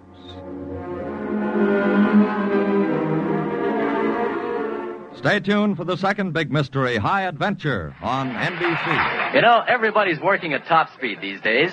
The times demand the best we've got. And the best, when it comes to coffee, is measured in terms of flavor. The demands we place upon coffee today are greater than ever before. Every cup must measure up. Every sip must hit the spot. Now, not only to fill its all-important place as part of a good meal, but for the boost fine coffee gives, the lift to help you get things done. And besides that, since the shortage makes rationing necessary, each cup should make up in excellence for the cups we don't get in between.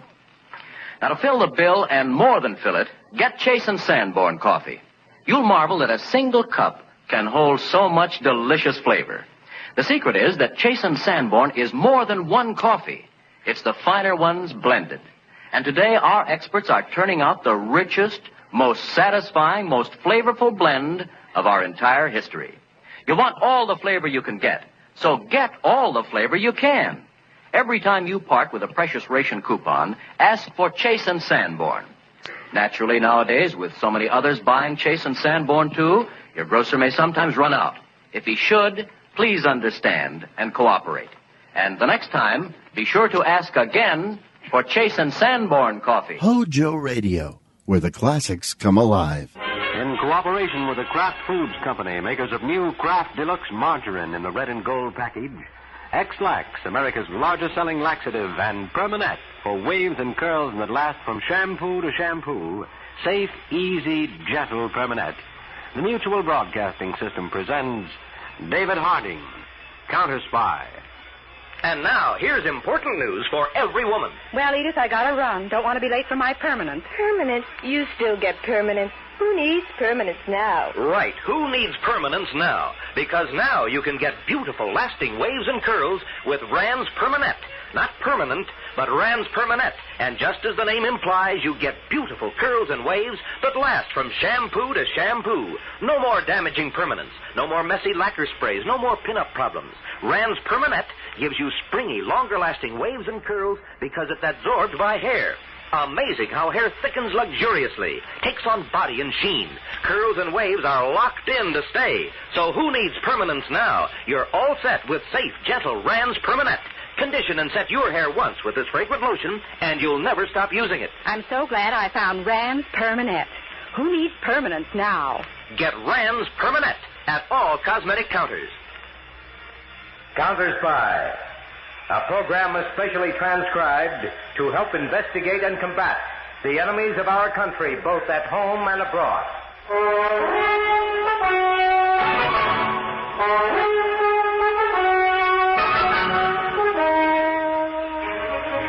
Pardon me. May I speak to you for a moment? Well, yes, madam, of course. I was on my way back to the cemetery's entrance, and I began to feel faint. Well, you'd better sit down now, right here on this bench here. Oh, thank you. There, now, there. I hate to intrude on anyone, but it is so lonely here this time of year, and I did think I might be ill. Well, now, that's quite all right. When you feel up to it, I'll walk you to the entrance. You're very kind.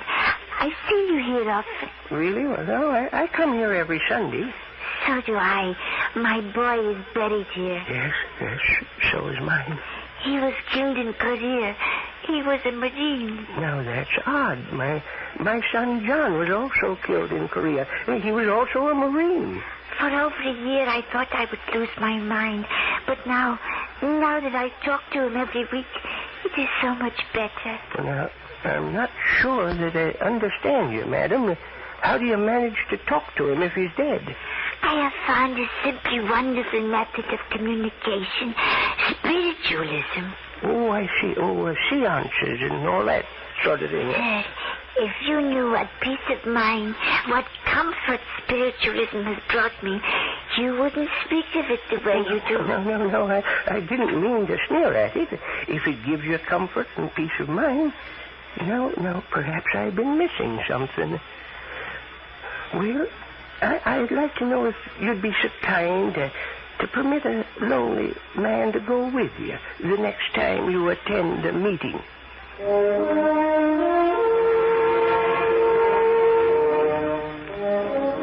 You should have heard him. I'm doing John Vanderbilt a favor. Get it, Mr. Kirkham, a favor. I'm letting him bring me to the seance next week. Well, if we land him, Maisie, we on easy street. We'll land him. When Slim and I go into our act, we'll land him. The dear little old lady in mourning, talking to the spirit of her son. And look, all you've got to do is stay sober. Get off my back. Look, hey, don't come back loaded. When it's time for you to meet the chump, I want you to be able to navigate. Right, your Congressman. Hey, I'm going down to the restaurant and get something to eat, Mr. Kirkland. Well, okay, Slim. I'm glad I don't have to worry about you and the firewater like I do about Maisie. Oh, I can take it. Or leave it. Hello? Anybody with you? No, sir. What does tonight look like? It figures to be great. We've got a fresh chump lined up, a real big one. Continue to mail the money for a while longer to Ralph X. Stevens, General Delivery, Newark. Yes, sir. I want to say something. I've been working for you 6 months. Now, get me, I'm not complaining. But I've got some ideas. I want to sit down and talk to you. Maybe you don't realize it, but I've never met you. I realize, Kirkland. I'll make myself known to you when I feel like it.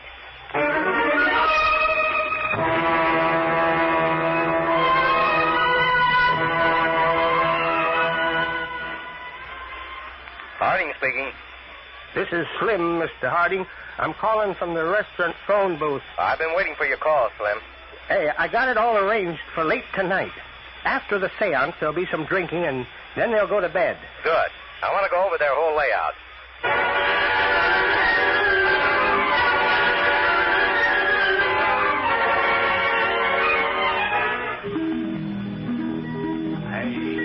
I hear the voice.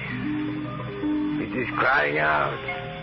It is a voice crying out from the other side of the world. Mother, are you there? Yes, son. How are you, dear? I'm all right, Mother. It is good, very good speaking to you. Is there anything I can do for you? No, dear, nothing. Did you do as I told you to do about the house? Yes. I did exactly as you told me to. I held on to it, and 3 days later, I was offered considerably more money for it. That is good. I have to go now, Mother dear, but I'll talk to you again next week. Goodbye, my son. That's incredible. Simply incredible. Would you see me to my home now, Mr. Vanderwood? I am at peace with the world. Yes, of course. I'll be glad to. You know, that was simply incredible. I never thought such things could really happen.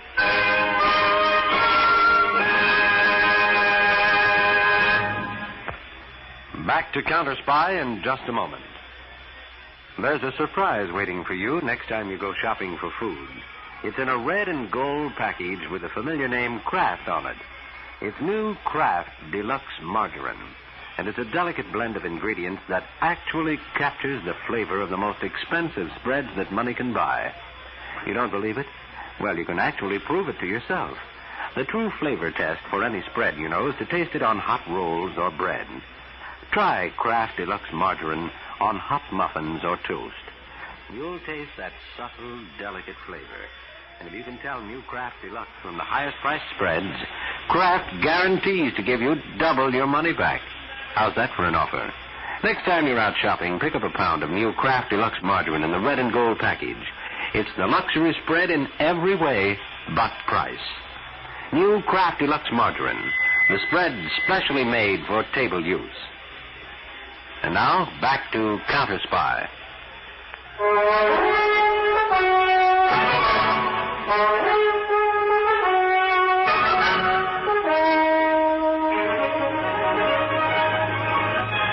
This is David Harding again. It's incredible that in this modern day and age, millions of dollars are spent every year on fake spiritualists and fortune tellers. I had hired Slim, a ventriloquist, to get on the inside of this group after the other members had gone to bed. I met Slim at the spiritualist.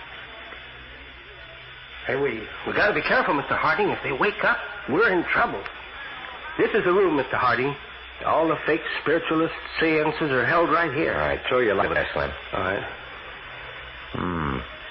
The spirit writing desk? Yeah. The medium puts a piece of paper on the blotter, and then the person who wants to write a confidential message to the spirit world writes on the paper. And folds it himself and burns it, huh? Yeah. The medium then opens the desk drawer like this, pretending like he's looking for a pencil. That's it. The top of the desk is cut out under the blotter, and a carbon copy of the message drops into the drawer. You see, the medium reads it. They pulled this one on Vanderwood. Well, they did it this evening. Yeah, I see. Well, I'll need copies of those duplicate messages to the spirit world. I want them in court when we've got the Mr. Big behind this operation. It's people like Vanderwood we have to protect from the fakers like Kirkland and whoever's back of it.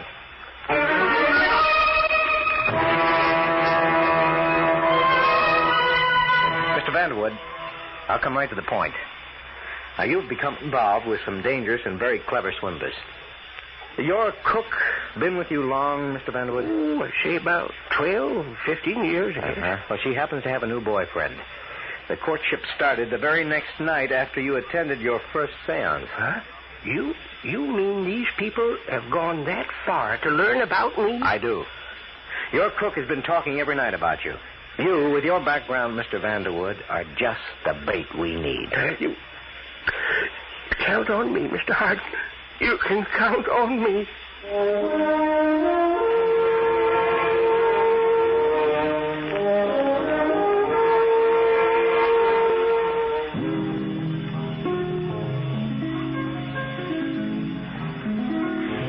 Vanderwood set for tonight? Yeah, he'll be here for a special seance. I'll be back before curtain time. Hey, you know, sometime he's going to crumb us up. The boss will give you what for when it happens. Maybe he will, and maybe he won't. I'll be back. Hello, it's me. Oh, hello, Mr. Kirkland. Hey, we're going to try that new gag tonight, the one where we use the paraffin mask? Yes, and I'm going to pull it myself. Hey, I hear it's been a great success in England. Ought to be good for an extra $1,000 tonight. Well, it'll be worth $100,000 or more if it takes in old man Vanderwood. He's just about ready for the big touch, Slim. Just about ready. Say, go down to the cellar. Get me that pail of hot paraffin, will you? Okay.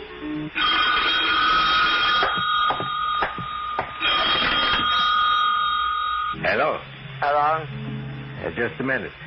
The paraffin is right at the foot of the stairs, Slim. Okay, I know where it is. I'm alone now. Vanderwood coming tonight? Yes, sir. You set? I think so. We've read every newspaper clipping about him that was ever published. And we've been through his house, posing as electricians. I've had Henry keeping steady company with his cook. We've talked with his tailor, barber, and laundrywoman. We've talked to kids who served with the boy. With the girls the kid dated. You know how the West Coast crowd put the bite on that Hollywood actor for $250,000? Yeah? That's the pitch for Vanderwood. You mean that the kid tells him that spiritualism should be endowed, that the old man is to give us $250,000? $1 million. We'll set up an institute making it possible for all Gold Star mothers and fathers to talk with their boys. Here's the paraffin, boss. What do I do with it? You put it over there, Slim. Somebody come in? Yes. I'll talk to you later. I want to know how you do tonight. And Kirkland, don't miss. I wouldn't like it.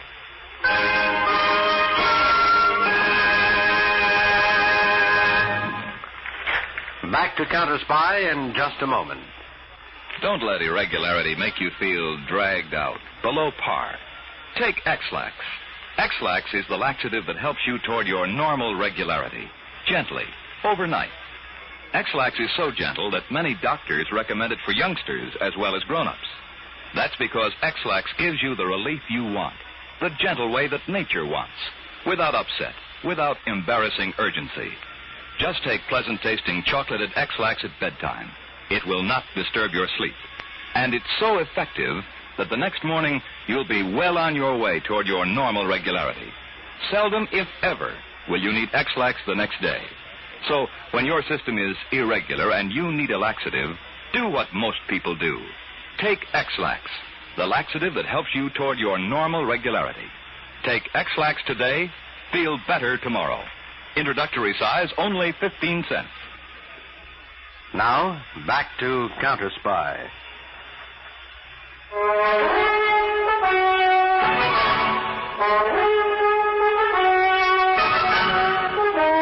Slim, Vanderwood's here, and that drunken Maisie sitting with him. Hey, hiya. Hiya, Mr. Vanderwood. Oh, good evening, young man. Oh, yes, I'll attend to the lights. Those of us close in mind to the other worlds may feel and see and hear manifestations in the worlds beyond. I will try to reach out into the world beyond for your son, Mr. Vanderwood. John Vanderwood, can you hear me? John, your father is waiting. Your father is waiting. He wants to talk to you. Is someone trying to communicate with me? Yes, this is your father, Johnny. Dad, it is good to hear your voice. How are you? You don't sound quite the same, John. Are you all right? Yes, I'm quite all right, Dad. Is there anything I can do for you? For me, no. But it would be wonderful if you could arrange for other boys to be able to talk to their loved ones. Well, now, how can I do that, son? All you have to do is tell me and I'll do it. Perhaps it would be too much to ask. But if you would put up the money, maybe these fine people who have made it possible for you to talk to me could make the necessary arrangements. Arrangements so that thousands of parents could talk to their boys. Yes, it will be a good thing, and these people here could arrange it. Yes, they could. Have confidence in them, Dad. You can trust them implicitly. You can trust them implicitly. Goodbye, Father. Goodbye. You thieving fakers, you. Well, what's the meaning of this, Mr. Vanderwood? Heartless, contemptible, rotten. Yeah, turn the lights on, someone. You're vicious, rotten frauds, trying to take me over by playing on my love for my dead son. What are you saying, Mr. Vanderwood? I talk to my boy all the time, and these good people make it possible. Don't waste your breath on me, madam. You're undoubtedly one of this gang hired to bring me here in the first place. I'll have the counter spies on you as soon as I can. The counter spies? They've been checking on you people there. Chief Mr. Hardin is the one who made me realize what a fool you people are making out of me. So that's it, huh? Yes, and I'm going to report to him about this outrageous fraud. Maybe you won't report to him, Mr. How are you going to stop me? There are ways, Mr. Vanderwood. I'm afraid you're never going to leave here alive. Stay right where you are, everyone. There are government agents at every door. I'm mighty glad to see you, Mr. Hardin. This man was going to kill me. I heard it all, Mr. Vanderwood. I'm afraid I upset the apple cart, losing my temper. Well, no one can blame you. You can't break in this way. How much of a bite were you going to put on Mr. Vanderwood? You can't prove a thing. These phonies got hold of the record of your son's voice he sent you that Christmas from Korea. They had their man spend hours practicing for the occasion. All right, now take it easy, Kirkland. You'll last longer. You're under arrest. Please, Mr. Harding, I'm just a foolish old woman who tried to make a fast dollar. I have no idea what these men were really up to. How far is she involved, Slim? Oh, she's one of them. Not too important, but one of them. You'll have to stay, madam. Slim, you're a stoolie, you're a rat. Slim here is a special agent of mine. Now, Kirkland, as your acting manager, who's the big brains back of all this? I don't know. I never saw him. And I think he's telling the truth, too, Mr. Harding. Now, for weeks, we've been trying to check on how you passed all this money along to the big boss without even knowing who the big boss is. I'm telling nothing. And other than holding fake seances, you've got nothing on me, nothing. I got a surprise for you, Kirkland. You may change your mind when you see what it is. Lights out, Slim. Notice your hands, Kirkland. They glow in the dark. You touched something we had sprinkled with infrared powder, and the powder rubbed off on your hands. That something was money paid you to attend seances. And even though we didn't know how you got the money to the big boss, the big boss handled that money, too. Look at those hands. Over there in the front row. Like the dear little mother. Sitting there in the front seat. Lay off me, will you? You're the big boss. Me, the big boss? That's a laugh. The big boss is a man. Oh, no, Maisie. The big boss is a woman. A woman who can sound like a man over the telephone. And you wouldn't have handled that money if Kirkland hadn't sent it to you. That's right. Who would have thought it? Very clever. Very clever, yes. Joining up as a cheap come-on artist. So you could keep your eye on the boys, huh? Clever. Talking with Kirk backstage, then going out on a fake errand and calling him in a man's voice in the phone booth just outside. Kirkland, you didn't know that Maisie the barfly was your boss. All right, grab her.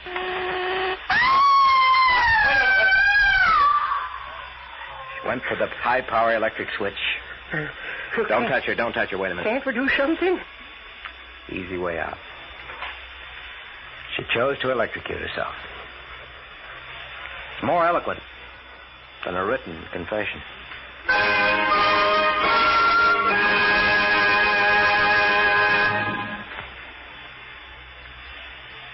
Here's the newest, greatest gift idea in years. The sensational new Lady Sunbeam Controlled Heat Hair Dryer. It dries your hair in just minutes with new ease and comfort never before possible, making it easy to keep your hair looking its loveliest all the time. Sunbeam dries your hair faster with a comfortable, attractive cap that concentrates all the warm, drying air on your hair. And there are no electric wires in the cap because the warm, drying air comes from Sunbeam's compact control that you can dial for any degree of warmth you wish. And you'll enjoy complete freedom while Sunbeam dries your hair. No more having to sit in one fixed position. You're always free to read, write, knit, and do other things. So for the newest gift idea in years, get the sensational Lady Sunbeam Controlled Heat Hair Dryer. And for the best electric appliances made, look for the mark of quality. Sunbeam.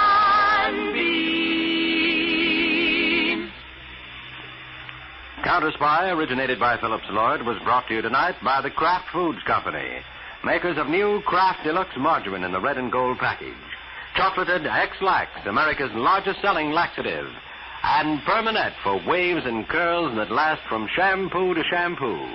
Safe, easy, gentle Permanent, in cooperation with the Mutual Broadcasting System.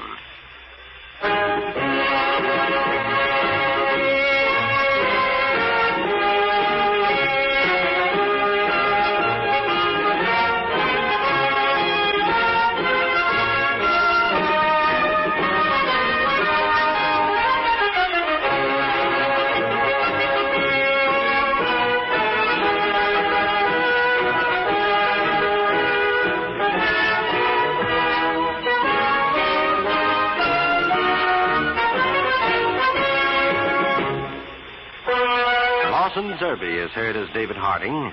Others in our cast included Jerry Archer, George Spelvin, and Donald Meade.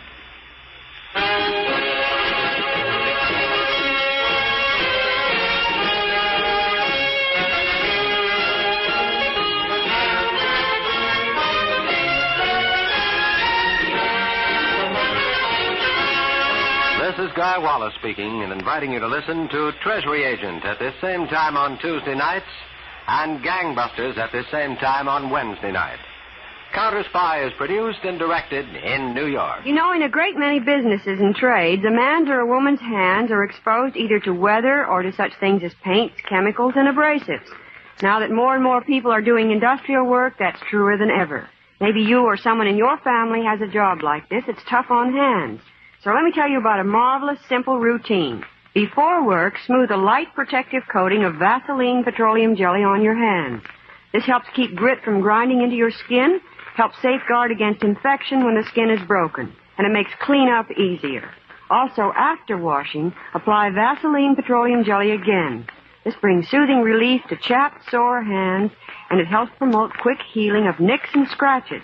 Besides, Vaseline petroleum jelly is grand for babies' tender skin and for minor household burns.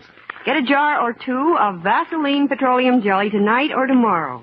Only 15 cents for the regular jar and only 25 cents for the large economy size. Thank you, Rosemary DeCamp. Stay tuned to HOJO Radio.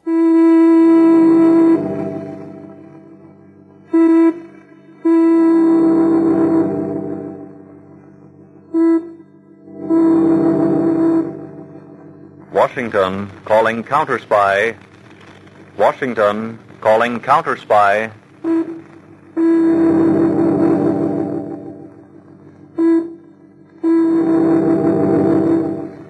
Washington calling Counter Spy.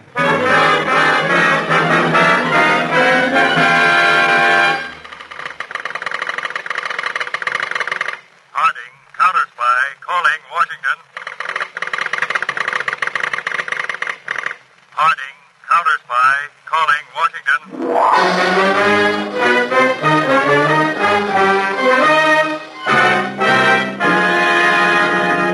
The Blue Network presents Phillips H. Lord's Counter Spy.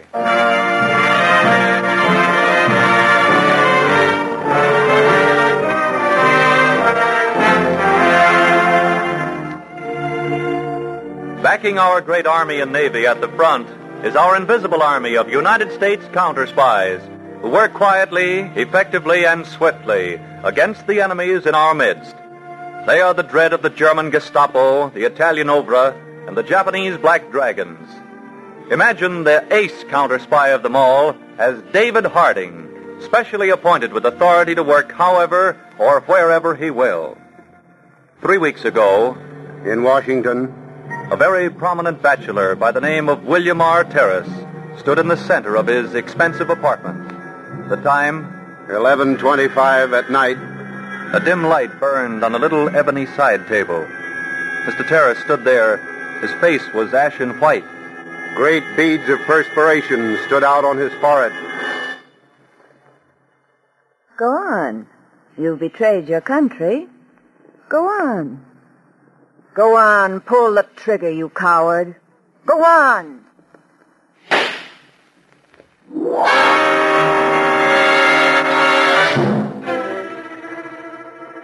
Tell the editor to hold the press.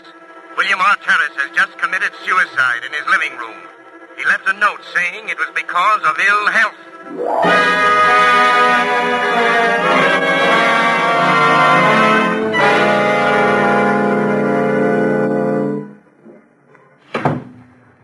It's a clear-cut case of suicide, Mr. Harding.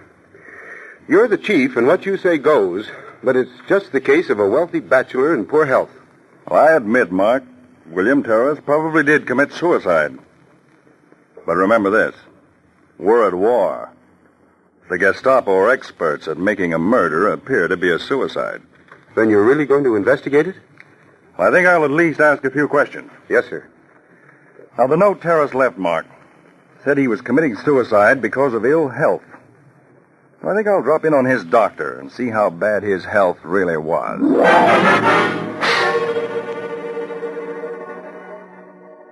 You would know, Doctor, if Mr. Terrace was in poor health? I was shocked at his suicide, Mr. Harding. From everything I know, Mr. Terrace was in perfect health. That's quite interesting. I think I'll go over to Mr. Terrace's bank and see if finances were worrying him.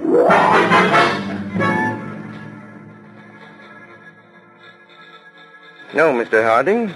Mr. Terrace's finances were in perfect condition. He was worth nearly $750,000. He had many government bonds and securities. Thank you. Mark, when a man commits suicide, and it isn't his health and it isn't finances, look for the woman. Exactly. And that's what I want you to do, Mark. Yes, sir. Now pick 6 men, cover Washington from head to foot, and find out what woman William Terrace paid special attention to.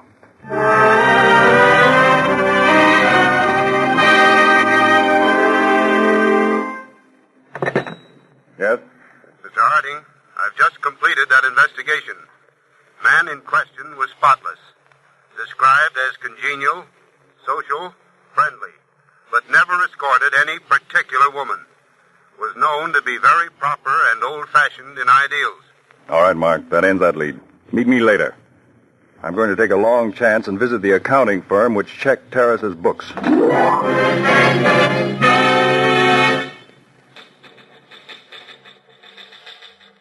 Why, yes, Mr. Harding. We've been the accountants for Mr. Terrace's firm for 9 years. I want you to go to Mr. Terrace's office and get his office pad of appointments for the past year. Now, check that appointment list for lapses of time. Then check those dates against his personal checks and see what checks were made out during those periods of absences. This should tell us where Mr. Terrace was during those absences.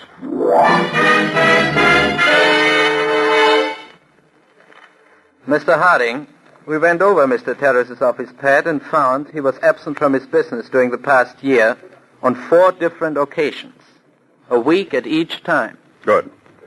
Now, during those absences, did he make out any checks? His first absence corresponds with a check he made out at the Saratoga Hotel, Saratoga Springs. During Mr. Terrace's second absence, he made out a check at the clubhouse, Pine Hill, South Carolina. This third check was made out at a clubhouse, Atlanta, Georgia. Fine, thank you.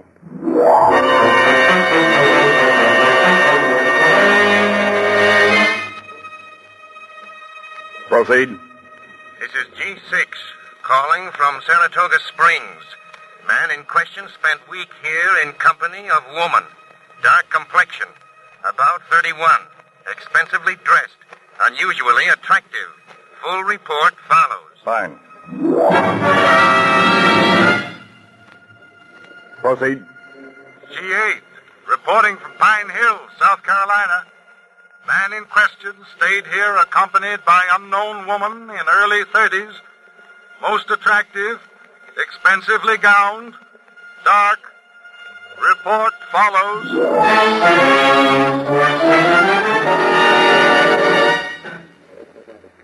This is beginning to get very interesting, Mr. Harding. Yet we may still be on a wild goose chase, Mark. We have no idea who that girl was. She may have been perfectly all right. But how can we ever find her? She may be anywhere. Well, here's a little something I dug up. April the 2nd, William Terrace made out a check to the Washington Jewelry Company for $8,000. Say, that's a pretty sizable amount for a bachelor to be making out to send to a jewelry house. That's what I thought, Mark. I'm going to check that jewelry house. I wonder just what William Terrace bought with that $8,000. Mr. Terrace bought a solitaire diamond ring, 10 1/2 carats, platinum setting, a woman's ring. We have no record that he said whom he was buying it for. That is all. Thank you. Well, Mark, now we know that Mr. Terrace bought a ring for some woman. But who is she? Where is she? Oh, that's a tough question, Mr. Harding. Well, let's put 2 and 2 together and try to make 5. Check all insurance companies, Mark. Yes. And see if within a few days after April the 2nd, any woman insured a ring for approximately $8,000. Say, that's clever reasoning.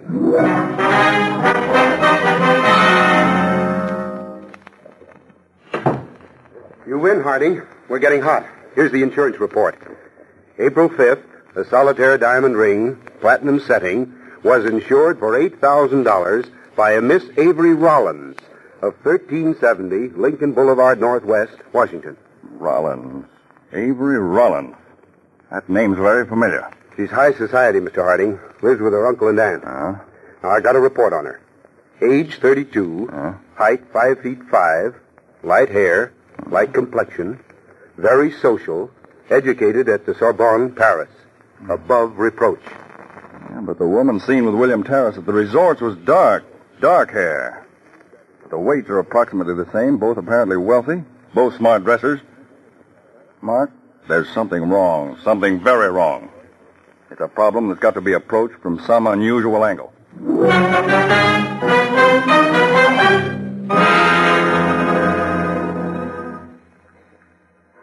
Well, you have a very luxurious apartment here, Colonel Reynolds.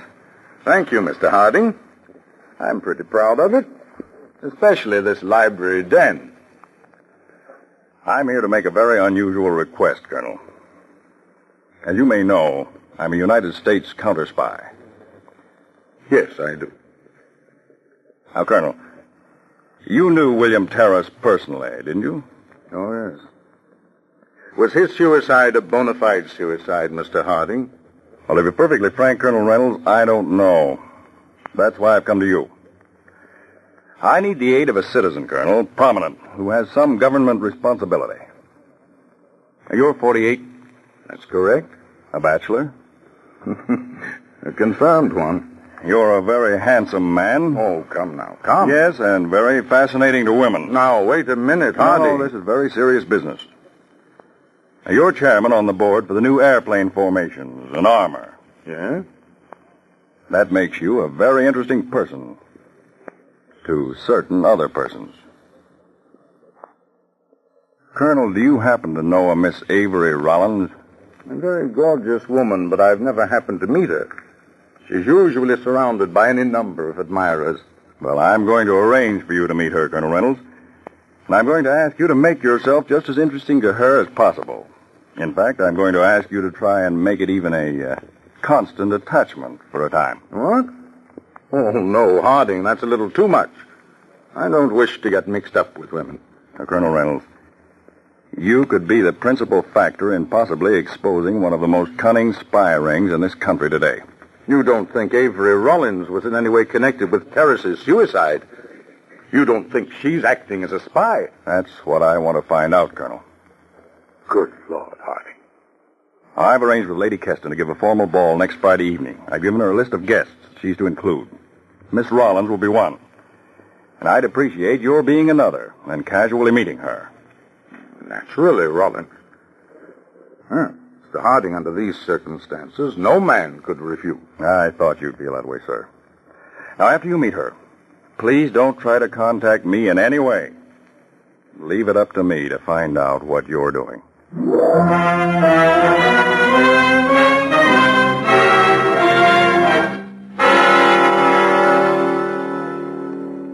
3 weeks later, March 23rd.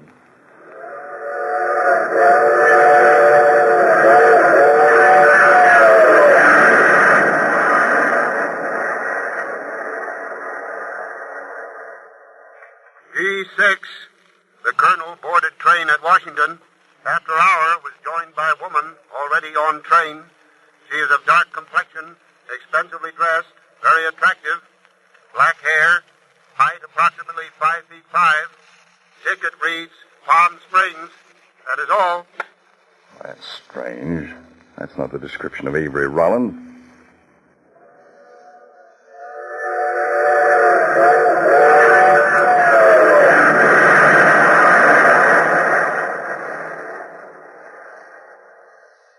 April 6th, 4:20 p.m. The colonel in question boarded train at Washington. Hour later, joined woman already on train. Dark complexion, expensively dressed, very beautiful and exotic. Weight, 110 pounds. Tickets read Atlanta, Georgia. Who is meeting Colonel Reynolds on these trips? Is it Avery Rollins, or who is it? Come in. Oh, hello, Mark. Hello, Mr. Harding. I just got the facts on that dock girl who's been meeting the colonel. Good. What did you find out? You were right, sir. After the girl got off the train with the colonel, I went to her compartment. There were unmistakable signs of dark-colored powder, blonde hair, and black hair which showed at the end of the hair, as if it had come out of a wig. Now, she must get on the train, get a compartment, and change her appearance before she comes out and meets the colonel. And it is Avery Rollins, because she's been absent from Washington at the same time as the colonel has. She's probably explained to the colonel that because of their prominent standing in Washington, she must disguise herself. Then, the way I see it, this Avery Rollins must have been the mysterious dark woman with whom William Terrace went off on trips before he was murdered. Without a doubt. And she's connected with his murder in some manner. And I've got to make sure the colonel isn't killed the same way. She's off now down at Virginia Beach with him.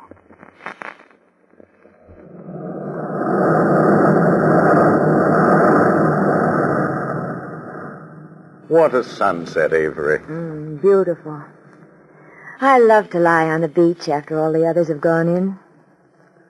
Look at those breakers on the sea. John, sometimes I see a look come over your face. A look of pain. Anything troubling you? No, dear. Nothing really. Perhaps you're worrying about your responsibilities. Those new war plans or something. No, I don't think I am. Oh, I wish we didn't have to go back to Washington tomorrow. We must, though. I've got some important conferences. Here, put these in your bag, will you, Avery? I'm afraid I'll lose them in the sand. Oh, but why bring keys down to the beach? I don't dare leave them in the hotel room. The flat one is the key to the secret cabinet in my library. It has the government plans we're drawing up. Oh, no, John. Don't give me the keys. It's too big a responsibility. Well, all right. I'll hide them next time under the rug at the hotel. Oh, silly. Let's go in the water. Come on. Oh, all right. I'll beat you to it. Oh, you just try.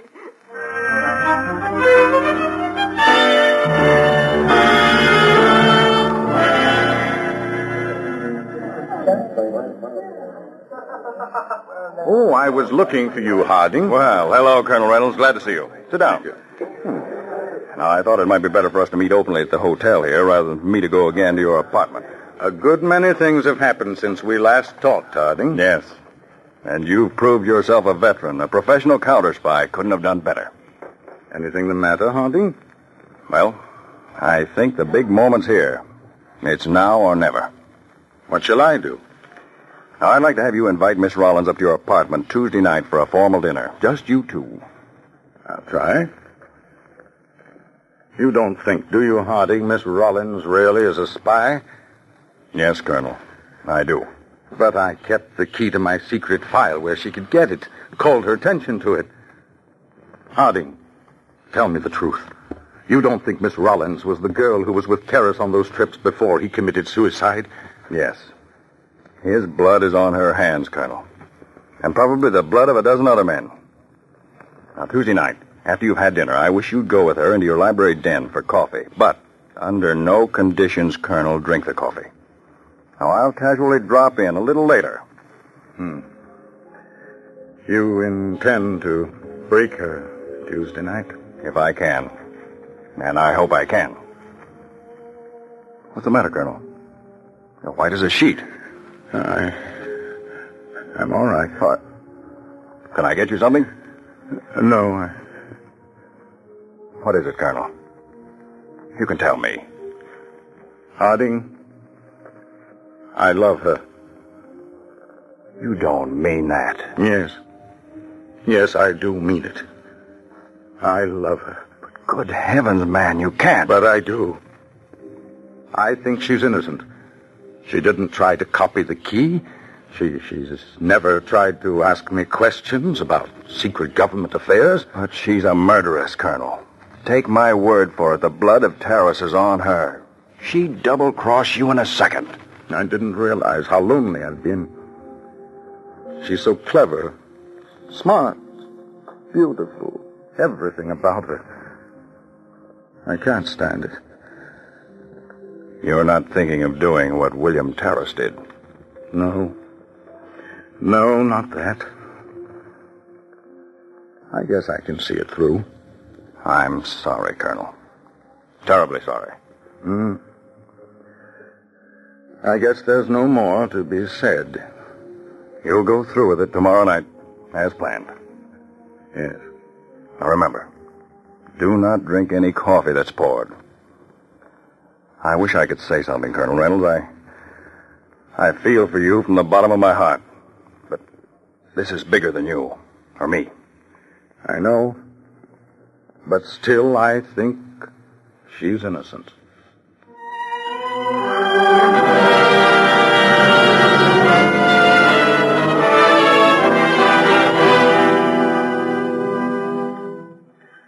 Some more champagne, Avery? Please, John. That's a stunning evening gown. It blends right with your skin. Oh, flatter. Some more champagne for you, sir. Yes. And Martin. Yes, sir. Miss Avery and I will have our brandy and coffee in the library tonight. Yes, sir. And I'd like to have you remain this evening. Very good, sir. Oh, by the way, Avery, did you ever know William R. Terrace? Terrace? Wasn't he the man who committed suicide about 4 months ago? Yes. I've seen him, but I've never met him. Oh. Awful thing, wasn't it? I've heard some people say it wasn't suicide. Yes, but you can't tell from rumors. Oh, like the silverware? Oh, you caught me looking at it, John. Yes, I do like it. Everything about this place, it's so tasteful. I had thought I was perfectly contented.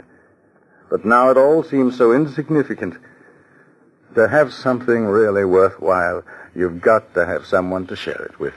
I found the same thing true, John. Closeness and comradeship mean more than anything. Shall I have Martin serve the coffee and brandy in the library? Yes, do I finish? Let me help you.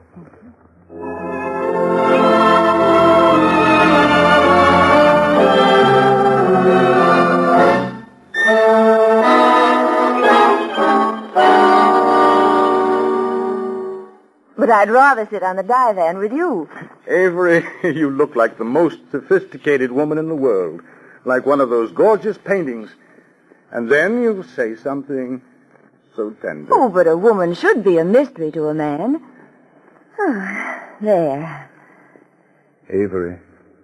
I know. But you don't know how much. Yes, I do, John. My heart's pitter-pattering the same way. It has been ever since that last trip. Do you love me, Avery? Yes, John. Very deeply. Avery. Pardon me, sir, but Mr. Harding and his friend have called. Oh, yes. Yes, Martin, show them in. Certainly, sir. Why did they have to come at just this moment? Well, Harding's a very good friend. I guess he's just dropping in. No, we were just on our way to the club. We thought we'd stop in, Colonel. Hello, Harding. Glad to see you. Have you met Miss Rollins? I don't believe I've had that privilege. Good evening, Miss Rollins. Good evening, Mr. Harding. Miss Rollins is a friend of mine, Mr. Mark.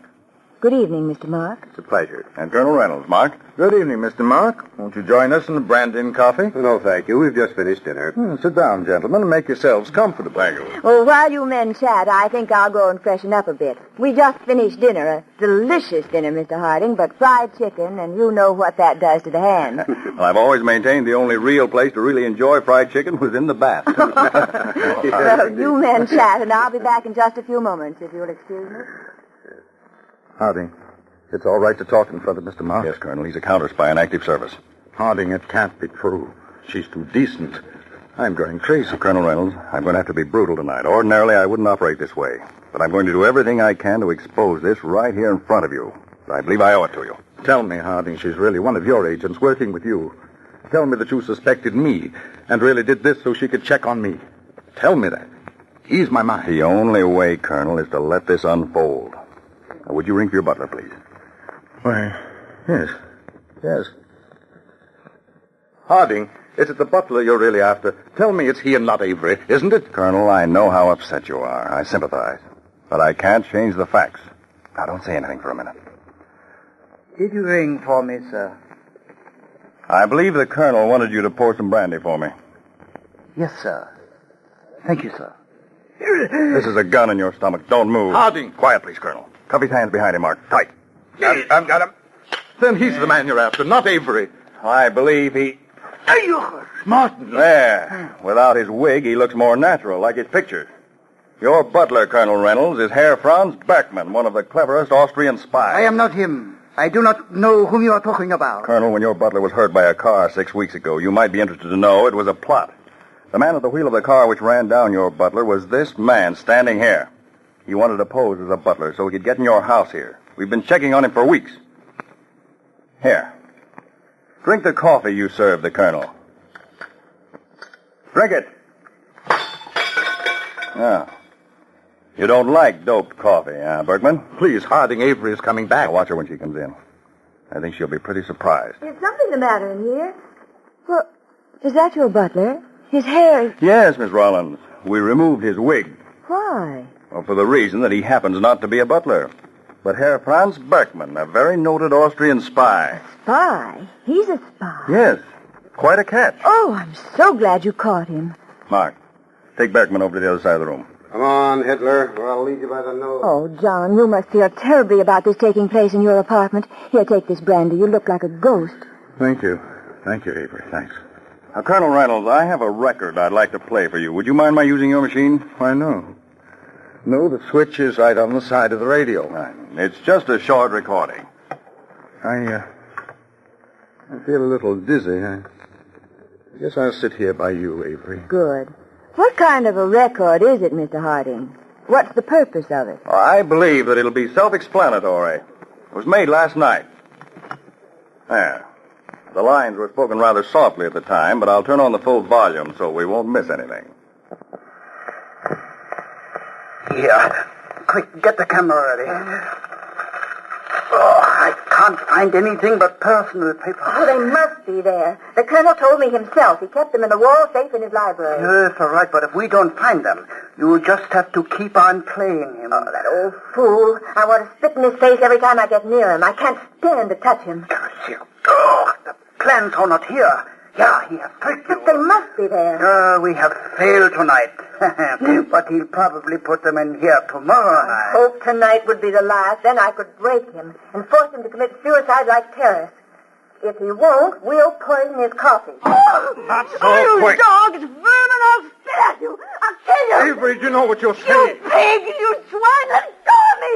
Fortunately, Colonel Reynolds, the plans weren't there, but if they had been, you wouldn't be alive tonight. She'd have worked on you till she'd gotten you to commit suicide. No, and I would have made him kill himself, just like I made Terrace kill himself. Shut up, you fool. Don't talk. Yeah, she'd have told you she'd gotten the plans, that you'd be disgraced. She'd have broken your heart. You'd have done what all the other men have done she's worked on. And I would have laughed at the stupid dog. Colonel, her real name is Marie Schmitz of Hungary, a paid spy. She goes to the biggest bidder.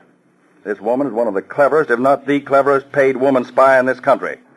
And that butler of yours, Franz Berkman, is her husband. Take them away, Mark. The other agents are out in the front hall. Yes, sir. Keep your hands off me. Come on now. Come on. I'm sorry, Colonel, but I had to strip it all down before you, so you'd never have any doubt. I didn't know. A person could be hurt quite this much. You may have saved the lives, Colonel, of thousands of our boys. I hope so. Come over here by the window for a minute. Would you, Colonel? Why couldn't she have been what I hoped she was? Look at those Marines swing along.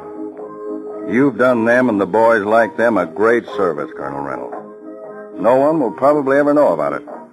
But you will. And I will. Let's open the window.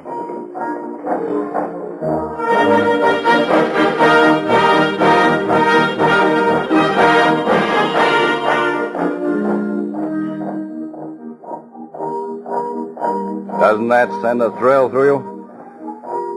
It does. Yes. I'm glad I was able to help Harding. Every one of us has got to sacrifice. Some one way, some another. I guess this way is mine.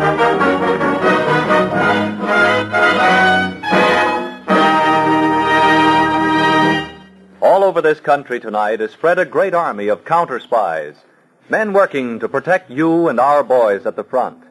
Special agents of the Federal Bureau of Investigation, of the Secret Service, of the Treasury and State Departments, of the intelligence bureaus of the Army and the Navy, men who are constantly on the alert, diligently protecting our home front. These men beg of you not to talk concerning troop movements, armaments, defense plants, and wartime plans. There are many leeches, enemy agents, just waiting to pounce on every little scrap of information so their experts can piece it together into a big, compact picture of our war efforts. Next Monday evening, counter-spy David Harding will be on the air. Tell your friends, invite them to listen in to these exciting dramatized cases portrayed weekly at this time.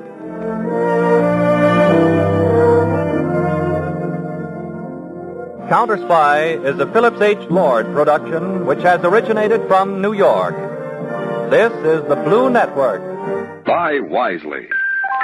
Buy for flavor. Buy Del Monte.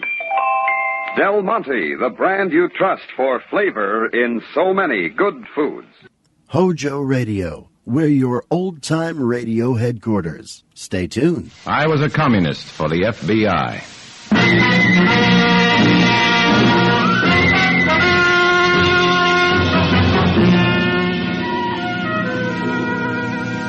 Starring Dana Andrews in an exciting tale of danger and espionage. I was a communist for the FBI.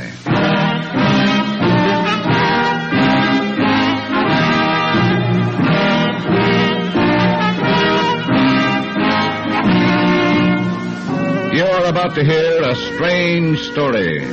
Names, dates, and places are, for obvious reasons, fictional. But many of these incidents are based on the actual experiences of Matt Savetic, who for 9 fantastic years lived as a communist for the FBI. Here is our star, Dana Andrews, as Matt Savetic. I've heard people call them crackpots, harmless crackpots. They were speaking of the members of the Communist Party in this country. I was one of those communists for 9 years. I reported their conspiracy against the United States from within. Crackpots? Like spiders spinning webs. Harmless? Like tigers stalking their prey. Here's just part of the story. In In a moment, listen to Dana Andrews as Matt Savetic, Undercover Man.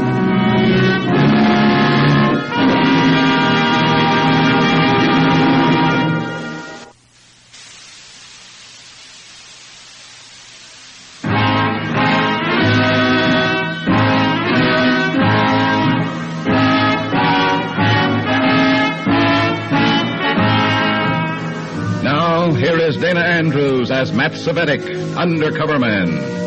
This story from his confidential file is marked, A Riot Made to Order.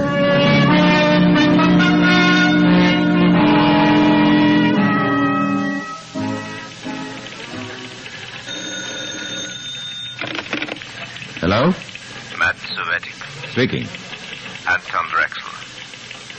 Yes? You sound surprised. You were told that I would contact you.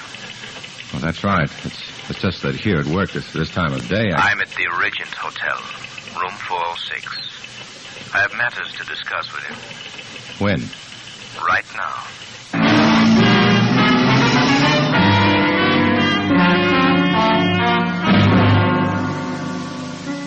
That's how you received your orders in the Communist Party. Anytime, anywhere. And you obeyed to the letter, right now. I got up from my desk, and there were a dozen pair of eyes watching me. Communist eyes. Some I had put in this department of the United States Employment Service myself. But I knew there were others, watching, reporting. Had I shown any aggravation, any irritation, Drexel would have known about it immediately. I walked out with a smile, the perfect, obedient slave on the way to his master.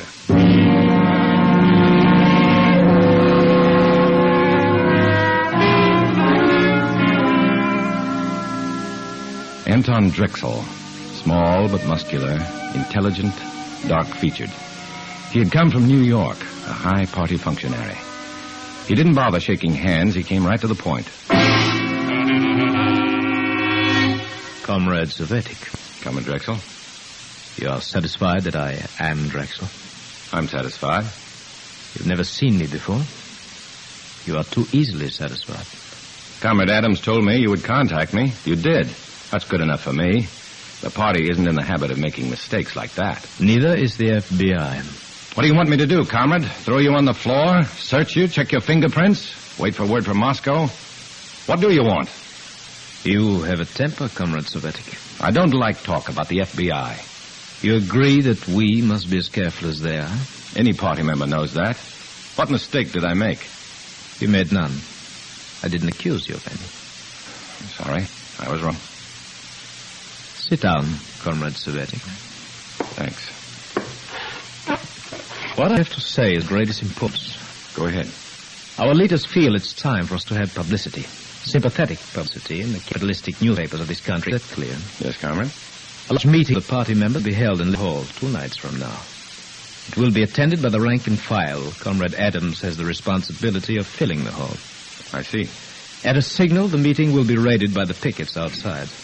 There will be a riot. Comrade Grotzinov and a sound truck will set off the riot. A question, comrade. Yes. We've had many such meetings before, and none was ever picketed. Where will they come from this time? The Cargus Manufacturing Company nearby. Our comrades in the plant have done their work well. They cry, "Stop the commie rats before they take over the country." Those stupid workers are filled with patriotism. They'll turn out by the hundreds. The riot cannot fail. And after the riot, we blame the fascist police, the citizen Gestapo who interfered with our rights of free speech and free assembly. Exactly. Our comrades become martyrs. Others will rally to our cause in sympathy. Why do you tell me this, comrade? Everything is arranged. There's nothing for me. Oh, on the contrary. Everything depends upon you. You are responsible for the boys of the Control Commission, Comrade Savetic. They will mingle with the pickets, inciting them. At the signal, they will lead them into the hall. This riot cannot fail. But our own comrades in the hall, unarmed, they might be killed. Should anything so unfortunate occur, it will be to their glory to die serving the party. You are under orders, Comrade Savetic. I shall execute my orders, Comrade Drexel. Anything more? You'll have help in your assignment. Comrade Franz will assist you. I don't need any help for this. I've done it before by myself, and besides, I don't... Do you object, comrade? I'm sorry, comrade. The party knows best. Will that be all? I shall be at that meeting. Good day, Comrade Svettik.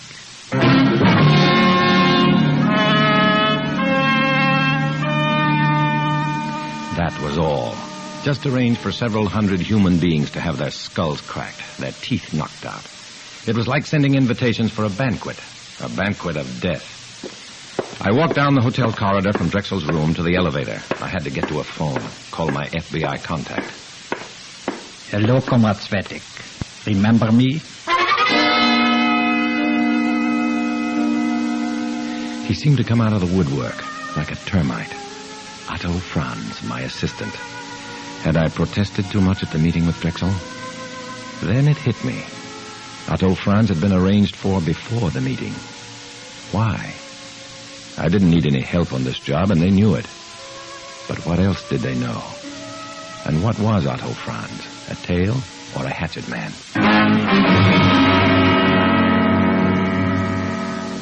Hello, Otto. Comrade Otto to you, Svettik. Where did you come from, comrade? It doesn't matter. Let's go to work, huh? Sure. What do we do first? That's up to you. I just go along and do whatever you say. You can see her tonight when you go home. Look, comrade, you can follow me wherever I go. Those are your orders. But you're not telling me where I can go. Those are my orders.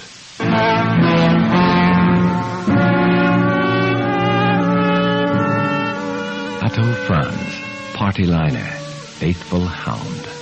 The crack of the whip was all he understood. Nothing would pry him from my side.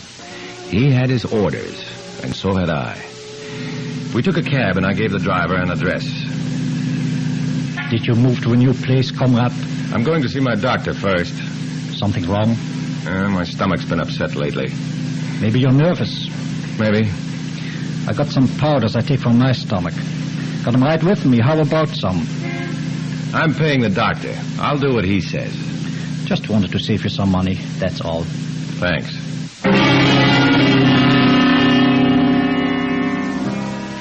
He stayed with me like a headache, right into the doctor's waiting room. When the doctor was ready to see me, I knew he wanted to follow, but he didn't quite have the nerve. I told Doc I wanted to find out how my mother was, and he told me in 2 words. Not good. I asked if I could use his phone. He nodded and went into his laboratory. So far, I was getting all the breaks.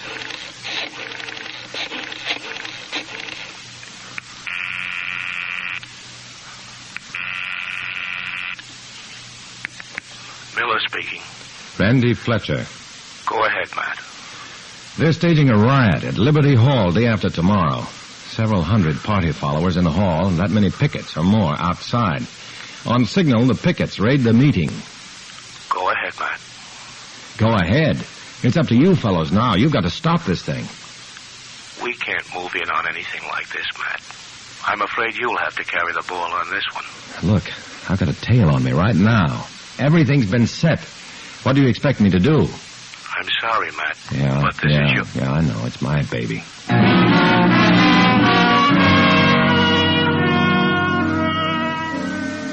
From the doctor's office, we went to my home. My mother's condition had me worried. Her heart had been weak for a long time.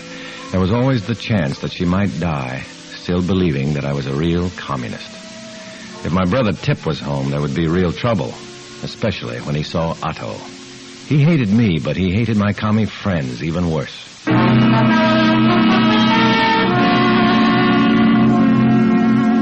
Tip wasn't there. I almost felt good. The little breaks were coming my way, but I needed a big one, real big. Otto showed a rare streak of decency. Your mother upstairs, comrade? In bed. I'll wait here in the parlor. You go up and see her. But don't take too long. We got work to do, remember? I remember, comrade.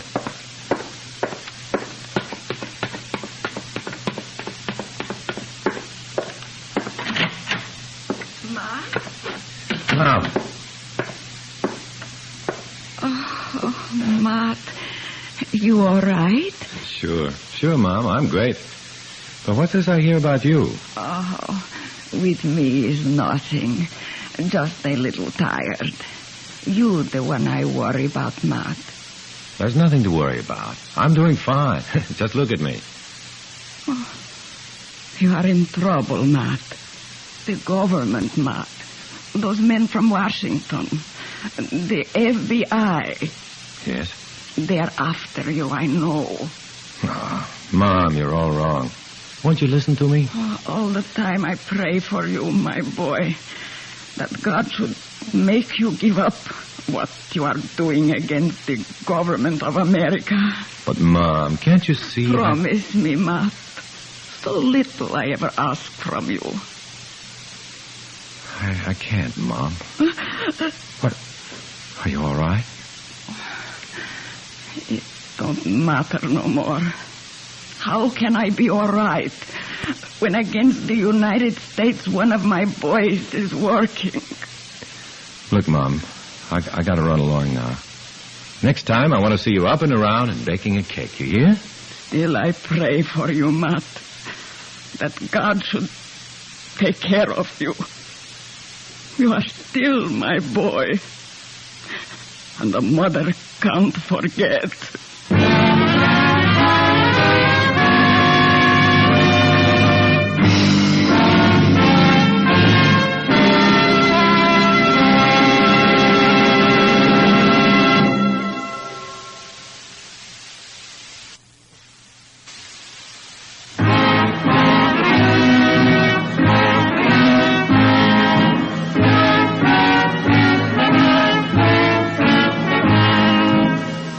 Back to Dana Andrews, starring as Matt Savetic in I Was a Communist for the FBI, and the second act of our story.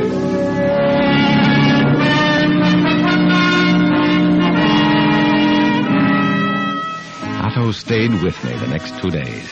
He never let me out of his sight. We took a hotel room because I told him my mother was too ill and I didn't want to bother her at home.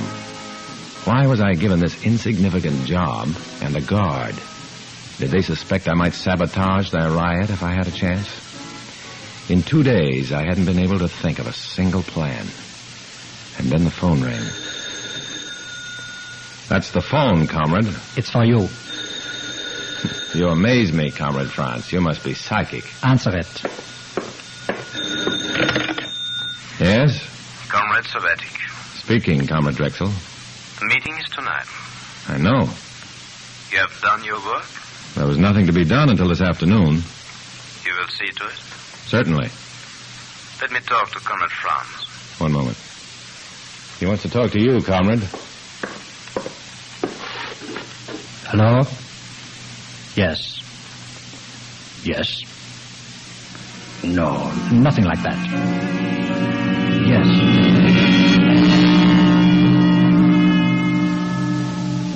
Drexel knew where to call.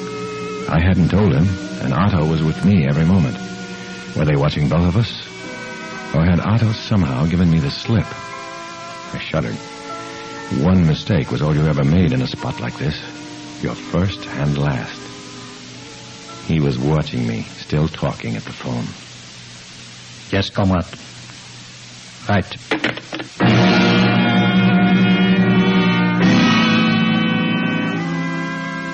He sat there, staring at me, his face a complete blank. Other comrades had been pushed from hotel windows. The papers called it suicide, and the public believed the papers. I started toward the door. It's time to round up the boys for tonight, comrade. Comrade Drexel seemed a little worried that I'd not done it before this. I know. Well, are you coming, or do you stay here? I got my orders, comrade. I go with you.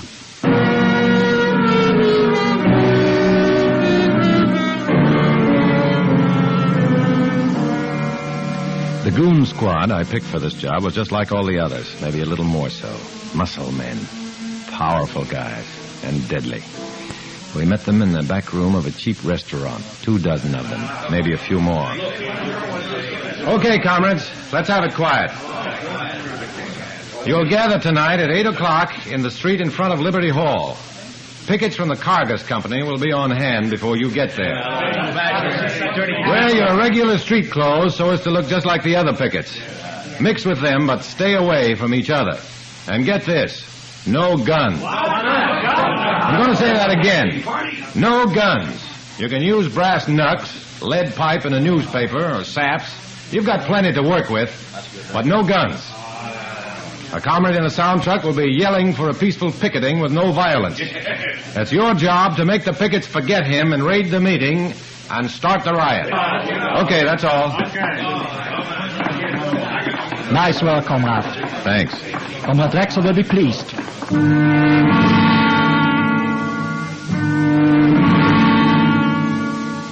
Everything that night went according to schedule. It always does when the commies are behind it. They're thorough. They don't miss a trick. The plans are laid days ahead. You hope for a slip-up, but you never get your wish. When we got to Liberty Hall, the street out front was alive with pickets. They were angry, but not looking for trouble yet. Everything goes well, Comrade Svetic. Yeah, everything's great. There are plenty here to cause serious trouble. That was the idea, wasn't it? Of course. You should be happy, comrade. I'm happy. Remember, boys, this is a peaceful picketing. We want law and order. Let's have no violence. This is a protest against those commies inside. This is the United States, where we do everything by ballot. Keep it peaceful, boys. Keep walking around. Let's make it legal. Comrade Gratzinov is doing his work well. Yeah. Have you seen any of our goons caught around? Several. There's one.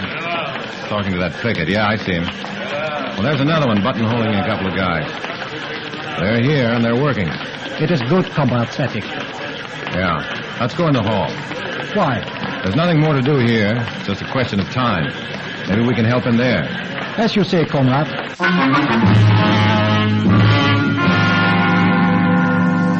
Inside the hall, everything was proceeding according to schedule. There wasn't an empty chair in the place. It was like a sheep pen, with Comrade Adams, the ringleader, on the stage leading them to slaughter. And there you have an example, comrades, of this freedom America boasts. Right outside these doors, a mob of pickets. The fascist police of the United States are protesting our right of free assembly. That's why we are here tonight, to protest this wanton usurpation of our rights, to demand what our forefathers... The party line, the same old hogwash. And they believed every word of it. Then I heard the crowd outside getting nastier. It was almost time for my goons to lead them in. I began to sweat. There must be something I could do. There must. And then a wild idea hit me. I turned to Otto. Comrade France, lock the front doors. Are you crazy? Do what I say. But why? You sap. If a mob walks in through an open door, they're liable to start talking things over. Make them break down a door and there's no talk, just violence. That's a smart idea, comrade. I'll do it. Locking the doors was just a stall for time. I wanted to get at the automatic sprinkling system, backstage. I got there just in time to meet Drexel and Adams and the rest of the big shots on their way out the back door.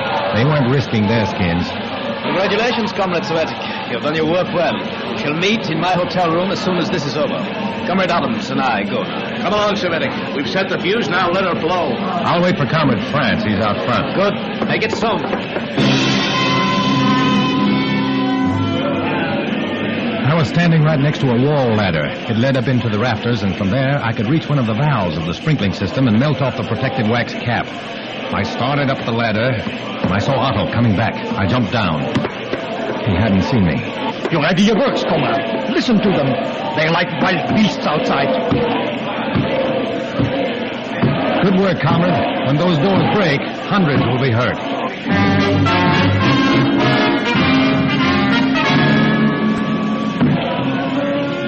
He turned and looked out at the hall. I gave him the heel of my hand at the base of his neck. He went down in a heap and stayed there. I shinned up the ladder and held my lighter under the valve. No one saw me. The commies inside were panicked. They didn't know what to do next. The pickets were stopped at the door, but it wouldn't be for long. I heard the door go. I heard the pickets crash through. I had to stop this somehow. Lives depended on it. I broke out into a sweat. Would that valve never melt? I held the flame closer. And then the valve melted. The water rushed through the pipes and it rained all over the hall. A hard, cooling, steady rain that could put out fires. A rain that could put out a riot. I came down the ladder. Otto was still on the floor. The commies had found the back exit. They were pouring out like drowned rats. The pickets were backing out the front door. They didn't want any part of that flood. The riot had come a cropper.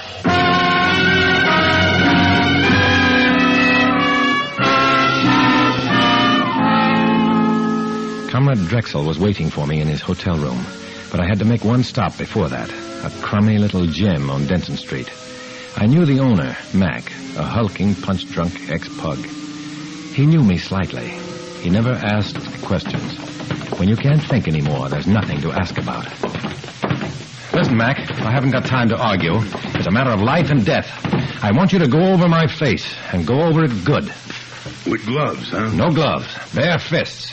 I gotta look like I was really beat up. Blood, too? Yeah. Everything I'd get if 4 or 5 guys jumped me. Well, it might hurt you. I told you this is a matter of life or death. Now, go ahead. Well, okay. Just as a favor. No hard feelings. No hard feelings.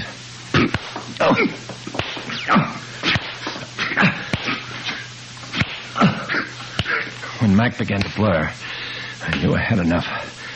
He helped me to the door, and I staggered into the night.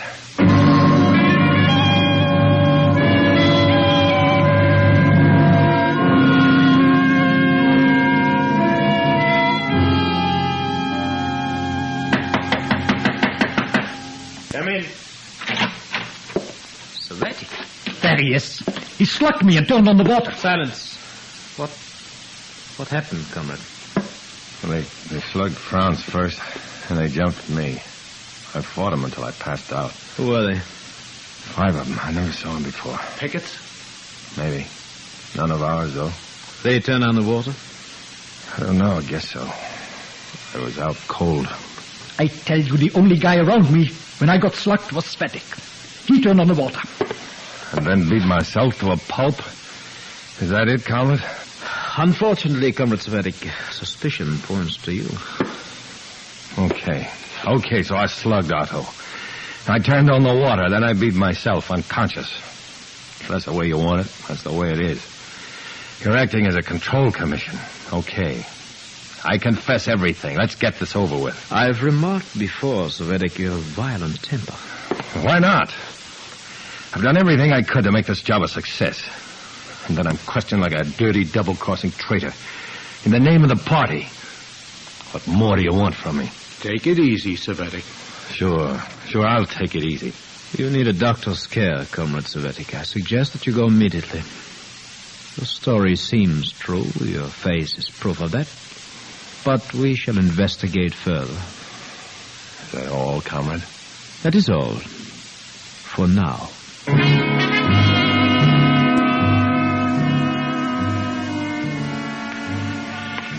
I left the hotel, and I felt good inside in spite of the pain.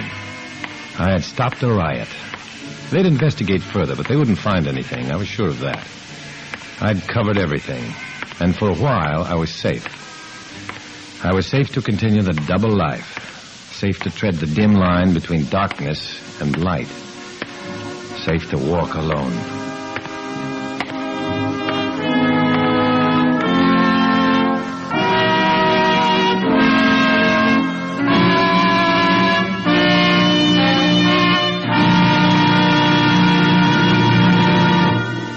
Dana Andrews will return in just a moment.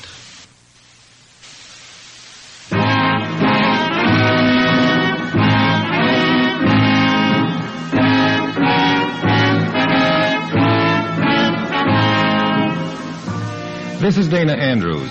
These stories, many of them based upon actual events and happenings in the real-life experiences of Matt Svetic, are brought to you in order that you may be aware of the insidious working from within of the Communist Party. Our greatest danger lies in being unaware. Our greatest safety in a knowledge of what we are fighting against. For this reason, I urge you to listen again next week when we will dramatize another exciting adventure from the official records of Matt Svetic. Join us then, won't you?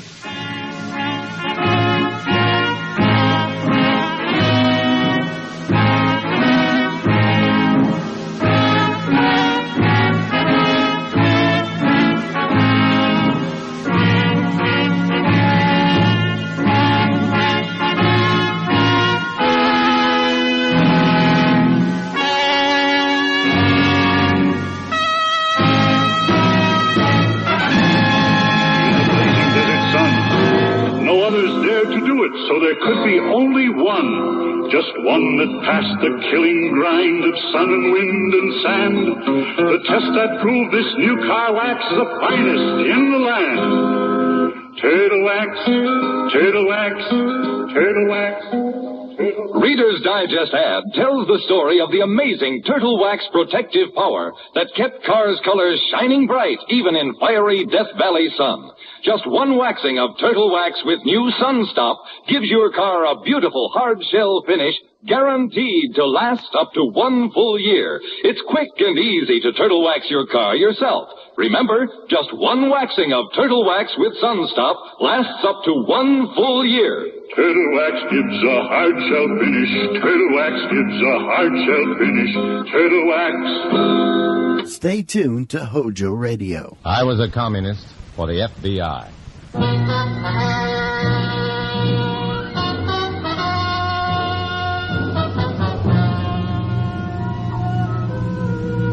Starring Dana Andrews and an exciting tale of danger and espionage.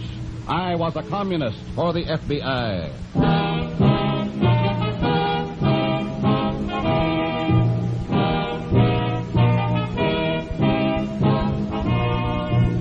From the actual records and authentic experiences of Matt Cvetic are many of the incidents in this unusual story.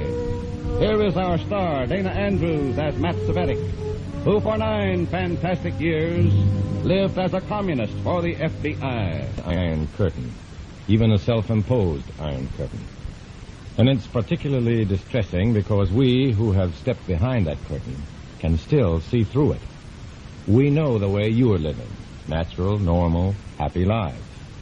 We know, too, the way you look down on us, despising us as traitors. But though we understand, it hurts because everyone has a craving for love, for admiration, essentials of living that are denied to the unknown communist for the FBI. In a moment, listen to Dana Andrews as Matt Cvetic, Undercover Man.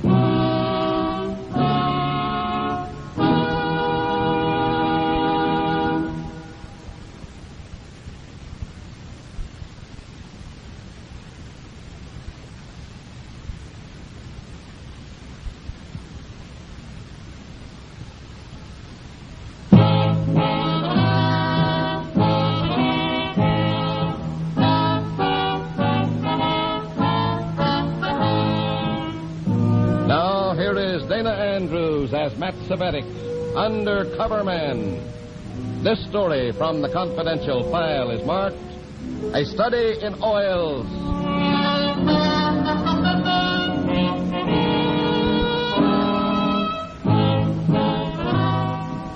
As I walk into Comrade Horsting's house, I know again that feeling of apprehension that accompanies every special party summons. As always, I wonder why I've been called. Have they seen me making a contact with the FBI? Or have they finally been able to fix the failure of some party project on me? It hasn't happened so far, but it can at any time. And the worry is always there. Then, in Comrade Horsting's living room, I learned that they haven't caught me yet. You have been chosen to perform a very important mission, Comrade Cvetic. Mission which has already met with several reverses. Then what makes you think I can swing it? What I think has no bearing on the case. The assignment came from party headquarters. Oh, what is it? You are to effect a friendly acquaintance with a Mr. and Mrs. Walt Wheeler. Where do I meet them? On the New York-bound Limited, which passes through here at 8 o'clock tonight. How will I know them? I have pictures of them. Newspaper pictures taken when the Wheelers overnight were catapulted from poverty to tremendous wealth. Oil?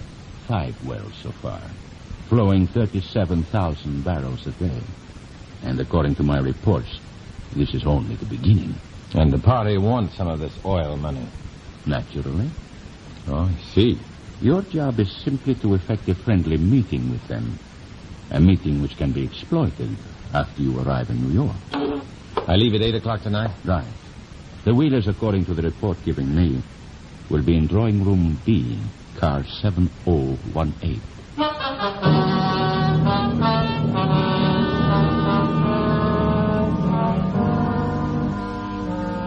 After leaving Comrade Horsting to go home and pack for my trip to New York, I step into a phone booth and call the FBI. I report to the agent in charge and ask for instructions. But he can't give me any until we know more about the project. Instead, he tells me to contact the bureau office in New York as soon as I learn something definite. I've only been in my room a few minutes, packing for my trip, when events begin to catch up with me.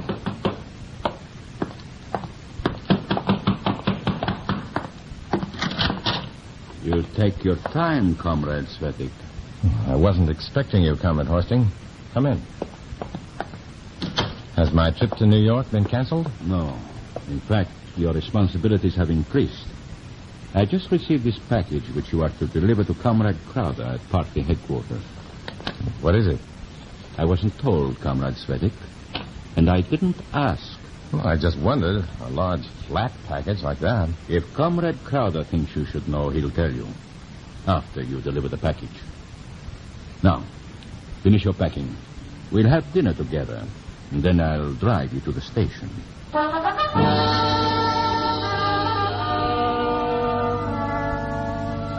I'm curious to know what's in the package Comrade Horsting has given me.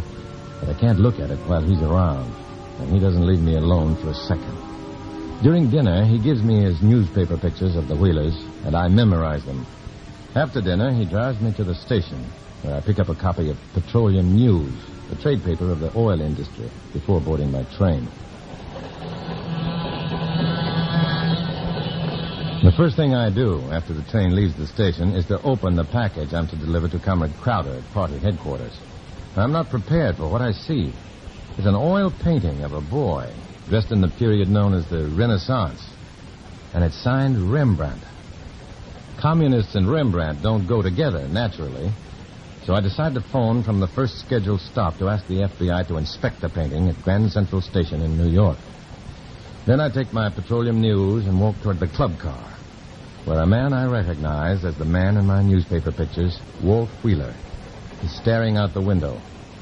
I sit down beside him and begin reading my oil industry paper. It's Batewell Cast, and Wheeler opens the conversation. You in oil business, mister? No, not really. I'd just like to read about it and hope that the leases I hold on government land may be worth something someday. It could happen. Sure, but not to me. It happened to me, mister. You're joking. Not a smidgen, mister. I was stuck with 250 of the most worthless, no-account acres a man ever broke a plow point on. That's where they struck the oil? Yes, sir. Well, imagine that. What's your name? Wheeler. Walt Wheeler. Wheeler? Mm-hmm. Well, I think I read something about you in this magazine a month or so back. You might have. We sure had a flock of people after us, taking pictures and writing articles, trying to sell us things we never even heard of. I'll bet.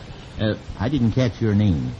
Oh, it's Smith, Matt Smith. Oh, I'm glad to know you, Mr. Smith. Well, I'm certainly glad to know you, Mr. Wheeler. You just call me Walt. Thanks, Walt. You know, I haven't dared say that to anybody since we struck the darned oil. Found too many people ready to take advantage. There are those people. Yes, sir, and Min and me met most of them. Min's my wife. I'd like to meet her. I'd like to have you meet her. Right now, she's back in the drawing room primping. Just like a woman, huh? She's entitled to it. If Min wants to spend the rest of her life primping, it's all right with me. She's had it tough enough before. Things were pretty bad before you struck the oil, huh? It couldn't have been much worse.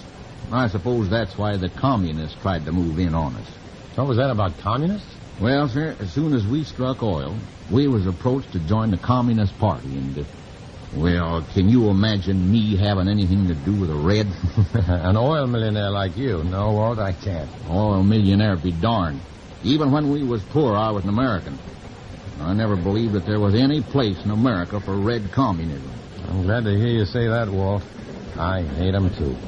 Well, men ought to be through with their fixing by now. Let's go back and see. Oh, I'll be glad to after we leave this next stop. I have to get off the train and make a call to New York. It must be pretty important business if you can't wait till you get there. It is important. Well, I'll wait here till you get back on the train. Then we'll go see Min.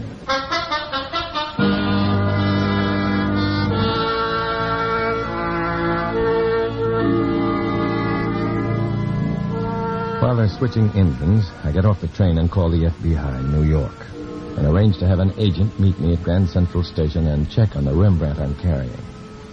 Then I meet Walt Wheeler's wife, Min. She's about 50, and the years of poverty have left their marks.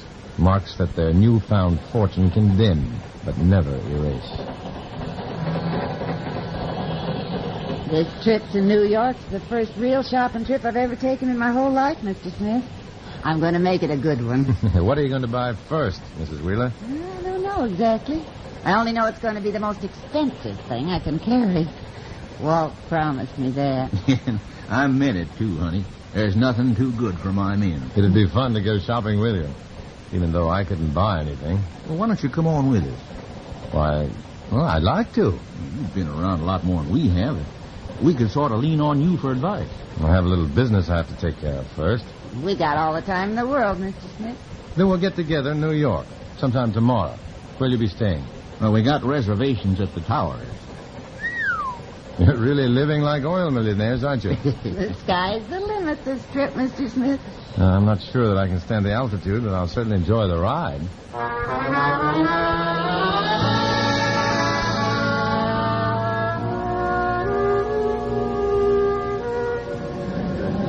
When the Wheelers and I get off the train in Grand Central Station, I know that I've established a contact with them that fits my party orders. A contact that can be exploited to the party's advantage.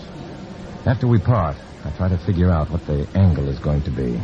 Then suddenly, shockingly, the Wheelers are erased from my mind by the sight of a man walking toward me. A man with his arms folded.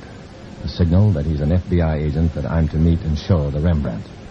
I nod and start toward him. He smiles. Then when I'm only 3 paces away, his smile changes to a frown, and he turns his back as a voice says to me, Mr. Svetic? What? Are you Matthew Svetic? Yes. I'm Comrade Crowder. I believe you have a package for me. Yes. But I was supposed to deliver it to party headquarters. You were supposed to deliver it to me. May I have it, please? It's in my bag. Oh. In that case, keep it there until we reach headquarters. Were you successful in contacting the Wheelers? Yes. Good. How are we going to exploit them? That will be explained at headquarters. Come on.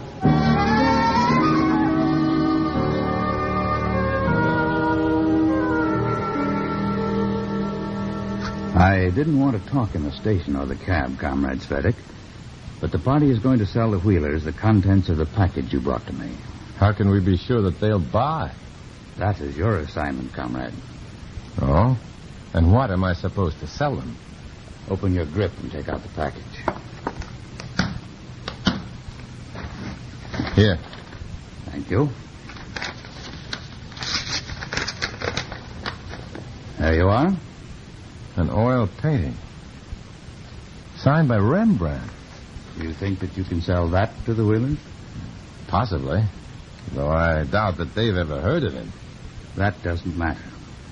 We have to sell it to them. But why to the Wheelers? The Rembrandts would be worth a lot of anybody's money. There are several advantages in selling to the Wheelers, Comrade. In the first place, they have almost unlimited financial resources, newly acquired. Is that a particular advantage? Certainly. Once we have their money, their check for this picture, we'll have the check photostated on both sides. And the endorsement will be made in the name of the Communist Party. Then we'll claim that the money was intended as a contribution to the party and can blackmail them indefinitely. Exactly. With your help, Comrade Svetic, we'll convert the Wheelers' money to the party. Every dollar of it.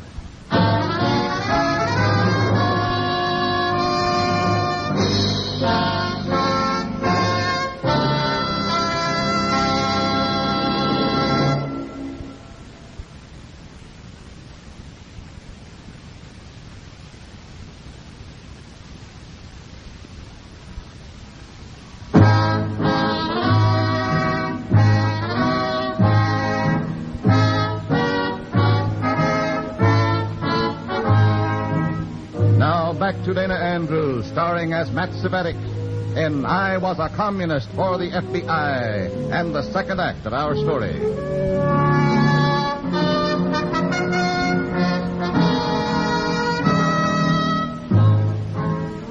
Now that I know the party's plan to sell the Wheelers an oil by Rembrandt, I'm anxious to get away to report to the FBI so that Walt and men can be warned against buying any painting. But I can't get away. Instead, with Comrade Crowder. I enter an inner office. Shut the door, Comrade Svetic. What is he doing here, Comrade? He has clients for our Rembrandt, Dr. Brokaw. Oh? Well, in that case, welcome, Comrade Svetic, Doctor. Comrade Svetic, this is Dr. Sergei Brokaw, Comrade. Dr. Brokaw is an art dealer, critic, and expert. And party member? But of course, Comrade. My Avant art gallery is simply a necessary front. After several others have failed, Comrade Svetic finally scraped up an acquaintance with a pair of dukes. The party has been most anxious to capture, Doctor. Oh? Peasants with oil wells. Oh, they should be very good prospects. Frankly, I doubt if they've ever heard of Rembrandt, Doctor. So much the better, Comrade. They'll not be so critical. Our artist, while improving, is not yet perfect. I'm afraid I don't follow you. For example, on this portrait of an unknown boy that was just delivered to us, Comrade Svetic also delivered the painting, Doctor. No matter who delivered it, our artist is improving. Except for the subject's left eye being 1 centimeter too short in this... Forgery? Copy is a kinder word, Comrade. Except for that one small difference, and that would not be noticed by any except the most thorough investigators, I defy anyone to prove that this is not a genuine Rembrandt. The colors, the canvas, the frame, everything is a copy of the finest order. If you don't mind, Doctor, I'd just as soon you save the sales talk for these suckers of Comrade Svetic. He and I need to work out a plan for catching them.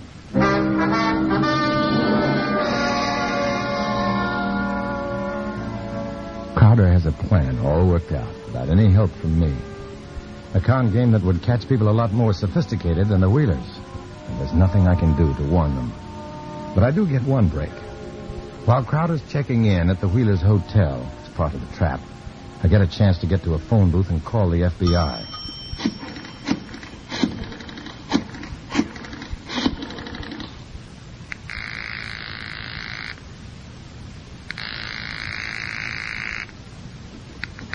Murray Hill office.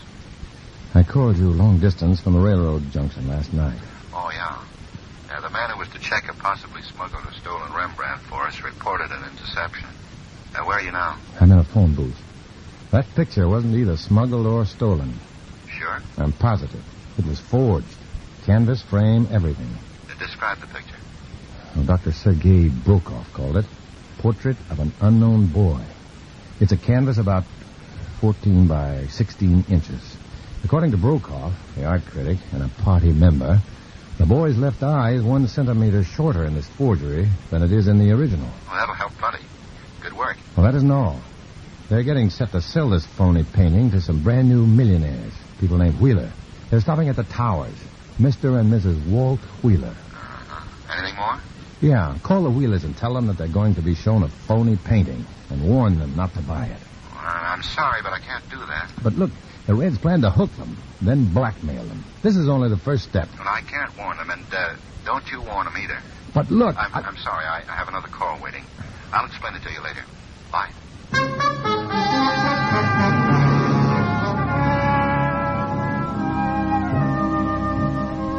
I can't understand the agent's attitude. I'm risking my neck to make this report, to keep the Reds from getting their hands on the Wheelers' money, and I'm told to forget it. My hands are tied. I know we're fighting a war against communism, and in any war, people get hurt. But I still feel like a traitor when I go to Comrade Crowder's room at the hotel, call the Wheelers, and get them to come down to see the Rembrandt. Oh, come in, man. Paul. I want you to meet a friend of mine. Well, any friend of yours is a friend of ours, Matt. Thank you all. Oh, Mrs. Wheeler, I'd like you to meet Mr. Crowder. Mr. Wheeler, Mr. Crowder. Hi. Nice to know you. What's this picture you were talking about, Matt? It belongs to Mr. Crowder. It's called Portrait of an Unknown Boy. It's a painting by Rembrandt. Little known and extremely valuable. When Mr. Crowder said that he intended selling the picture, men, I remembered you saying that you wanted to buy the most expensive thing you could carry. This picture might be it. You remembered that and thought of it. I told you he was real folks, men. There's considerable prestige connected with owning a genuine Rembrandt. Oh, is he one of them moderns? Rembrandt has been dead more than 200 years. Oh. He was one of the old masters. Oh, then this is real expensive. Extremely. It's probably worth much more than you could possibly pay. How much is it worth? Maybe $50,000. Possibly $150,000. Well, now, that's quite a spread. How do you find out for certain? Check some professional art dealer. Who? Your own, if you like. Oh, we don't have an art dealer. I didn't think you would. I don't know why you insisted on wasting my time, Matt.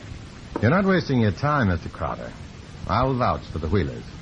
If they decide to buy your painting, they can well afford to buy it. And any other painting you happen to have, too. Why don't we take this picture to an art gallery and get an unbiased appraisal of it? Well, anything you say, Matt. Where's a good one? I'll pick one out of the phone book.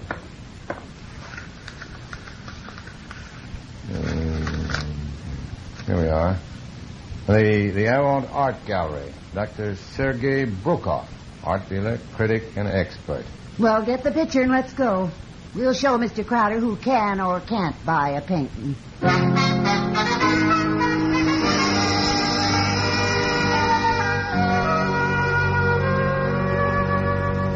I am terribly busy at the moment, Mr. Smith. I have an appraisal to do at the Metropolitan Museum.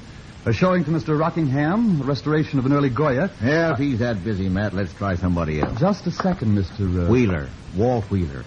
I didn't refuse to look at your painting. Well, it isn't ours yet.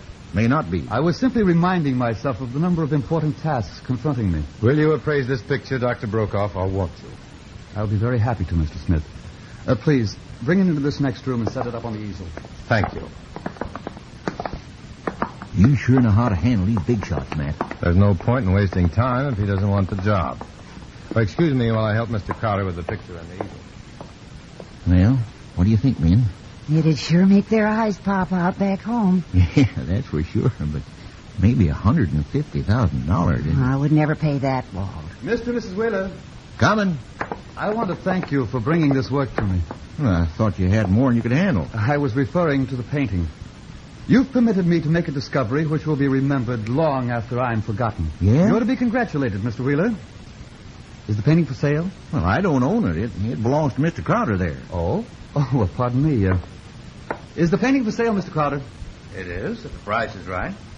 Would you accept $100,000? Cash? Well, it would take me a little time to get in touch with my principal. Hey, now, we brought that picture in here. You don't own it, Mr. Wheeler.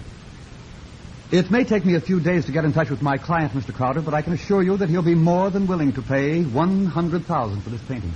Now, if you will accept my check for $10,000 as evidence of good faith, Mr. Crowder... We're buying that picture, Mr. Crowder. Oh, now, see here, Mr. Wheeler. If your client can pay $100,000 for that thing, Min and me can, too. And we'll give you a check for the whole thing right now, Mr. Crowder. Well, Talk to him, Matt. I didn't know it before, but I do now. I got to have that picture.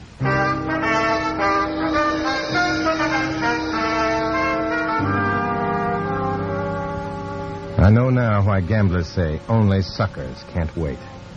Min and Walt Wheeler were so afraid that Brokoff's non-existent client would buy the phony Rembrandt, they couldn't take time to think it over. And Brokoff and Crowder played them that way. And the Wheelers actually thanked them when they took the check. A little bitterly, I phoned the FBI and reported that their refusal to warn the Wheelers had given the Reds a present of several $1 million. I left for home that night, and it was 2 days before I again checked with the FBI and arranged a meeting. Hello, man. Sit down. Thanks. Well, feel proud of yourself? Sure. I don't blame you. What are you talking about? The Wheelers and the phony Rembrandt. You really worked a deal there. Yeah, quite a deal. The phony art dealer and Comrade Crowder are going to get about 10 years apiece. What happened? When the story of the Wheelers' purchase broke in the papers, every art expert in New York wanted to see their unknown Rembrandt. I can imagine. And you can't imagine the trouble we were in. Half of the experts thought the painting was authentic. In fact, if it hadn't been for your tip about the left eye being 1 centimeter shorter than the original, we'd never been able to prove fraud against Brokoff and Crowder. The Reds still got Wheeler's $100,000. Well, we wanted them to, Matt. That's why you weren't allowed to tip them off. Once Crowder deposited that check, we had them. It was never cashed because the Bureau put a hold on it until the Wheelers actually stopped payment. Well, that makes me feel a lot better. I thought it would. All in all, it was quite a study in oils. Yeah, a study in oils. Oil wells, oil paintings, and communist oil. My cell leader praised me highly for having handled myself with such circumspection that the suckers, as he called them, never suspected me. And the other members of our cell echoed his praise, for no wholehearted believer in the communist doctrine could ever understand that the Wheelers' attitude toward me stemmed from their own kind, generous, and just basically decent instincts, rather than from any cleverness on my part. I understood, though, and I've often wished that I could see them again as a friend. Naturally, that was impossible. If I am to have friends, I have to pick them from among the members of the Communist Party. I choose to walk alone.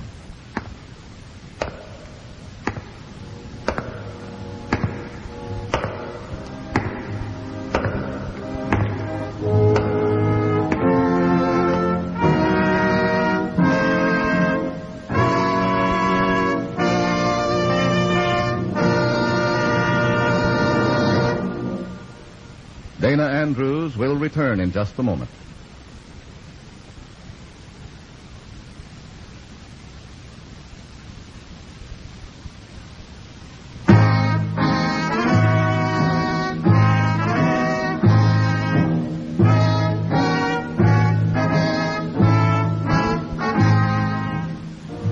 This is Dana Andrews. All over America and in all walks of life, men and women are belatedly learning that they've been duped by the Communist Party, tricked into contributing their names or their time or their money to a group whose only aim is their enslavement. Although to protect innocent persons, names, dates, and places are fictitious, the danger they warn against is very real. Many of these stories are based on the fantastic experiences of Matt Savetic. Next week, we'll bring you another strange adventure. Join us then, won't you?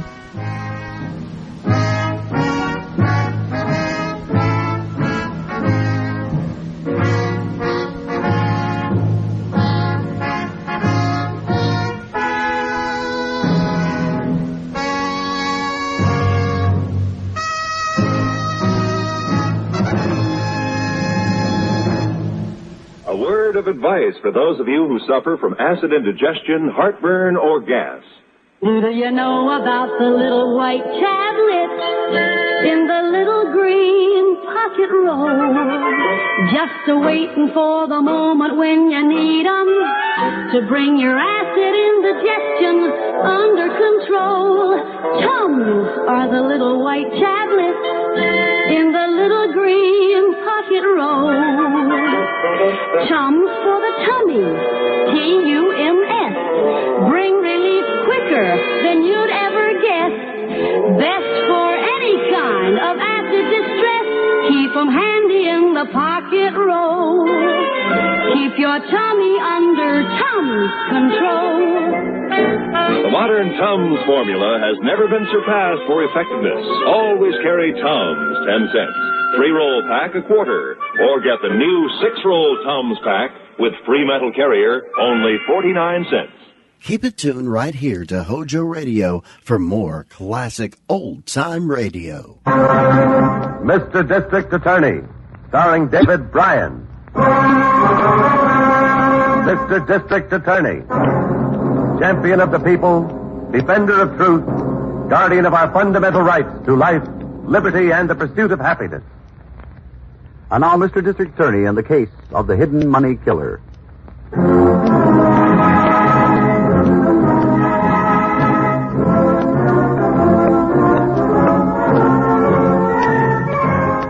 And now, here is our star, David Bryan, as Paul Garrett, Mr. District Attorney.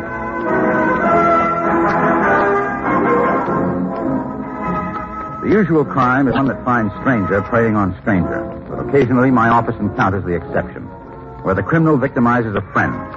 When this occurs, as in the case you are about to hear, the job of detection can be involved and difficult. There's your change, sir. Thank you. Hey, Garrow, how about the sandwiches for me and Costain? Wait till that customer leaves. You can forget the food for now. I want you to come downstairs and help me find that money before Pop Leonard gets back. Me too? Why not? Let's go.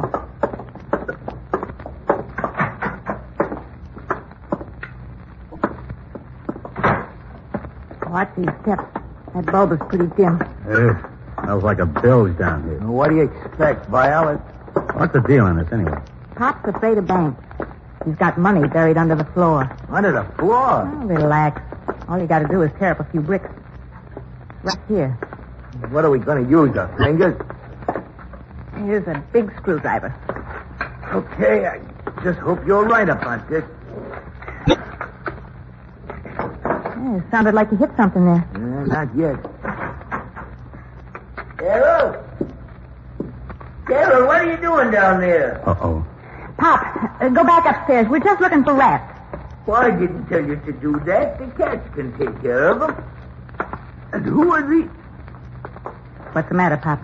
You've been pulling up bricks. Now I know what you're doing here. And after all I've done for you, Carol. Wait a second, Pop. Where do you think you're going? I'm going to call the police. You people ain't going to steal from me. You ain't going nowhere. You let go of me. Why, you old goat, poke me, will you?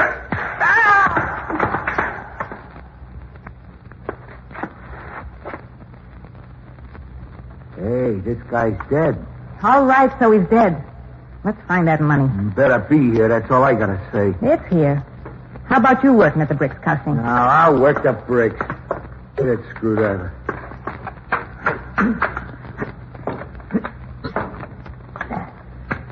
There's another one loose. Get it, Cussing. Okay.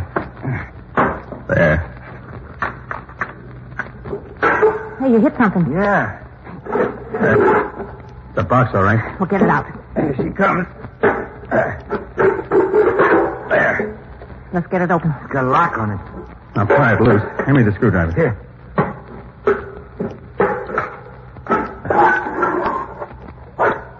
Hey, will you look at that? You were right all the time, baby. Now listen to me, you guys. We got to do this right. We're going upstairs, and you're going to tie me up and make it look real. Got a rope? Of course I got a rope. Now, come on.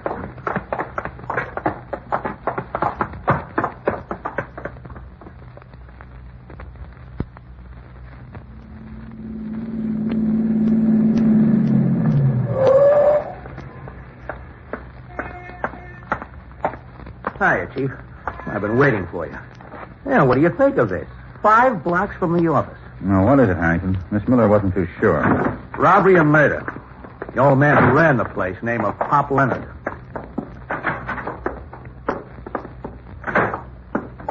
The body still here? No, the coroner's boys picked it up about 10 minutes ago. But this young lady can tell you what happened. Carol Thorson, Chief. This is the district attorney, Miss Thorson. Mr. Garrett.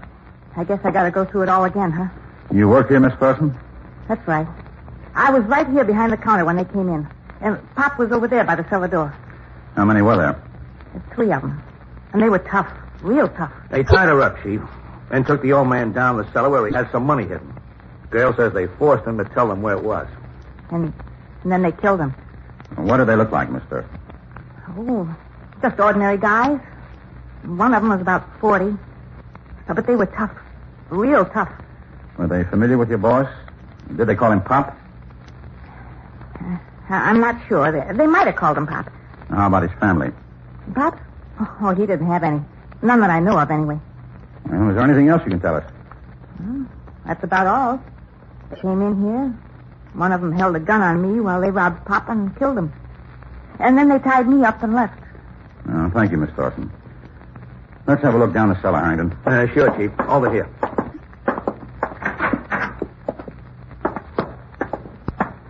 And when we leave here, I'd like you to get a rundown on the old man's background. Find out who his friends were. If any of them answered the descriptions of the crooks that did this. Okay, Chief. So this is where he had the money buried. Yep, this is it. And I want you to take a look at this bill I found on the floor. Yeah, I'll get the flashlight on it.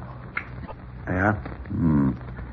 Crooks must have dropped it when they left. Yeah, but get a load of that greenish stain around the edge. Yeah, I noticed it.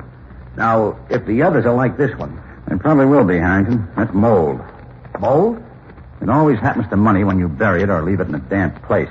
This just got started. Bills can be completely destroyed by mold. Well, anyway, I figured it for a lead. It is, a good one. We'll instruct every bank in the area to notify us if anything like this comes in. Let's go.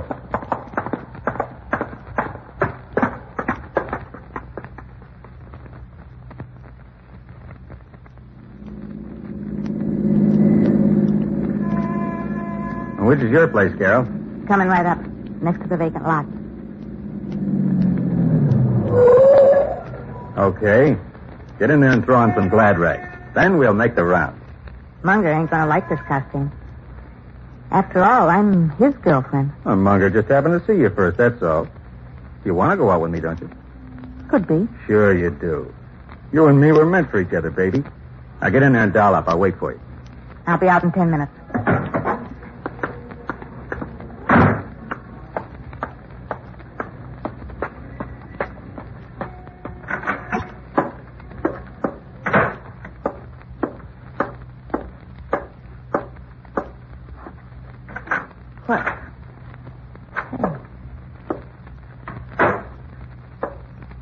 Baby.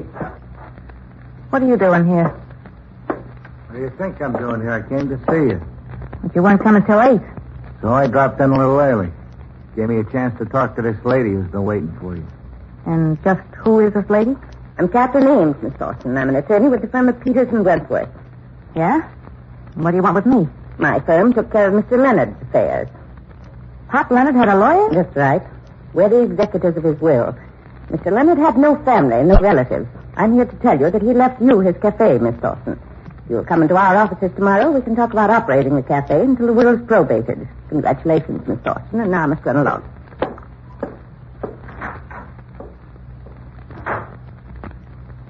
Well, what do you got to say? Why, I can't believe it. The old man leaving me his business. I can't believe it. I'm sorry, baby, but I can't buy that. You can't buy what? You knew all the time the old boy was leaving you the place. He told you about it. I didn't know a thing about it. Don't give me that. You made a patsy out of me, kid. But you're not going to get away with it. I'm cutting in on the business. You're cutting in on nothing. Just a minute.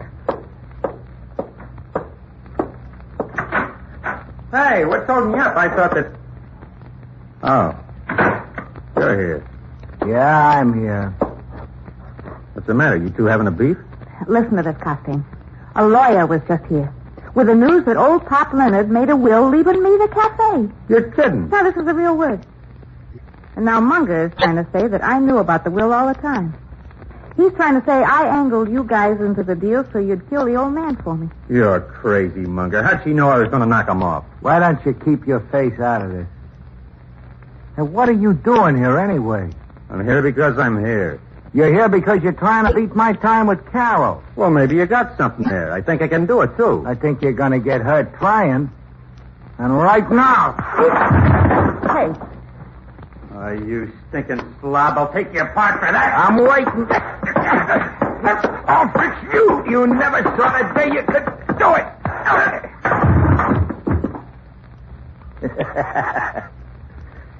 Look at him now, Carol. Colder than a frozen mackerel. All right. All right, so you beat him this time. I'll beat him any time. Yeah? Well, right now you better get some bandages and stuff for Costain. He's all cut up. And now, ain't that too bad? Okay, I'll go down to the drugstore and get something for him. When he snaps to, tell him to watch his step after this or he'll get more of the same.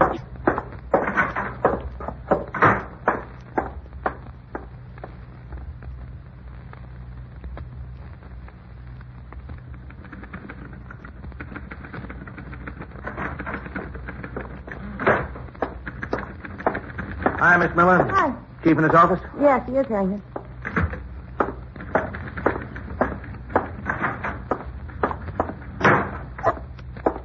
Hi, Chief.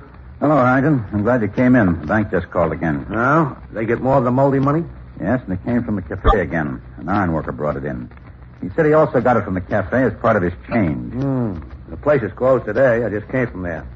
They must be going to reopen right away because they got a sign on the window that they want a waitress. When? Apply this afternoon, the sign said. I was figuring on going back myself to see if I could find out anything. I think I've got a better idea. Yes, Mr. Garrett. Would you come in here, please, Miss Miller? Right away. I get it. She's going to go to work as a waitress. If she'll do it. I've never known her to turn one down yet. I didn't bring my book because when Harrington was here, I'm never called for dictation. You were right. But I have another job in mind. You know anything about being a waitress? No, but I learned fast. Is that cafe? Yes, we've still got that moldy money coming from the place, and it's going to reopen in a day or so. They want to hire a waitress. I can try. Good. But you've got to promise to be careful on this. I'm always careful. Make sure this time. One murder in that place is quite enough. Pop Leonard, owner of a small cafe, had been murdered in the cellar of the place. The killers had taken a box of money the old man had hidden under the bricks of the cellar floor. But one of the bills had been dropped and left behind. On it, we found traces of mold caused by dampness.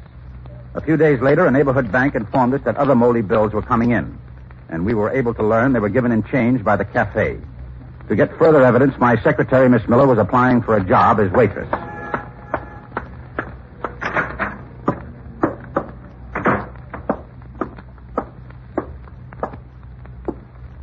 Who do I talk to about the job? You talk to me. Is the job still open?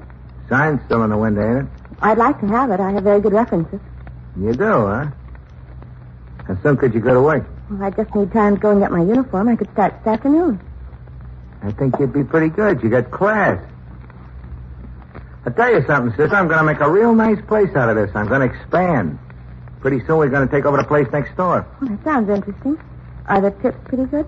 Oh, with you, they ought to be great. Well, I've got my references right here if you'd like to look at them. Look, sister, when I see something I see, I go for it. If you want the job, you got it. I don't need to look at no references. Well, I do. I can't hire a waitress like that, Munger. Why not? If she don't work out, we fire her and get another one. And go through all this again? We'll look at this girl's references right now. Now, why don't you keep out of this? Why should I? I guess I own the place, don't I? I don't care what you own. I'm running it. Let me see your references, miss.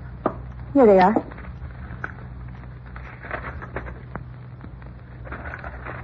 All right. Is there anything wrong with her? She just break out of jail or something? I guess she's all right if you want to hire her. I got news for you. I already hired her. Good. When do you want me to come back? How about in the morning? I'll be here. What time? We open at 7. Get here a few minutes early. She can get here at 6:30. Sharp. We have other things to do besides just waiting on customers. 6:30, that's fine. Okay, mister, you can take that sign out of the window. I'll do that, sister. I'll do it right now.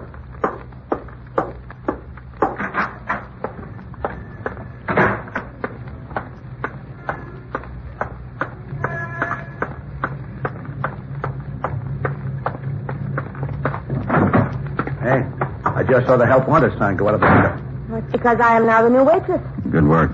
When do you start? Tomorrow morning at 6:30. Who did you talk to? A man named Munger. He was easy, but a girl came out and made it a little rough. For a couple of minutes, I thought I might not get the job. What did the girl look like? Very attractive. Dark hair, medium build? That's right. Must have been Carol Thorson, Chief. Yes. What did the man look like, Miss Miller? Well, he's young, about 25. Did they seem friendly? No, they didn't seem friendly at all. The girl said she owned the place, but he claimed he was running it. Oh, so she said she owned it. We'll have to check into that. We'd better get out of here, Harrington, before one of them comes out and spots us with Miss Miller. Yeah.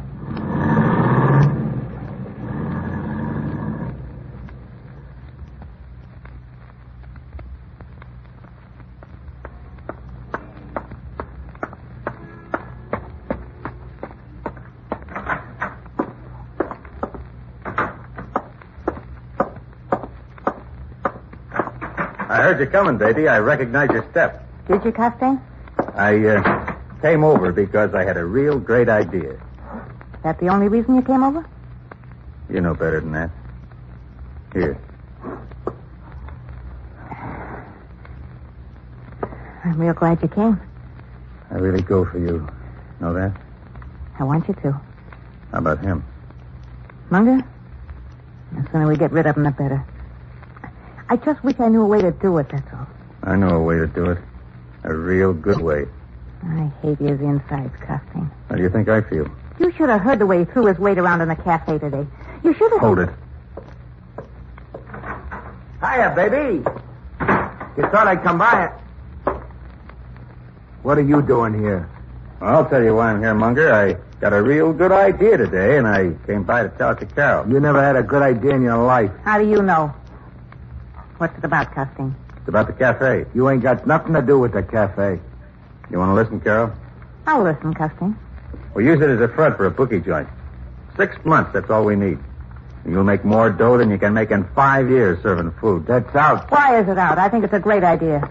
I don't want to spend my whole life working. I told you that. I don't care what you told me. It's out.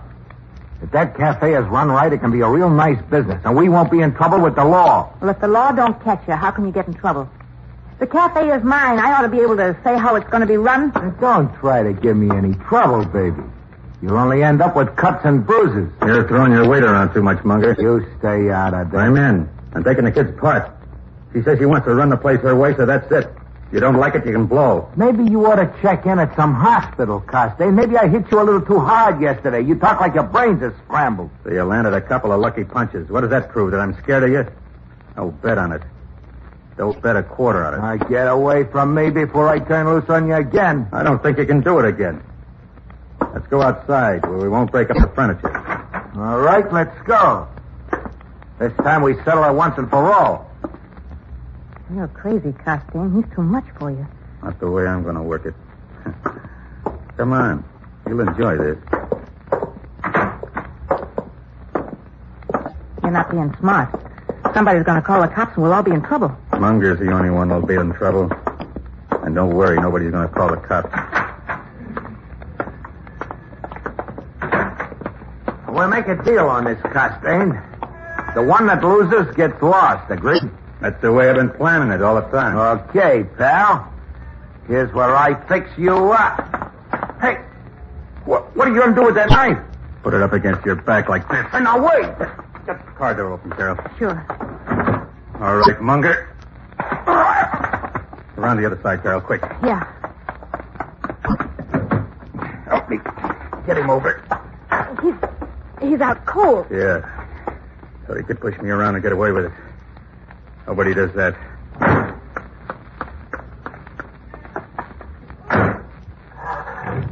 What are we going to do with him? I'm going to take him somewhere and fix it so he never comes back.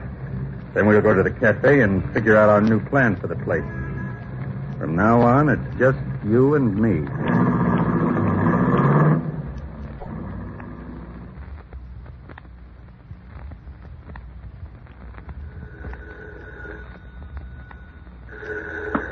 I'll get it, Chief. District Attorney's Office. Oh, Harrington, let me talk to Mr. Garrett, will you? Yep, he's right here. Miss Miller, Chief. Hello, Miss Miller. I'm calling from the cafe, Chief. Anyone there with you? No one. The day was supposed to be closed, but I have a key to open up, so I came in anyway. And I've been looking around. Pretty risky. But worthwhile. I found a cash box behind some canned goods that has about $2,000 or $3,000 in it. And the bills have that mold on them. Are you sure you're alone? I'm positive. Is that the only phone? There's another one back in the kitchen. Well, pick up that money and get out of there right away. All right. Do it quickly, Miss Miller. I will. Goodbye, Mr. Garrett.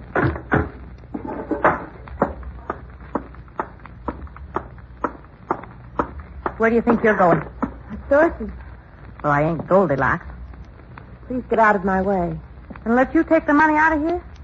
I got other ideas for you, stool pigeon. I gather you heard the phone conversation. You gather right. Who was the guy at the other end? The district attorney. Oh, I'm flattered. Put down that cash box. I'm sorry, but I have to take it with me. Put it down. Now I'm going to show you what I do to stool pigeons when I get through with... Come here, you. Let me get hold of her. Do you see what she did to my eye? Never mind that. We got to move fast in this thing. We got to take that door and blow town. You're not going to let her go. Are you kidding? Get that cellar door open. All right, get down there, you.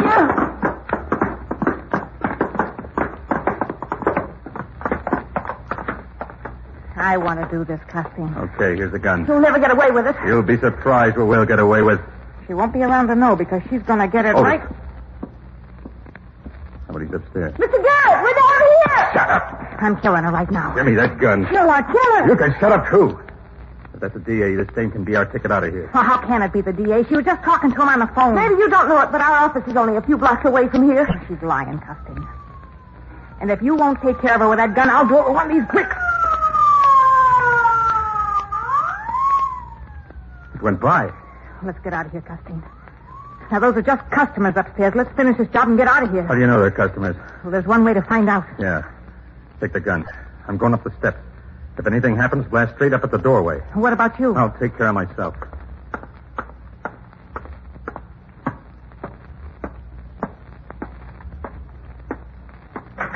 All right, mister. Get your hands up. Out! Hey, Chief, you all right? I'm fine. Boy, that was close. All right, cop. Stay where you are. We've got the girl here. That isn't going to do you any good. It better do us some good, or she'll never walk out of this place. This looks like a bad one, Chief. We're pigeons if we try to get down those steps. You think you got the edge, don't you? You think you can call a squad car and use tear gas to root us out? Well, I can think, too. And you're going to throw your guns down here and let us spy? Or we kill the girl right now? That's quite an argument you've got, mister. But I can pull a switch on you. You hear, Miss Miller? I can pull a switch on him. I hear it, Chief. Go ahead and pull it. All right, I quit. Let's hear you toss that gun away. Turn on the light, Harrington.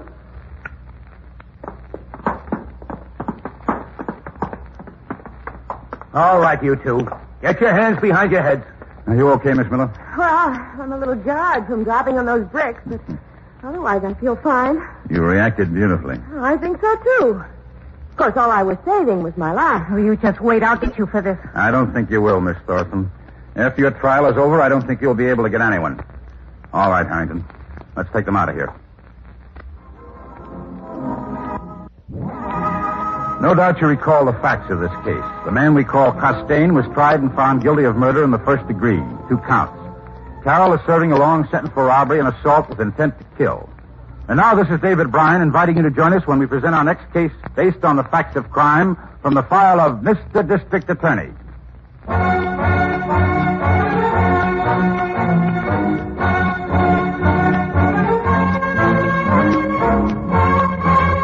Mr. District Attorney is a presentation of the United States Armed Forces Radio and Television Service.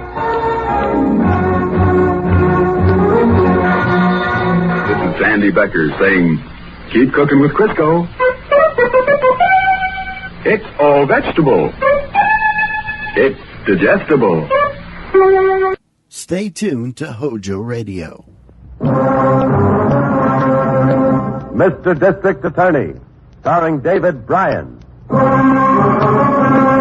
Mr. District Attorney, champion of the people, defender of truth, guardian of our fundamental rights to life, liberty, and the pursuit of happiness.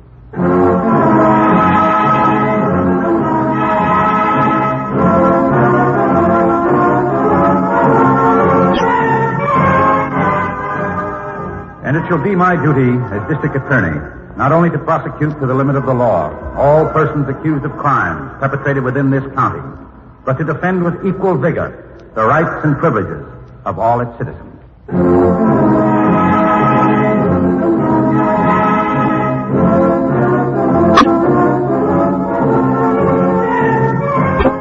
And now, here is our star, David Bryan, as Paul Garrett, Mr. District Attorney.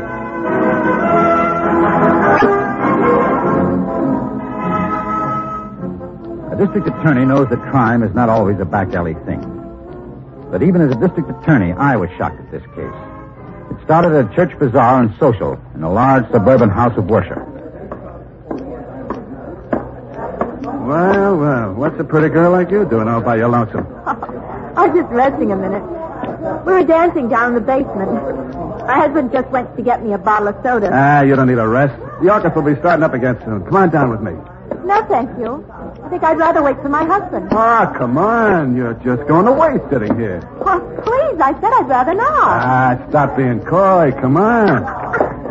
I told you I don't want to go with you. Let go of my arm, please. What's going on here? What's the matter, Harriet? Oh, Mort. I was waiting for you And I saw her sitting here and alone and asked her to come downstairs to dance, that's all. And the left finger marks all over her arm? Looks like you asked pretty rough. That's no harm done. You gonna get hot about it? Take the soda bottles, Harriet. More don't. I said take them. Now, you want to repeat that question? No. Place is probably full of friends of yours. I don't know anybody around here. Just happened to drop in. Then why don't you just drop out? I knew you weren't a member of the church. Go ahead, get out before I call somebody and have you put out. All right. As long as you know you couldn't put me out alone. Anytime you want to try. No, please. Let him go. I'm all right. That kind's liable to turn up any place, even a church social. Well, forget about him. He's gone now. Drink your soda. Here. Look at you. You're shaking. Well, not from him. It's a little chilly in here now after dancing, that's all. Well, where's that little bolero jacket you brought? I left it out in the car. Well, I'd better go get it for you. It's in the back seat. Okay, I'll find it.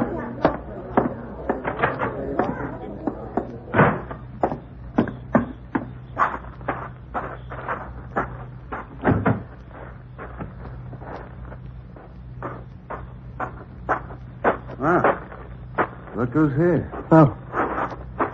It's you. What were you doing over by those cars there?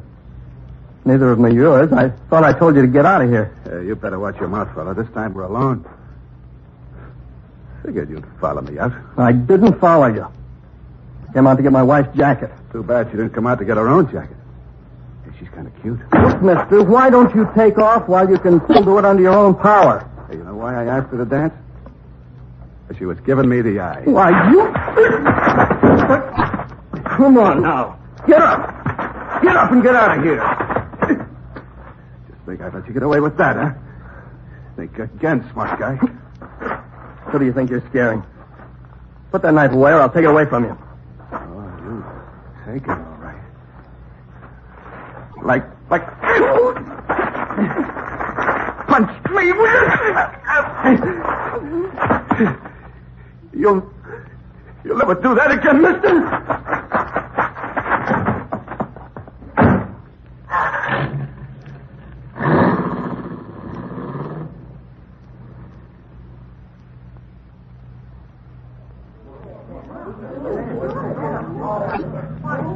All right. Clear the way there. Let that car through.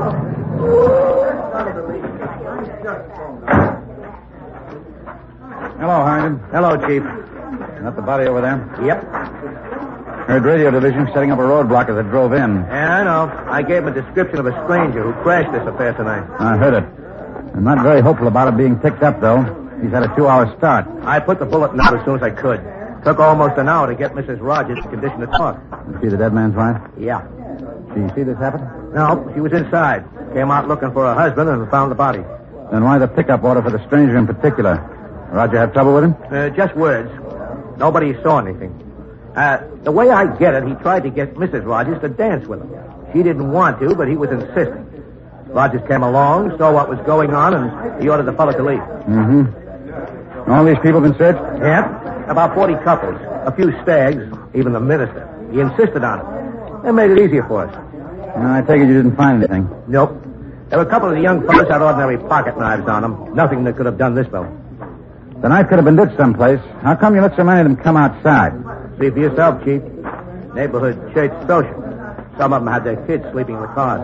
Oh, okay. Yeah, it's a pretty brutal stabbing, Chief. Yeah. I don't see how the killer could have managed this without getting some blood on himself and on his clothes. You checked for that during the shakedown? Yeah, just their hands. After all, they're church people. Yeah, I don't like it any better than you do, but it has to be done. Let it have time to dry by now. Anybody who had it on them might have tried to wash it out. We're going to have to check on every suspicious-looking stain. Okay. I got the names and addresses of all of them during the search. Good. You can use that as a checklist. Make sure nobody's disappeared since you got here. You better get them all inside. Right. All right, everybody inside, folks. Everybody inside, please. What about the people with kids? Well, if they're sleeping, they'll be all right here. If they're awake, better carry them in. Better ask the minister if there are any spare clothes around. If we find these stains that call for lab analysis, a few of these people mightn't have anything to wear home.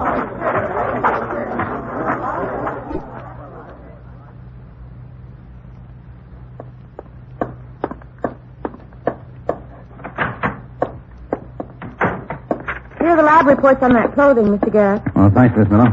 What did they find? Well, there was human blood on one of the shirts, but... Excuse me. District Attorney's office. Harrington, Miss Miller. Chief there? Yes, it's Harrington for you. Just got a lab report on the clothes, Harrington. There was blood on that white shirt we listed as belonging to Walter Miller. Is he the one that said his little boy had a nosebleed while they were driving to church? Yeah. We should be able to check it out right now, though. What was the blood type? What blood type on that, Miss Miller? Type O. Type O, Harrington. Well, his story looks straight then. The medical examiner just finished with Rogers' body. His was AB. Everything keeps pointing to that stranger. You think Mrs. Rogers gave a good description? I think so. She swears she'd known if she saw him again. Good. I'm going to have some photos pulled for her to look at. Now, that'll take a couple of hours. You want me to come in? No, you stay out there. I'll come out and meet you. You keep a list of the people at the church? Right in my pocket.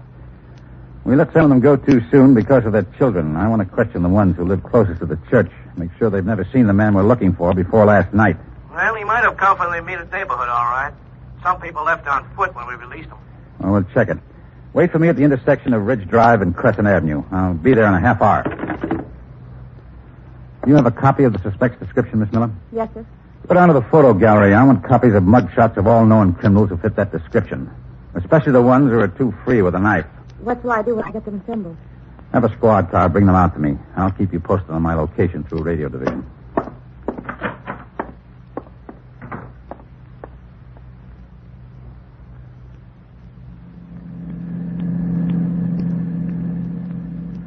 What's that house number again, Chief? Brubaker's? Now, let me find it. Here. Herbert Brubaker. 447 Elm. 447. Could be the corner house up there where the man is mowing the lawn. Yeah. Yeah, that's him. I remember him from last night. I hope he's more help than the last 5 or 6 have been.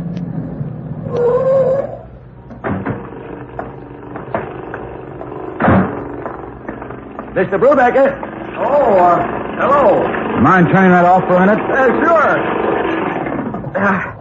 I'm glad to see you, fellas. As a matter of fact, I was just thinking of phoning the police station. What about? You got some information on the Rogers case? Well, no.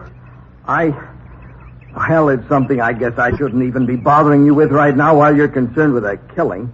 But, well, a couple of things were stolen out of my car while we were at the church. What things, Mr. Brubaker? A knife? No, nothing like that. An electric hedge clipper and a pair of pruning shears. You sure those things were taken while you were at church? No place else they could have been taken. Hardware store was the last stop we made before we went to the church. I put them on the back seat. This morning, they weren't there. The guy we're looking for left the place just before Rogers went outside. Rogers might have surprised him going through Brubaker's car. That's possible, Mr. Garrett. Mort Rogers' car wasn't parked more than 20 feet from mine last night. Yeah, electric hedge clippers and pruning shears won't be easy to trace. Well, maybe we'll get some other complaints. The trouble is, people don't always complain. Come on, Harrington. Goodbye, Brubaker. So long. Goodbye, gentlemen. Well, what are you gonna... Hey, one of our squad cars cruising down the street on the other side. He wants us. All of the photos I want Mrs. Rogers to look at. Get them and then give him the list of names you've got and tell him to rush them back to Miss Miller as fast as you can. I'll get her on radio phone and give her instructions. Right.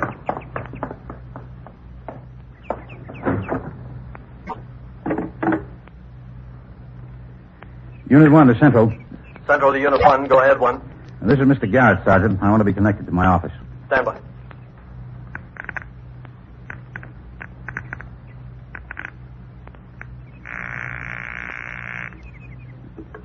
District Attorney's office. It's me, Miss Miller. The squad car is bringing you a list of names. I want your entire switchboard on this. Call everybody on the list. Ask them if they had anything stolen from their cars last night. Make them check and call back. I want a complete report. Yes, sir. I'll expect an answer while I'm seeing Mrs. Rogers. You can reach me at the county morgue. Yes, sir. Here you are, Chief. Here are the mugshots. But if the killer isn't in this batch, I'm afraid he's going to be hard to find. Well, we may catch him in the way he least expects. No? How's that? By catching a thief first. A man had been brutally murdered in the church parking lot. All available evidence pointed to a stranger none of the congregation had ever seen before.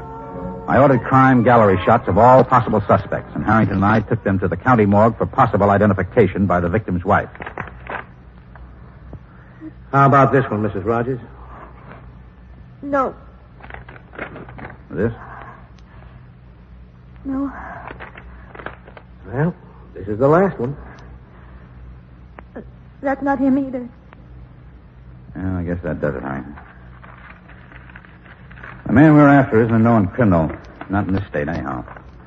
Could I go back to my husband now? I want to be near him until they have to...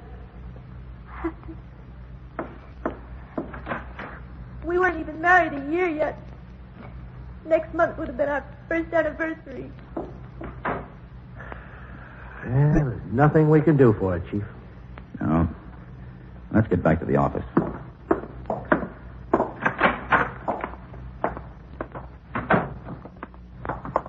Young bride like that. Yeah. Nice future the killer left her. Arthur Perney Jr. He was at the church last night. Something missing from his car? Yes, a lady's wristwatch. It was brand new. He bought it yesterday for his girl's birthday. Left it in the glove compartment of his car, intending to surprise her with it on the way home. Well, that's going to help, Chief. Plenty, especially if the killer tries to sell it or pawn it someplace. He might just give it to some girl. I don't think so. The man we're after doesn't sound like he'd have a girl of his own. Did you ask Mr. Perney if the serial number of the watch was on his sales slip? Yes, sir. Here it is. Serial 774-372L. Good, it's Sunday. He took the watch last night, so there isn't much of a chance that he could have unloaded it yet. By opening time tomorrow morning, I want every pawnbroker and jeweler within 100 miles of here on the lookout for anybody trying to sell or pawn a watch with that serial number. I'll take it down to the teletype room right now. Well, when you're finished, meet me in the record room. But the guy we're after hasn't got a record. Well, not that we know about. I'm looking for something else.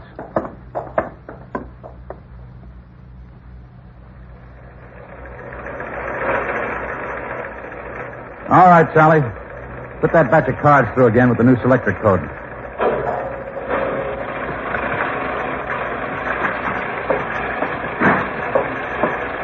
Oh, set, Chief.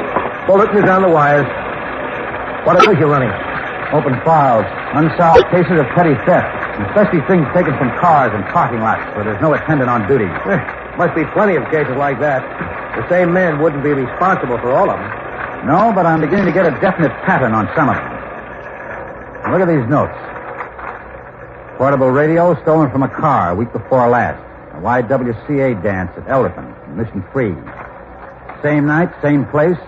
A man answering the description of our stranger got in an argument with a coffee shop counterman. Pulled a knife on him. Didn't use it, though, because a prowl car came by and he ran. Hey, that's good. Oh, here's another one. Church, social, and dance held a month ago at Walton Beach, at Mission Free. Dance committee ordered man to leave because he had been bothering women. Again, the same description. Cars in the parking lot had been looted. That sounds like our boy, all right. But we still don't know who he is. There's something we do know, though. Come here. Look at this county map. Now, last night he was here in West Haven. Week before last, here in Elderton. A month ago, here at Walton Beach. All suburban areas in the northwest section of the county. Ah, means he must be living or working in that area someplace. Well, that's the area I want combed. Those are small communities, though, Chief, and he was a stranger in all three places. Unless, of course... Yes? Well, this section here, right in the middle of the circle. Paradise Hills? Yeah. Amusement park and summer camps in there. Well, they're closed for the season. No, not entirely. Skeleton maintenance crews, watchmen, tramps looking for a place to hole up. You're sure about that? Yeah. I worked up there one year when I was a kid. Old couple run a general store there all year round. Reb and Jenny Watkins. Mm-hmm. All right, let's put squads out in the three places I've designated. What about Paradise Hills? We'll take that ourselves.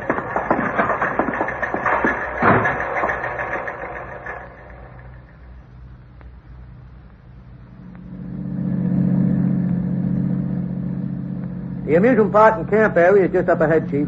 We can leave the car at Watkins' store. Walk around. It doesn't look like a store would do much business up here this time of year. Well, I guess the year-round people must give Watkins enough trade to keep going. Just him and the old lady. They don't need much to get by. Oh, there's the place now. A few cars parked in the shed behind it. Yeah, camp maintenance crews, I guess. Hey, chilly. It'll feel good to get inside.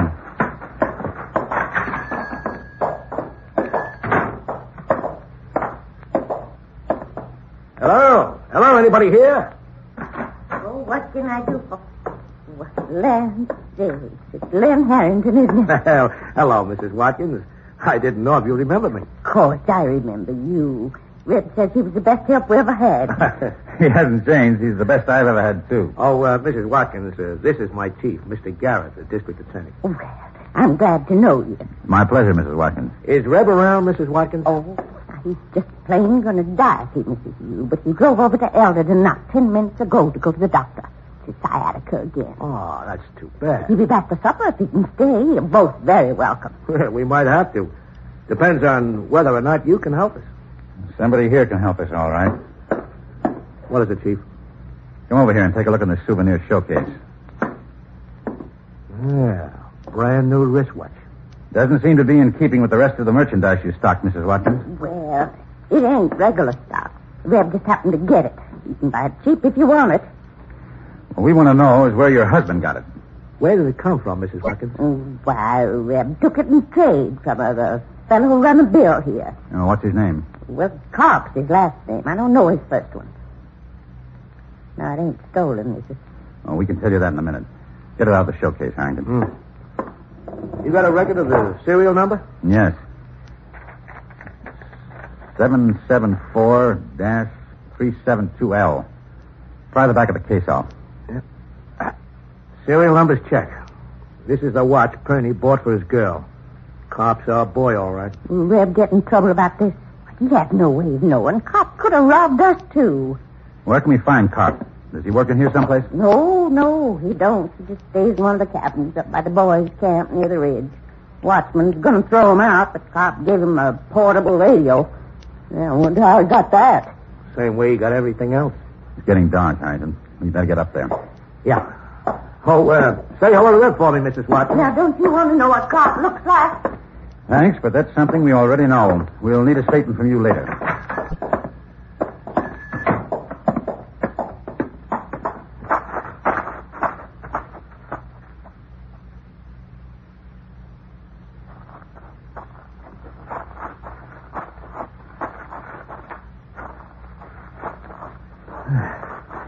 Well, this is the camp.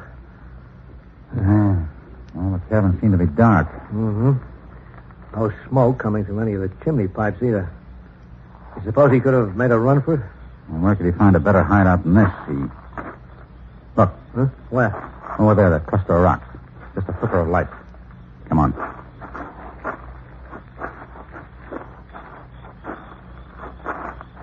I see him. Mm-hmm.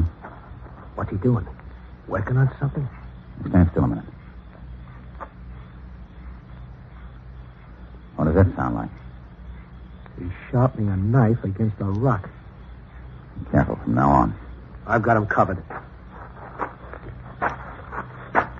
Who's that? Who's out there? Who are you here put after me? He's wise, Chief. Can't help now. We want to talk to you. About what? About a church social you crashed last night, Mr. Carp. He ducked behind the rocks, Chief. Quick. Get down, Chief. That's a rifle he's got in there. I know it. Listen, Carp. The only way you can get out of there is to come right toward us. If you try to climb over the rocks, that fire will light you up like a duck in a shooting gallery. We can't move either, Chief. He can wait for the fire to go out. If we let him wait. Got a little trick we'd like to show you, Carp. All right, Harrington. Fire a shot right into the opening between the rocks. I can't see anything. Just fire it. You hear that ricochet, Carp? What about it? If we keep bouncing shots off those rocks, one of those ricochets might find you, mister. Give him another one, Harrington. You Never mind the compliments. Throw that rifle out and follow it with your hands up, or I'll have a Tommy gun playing billiards off that rock within 15 minutes. Harrington. All right, A rifle first. Heave it. I'm coming up. Don't cross me. I give up. I wonder where he got that rifle. That's easy. Some hunter's car, someplace. I don't know what you guys want with me. I haven't done anything. Well, good. We got a whole jail full of innocent people you'll love meeting. Now drop your hands and I'll put these on. Hang him. Drop that Come on, let it go! Yeah. Good thing you grabbed him, Chief. I didn't even see that thing. The way you had it palmed. Took two of you. For another second, I'd have had it between your ribs. A second can make a big difference, Pop. You'll find that out the day the state straps you in the chair. Shove off, mister. You got a long trip ahead.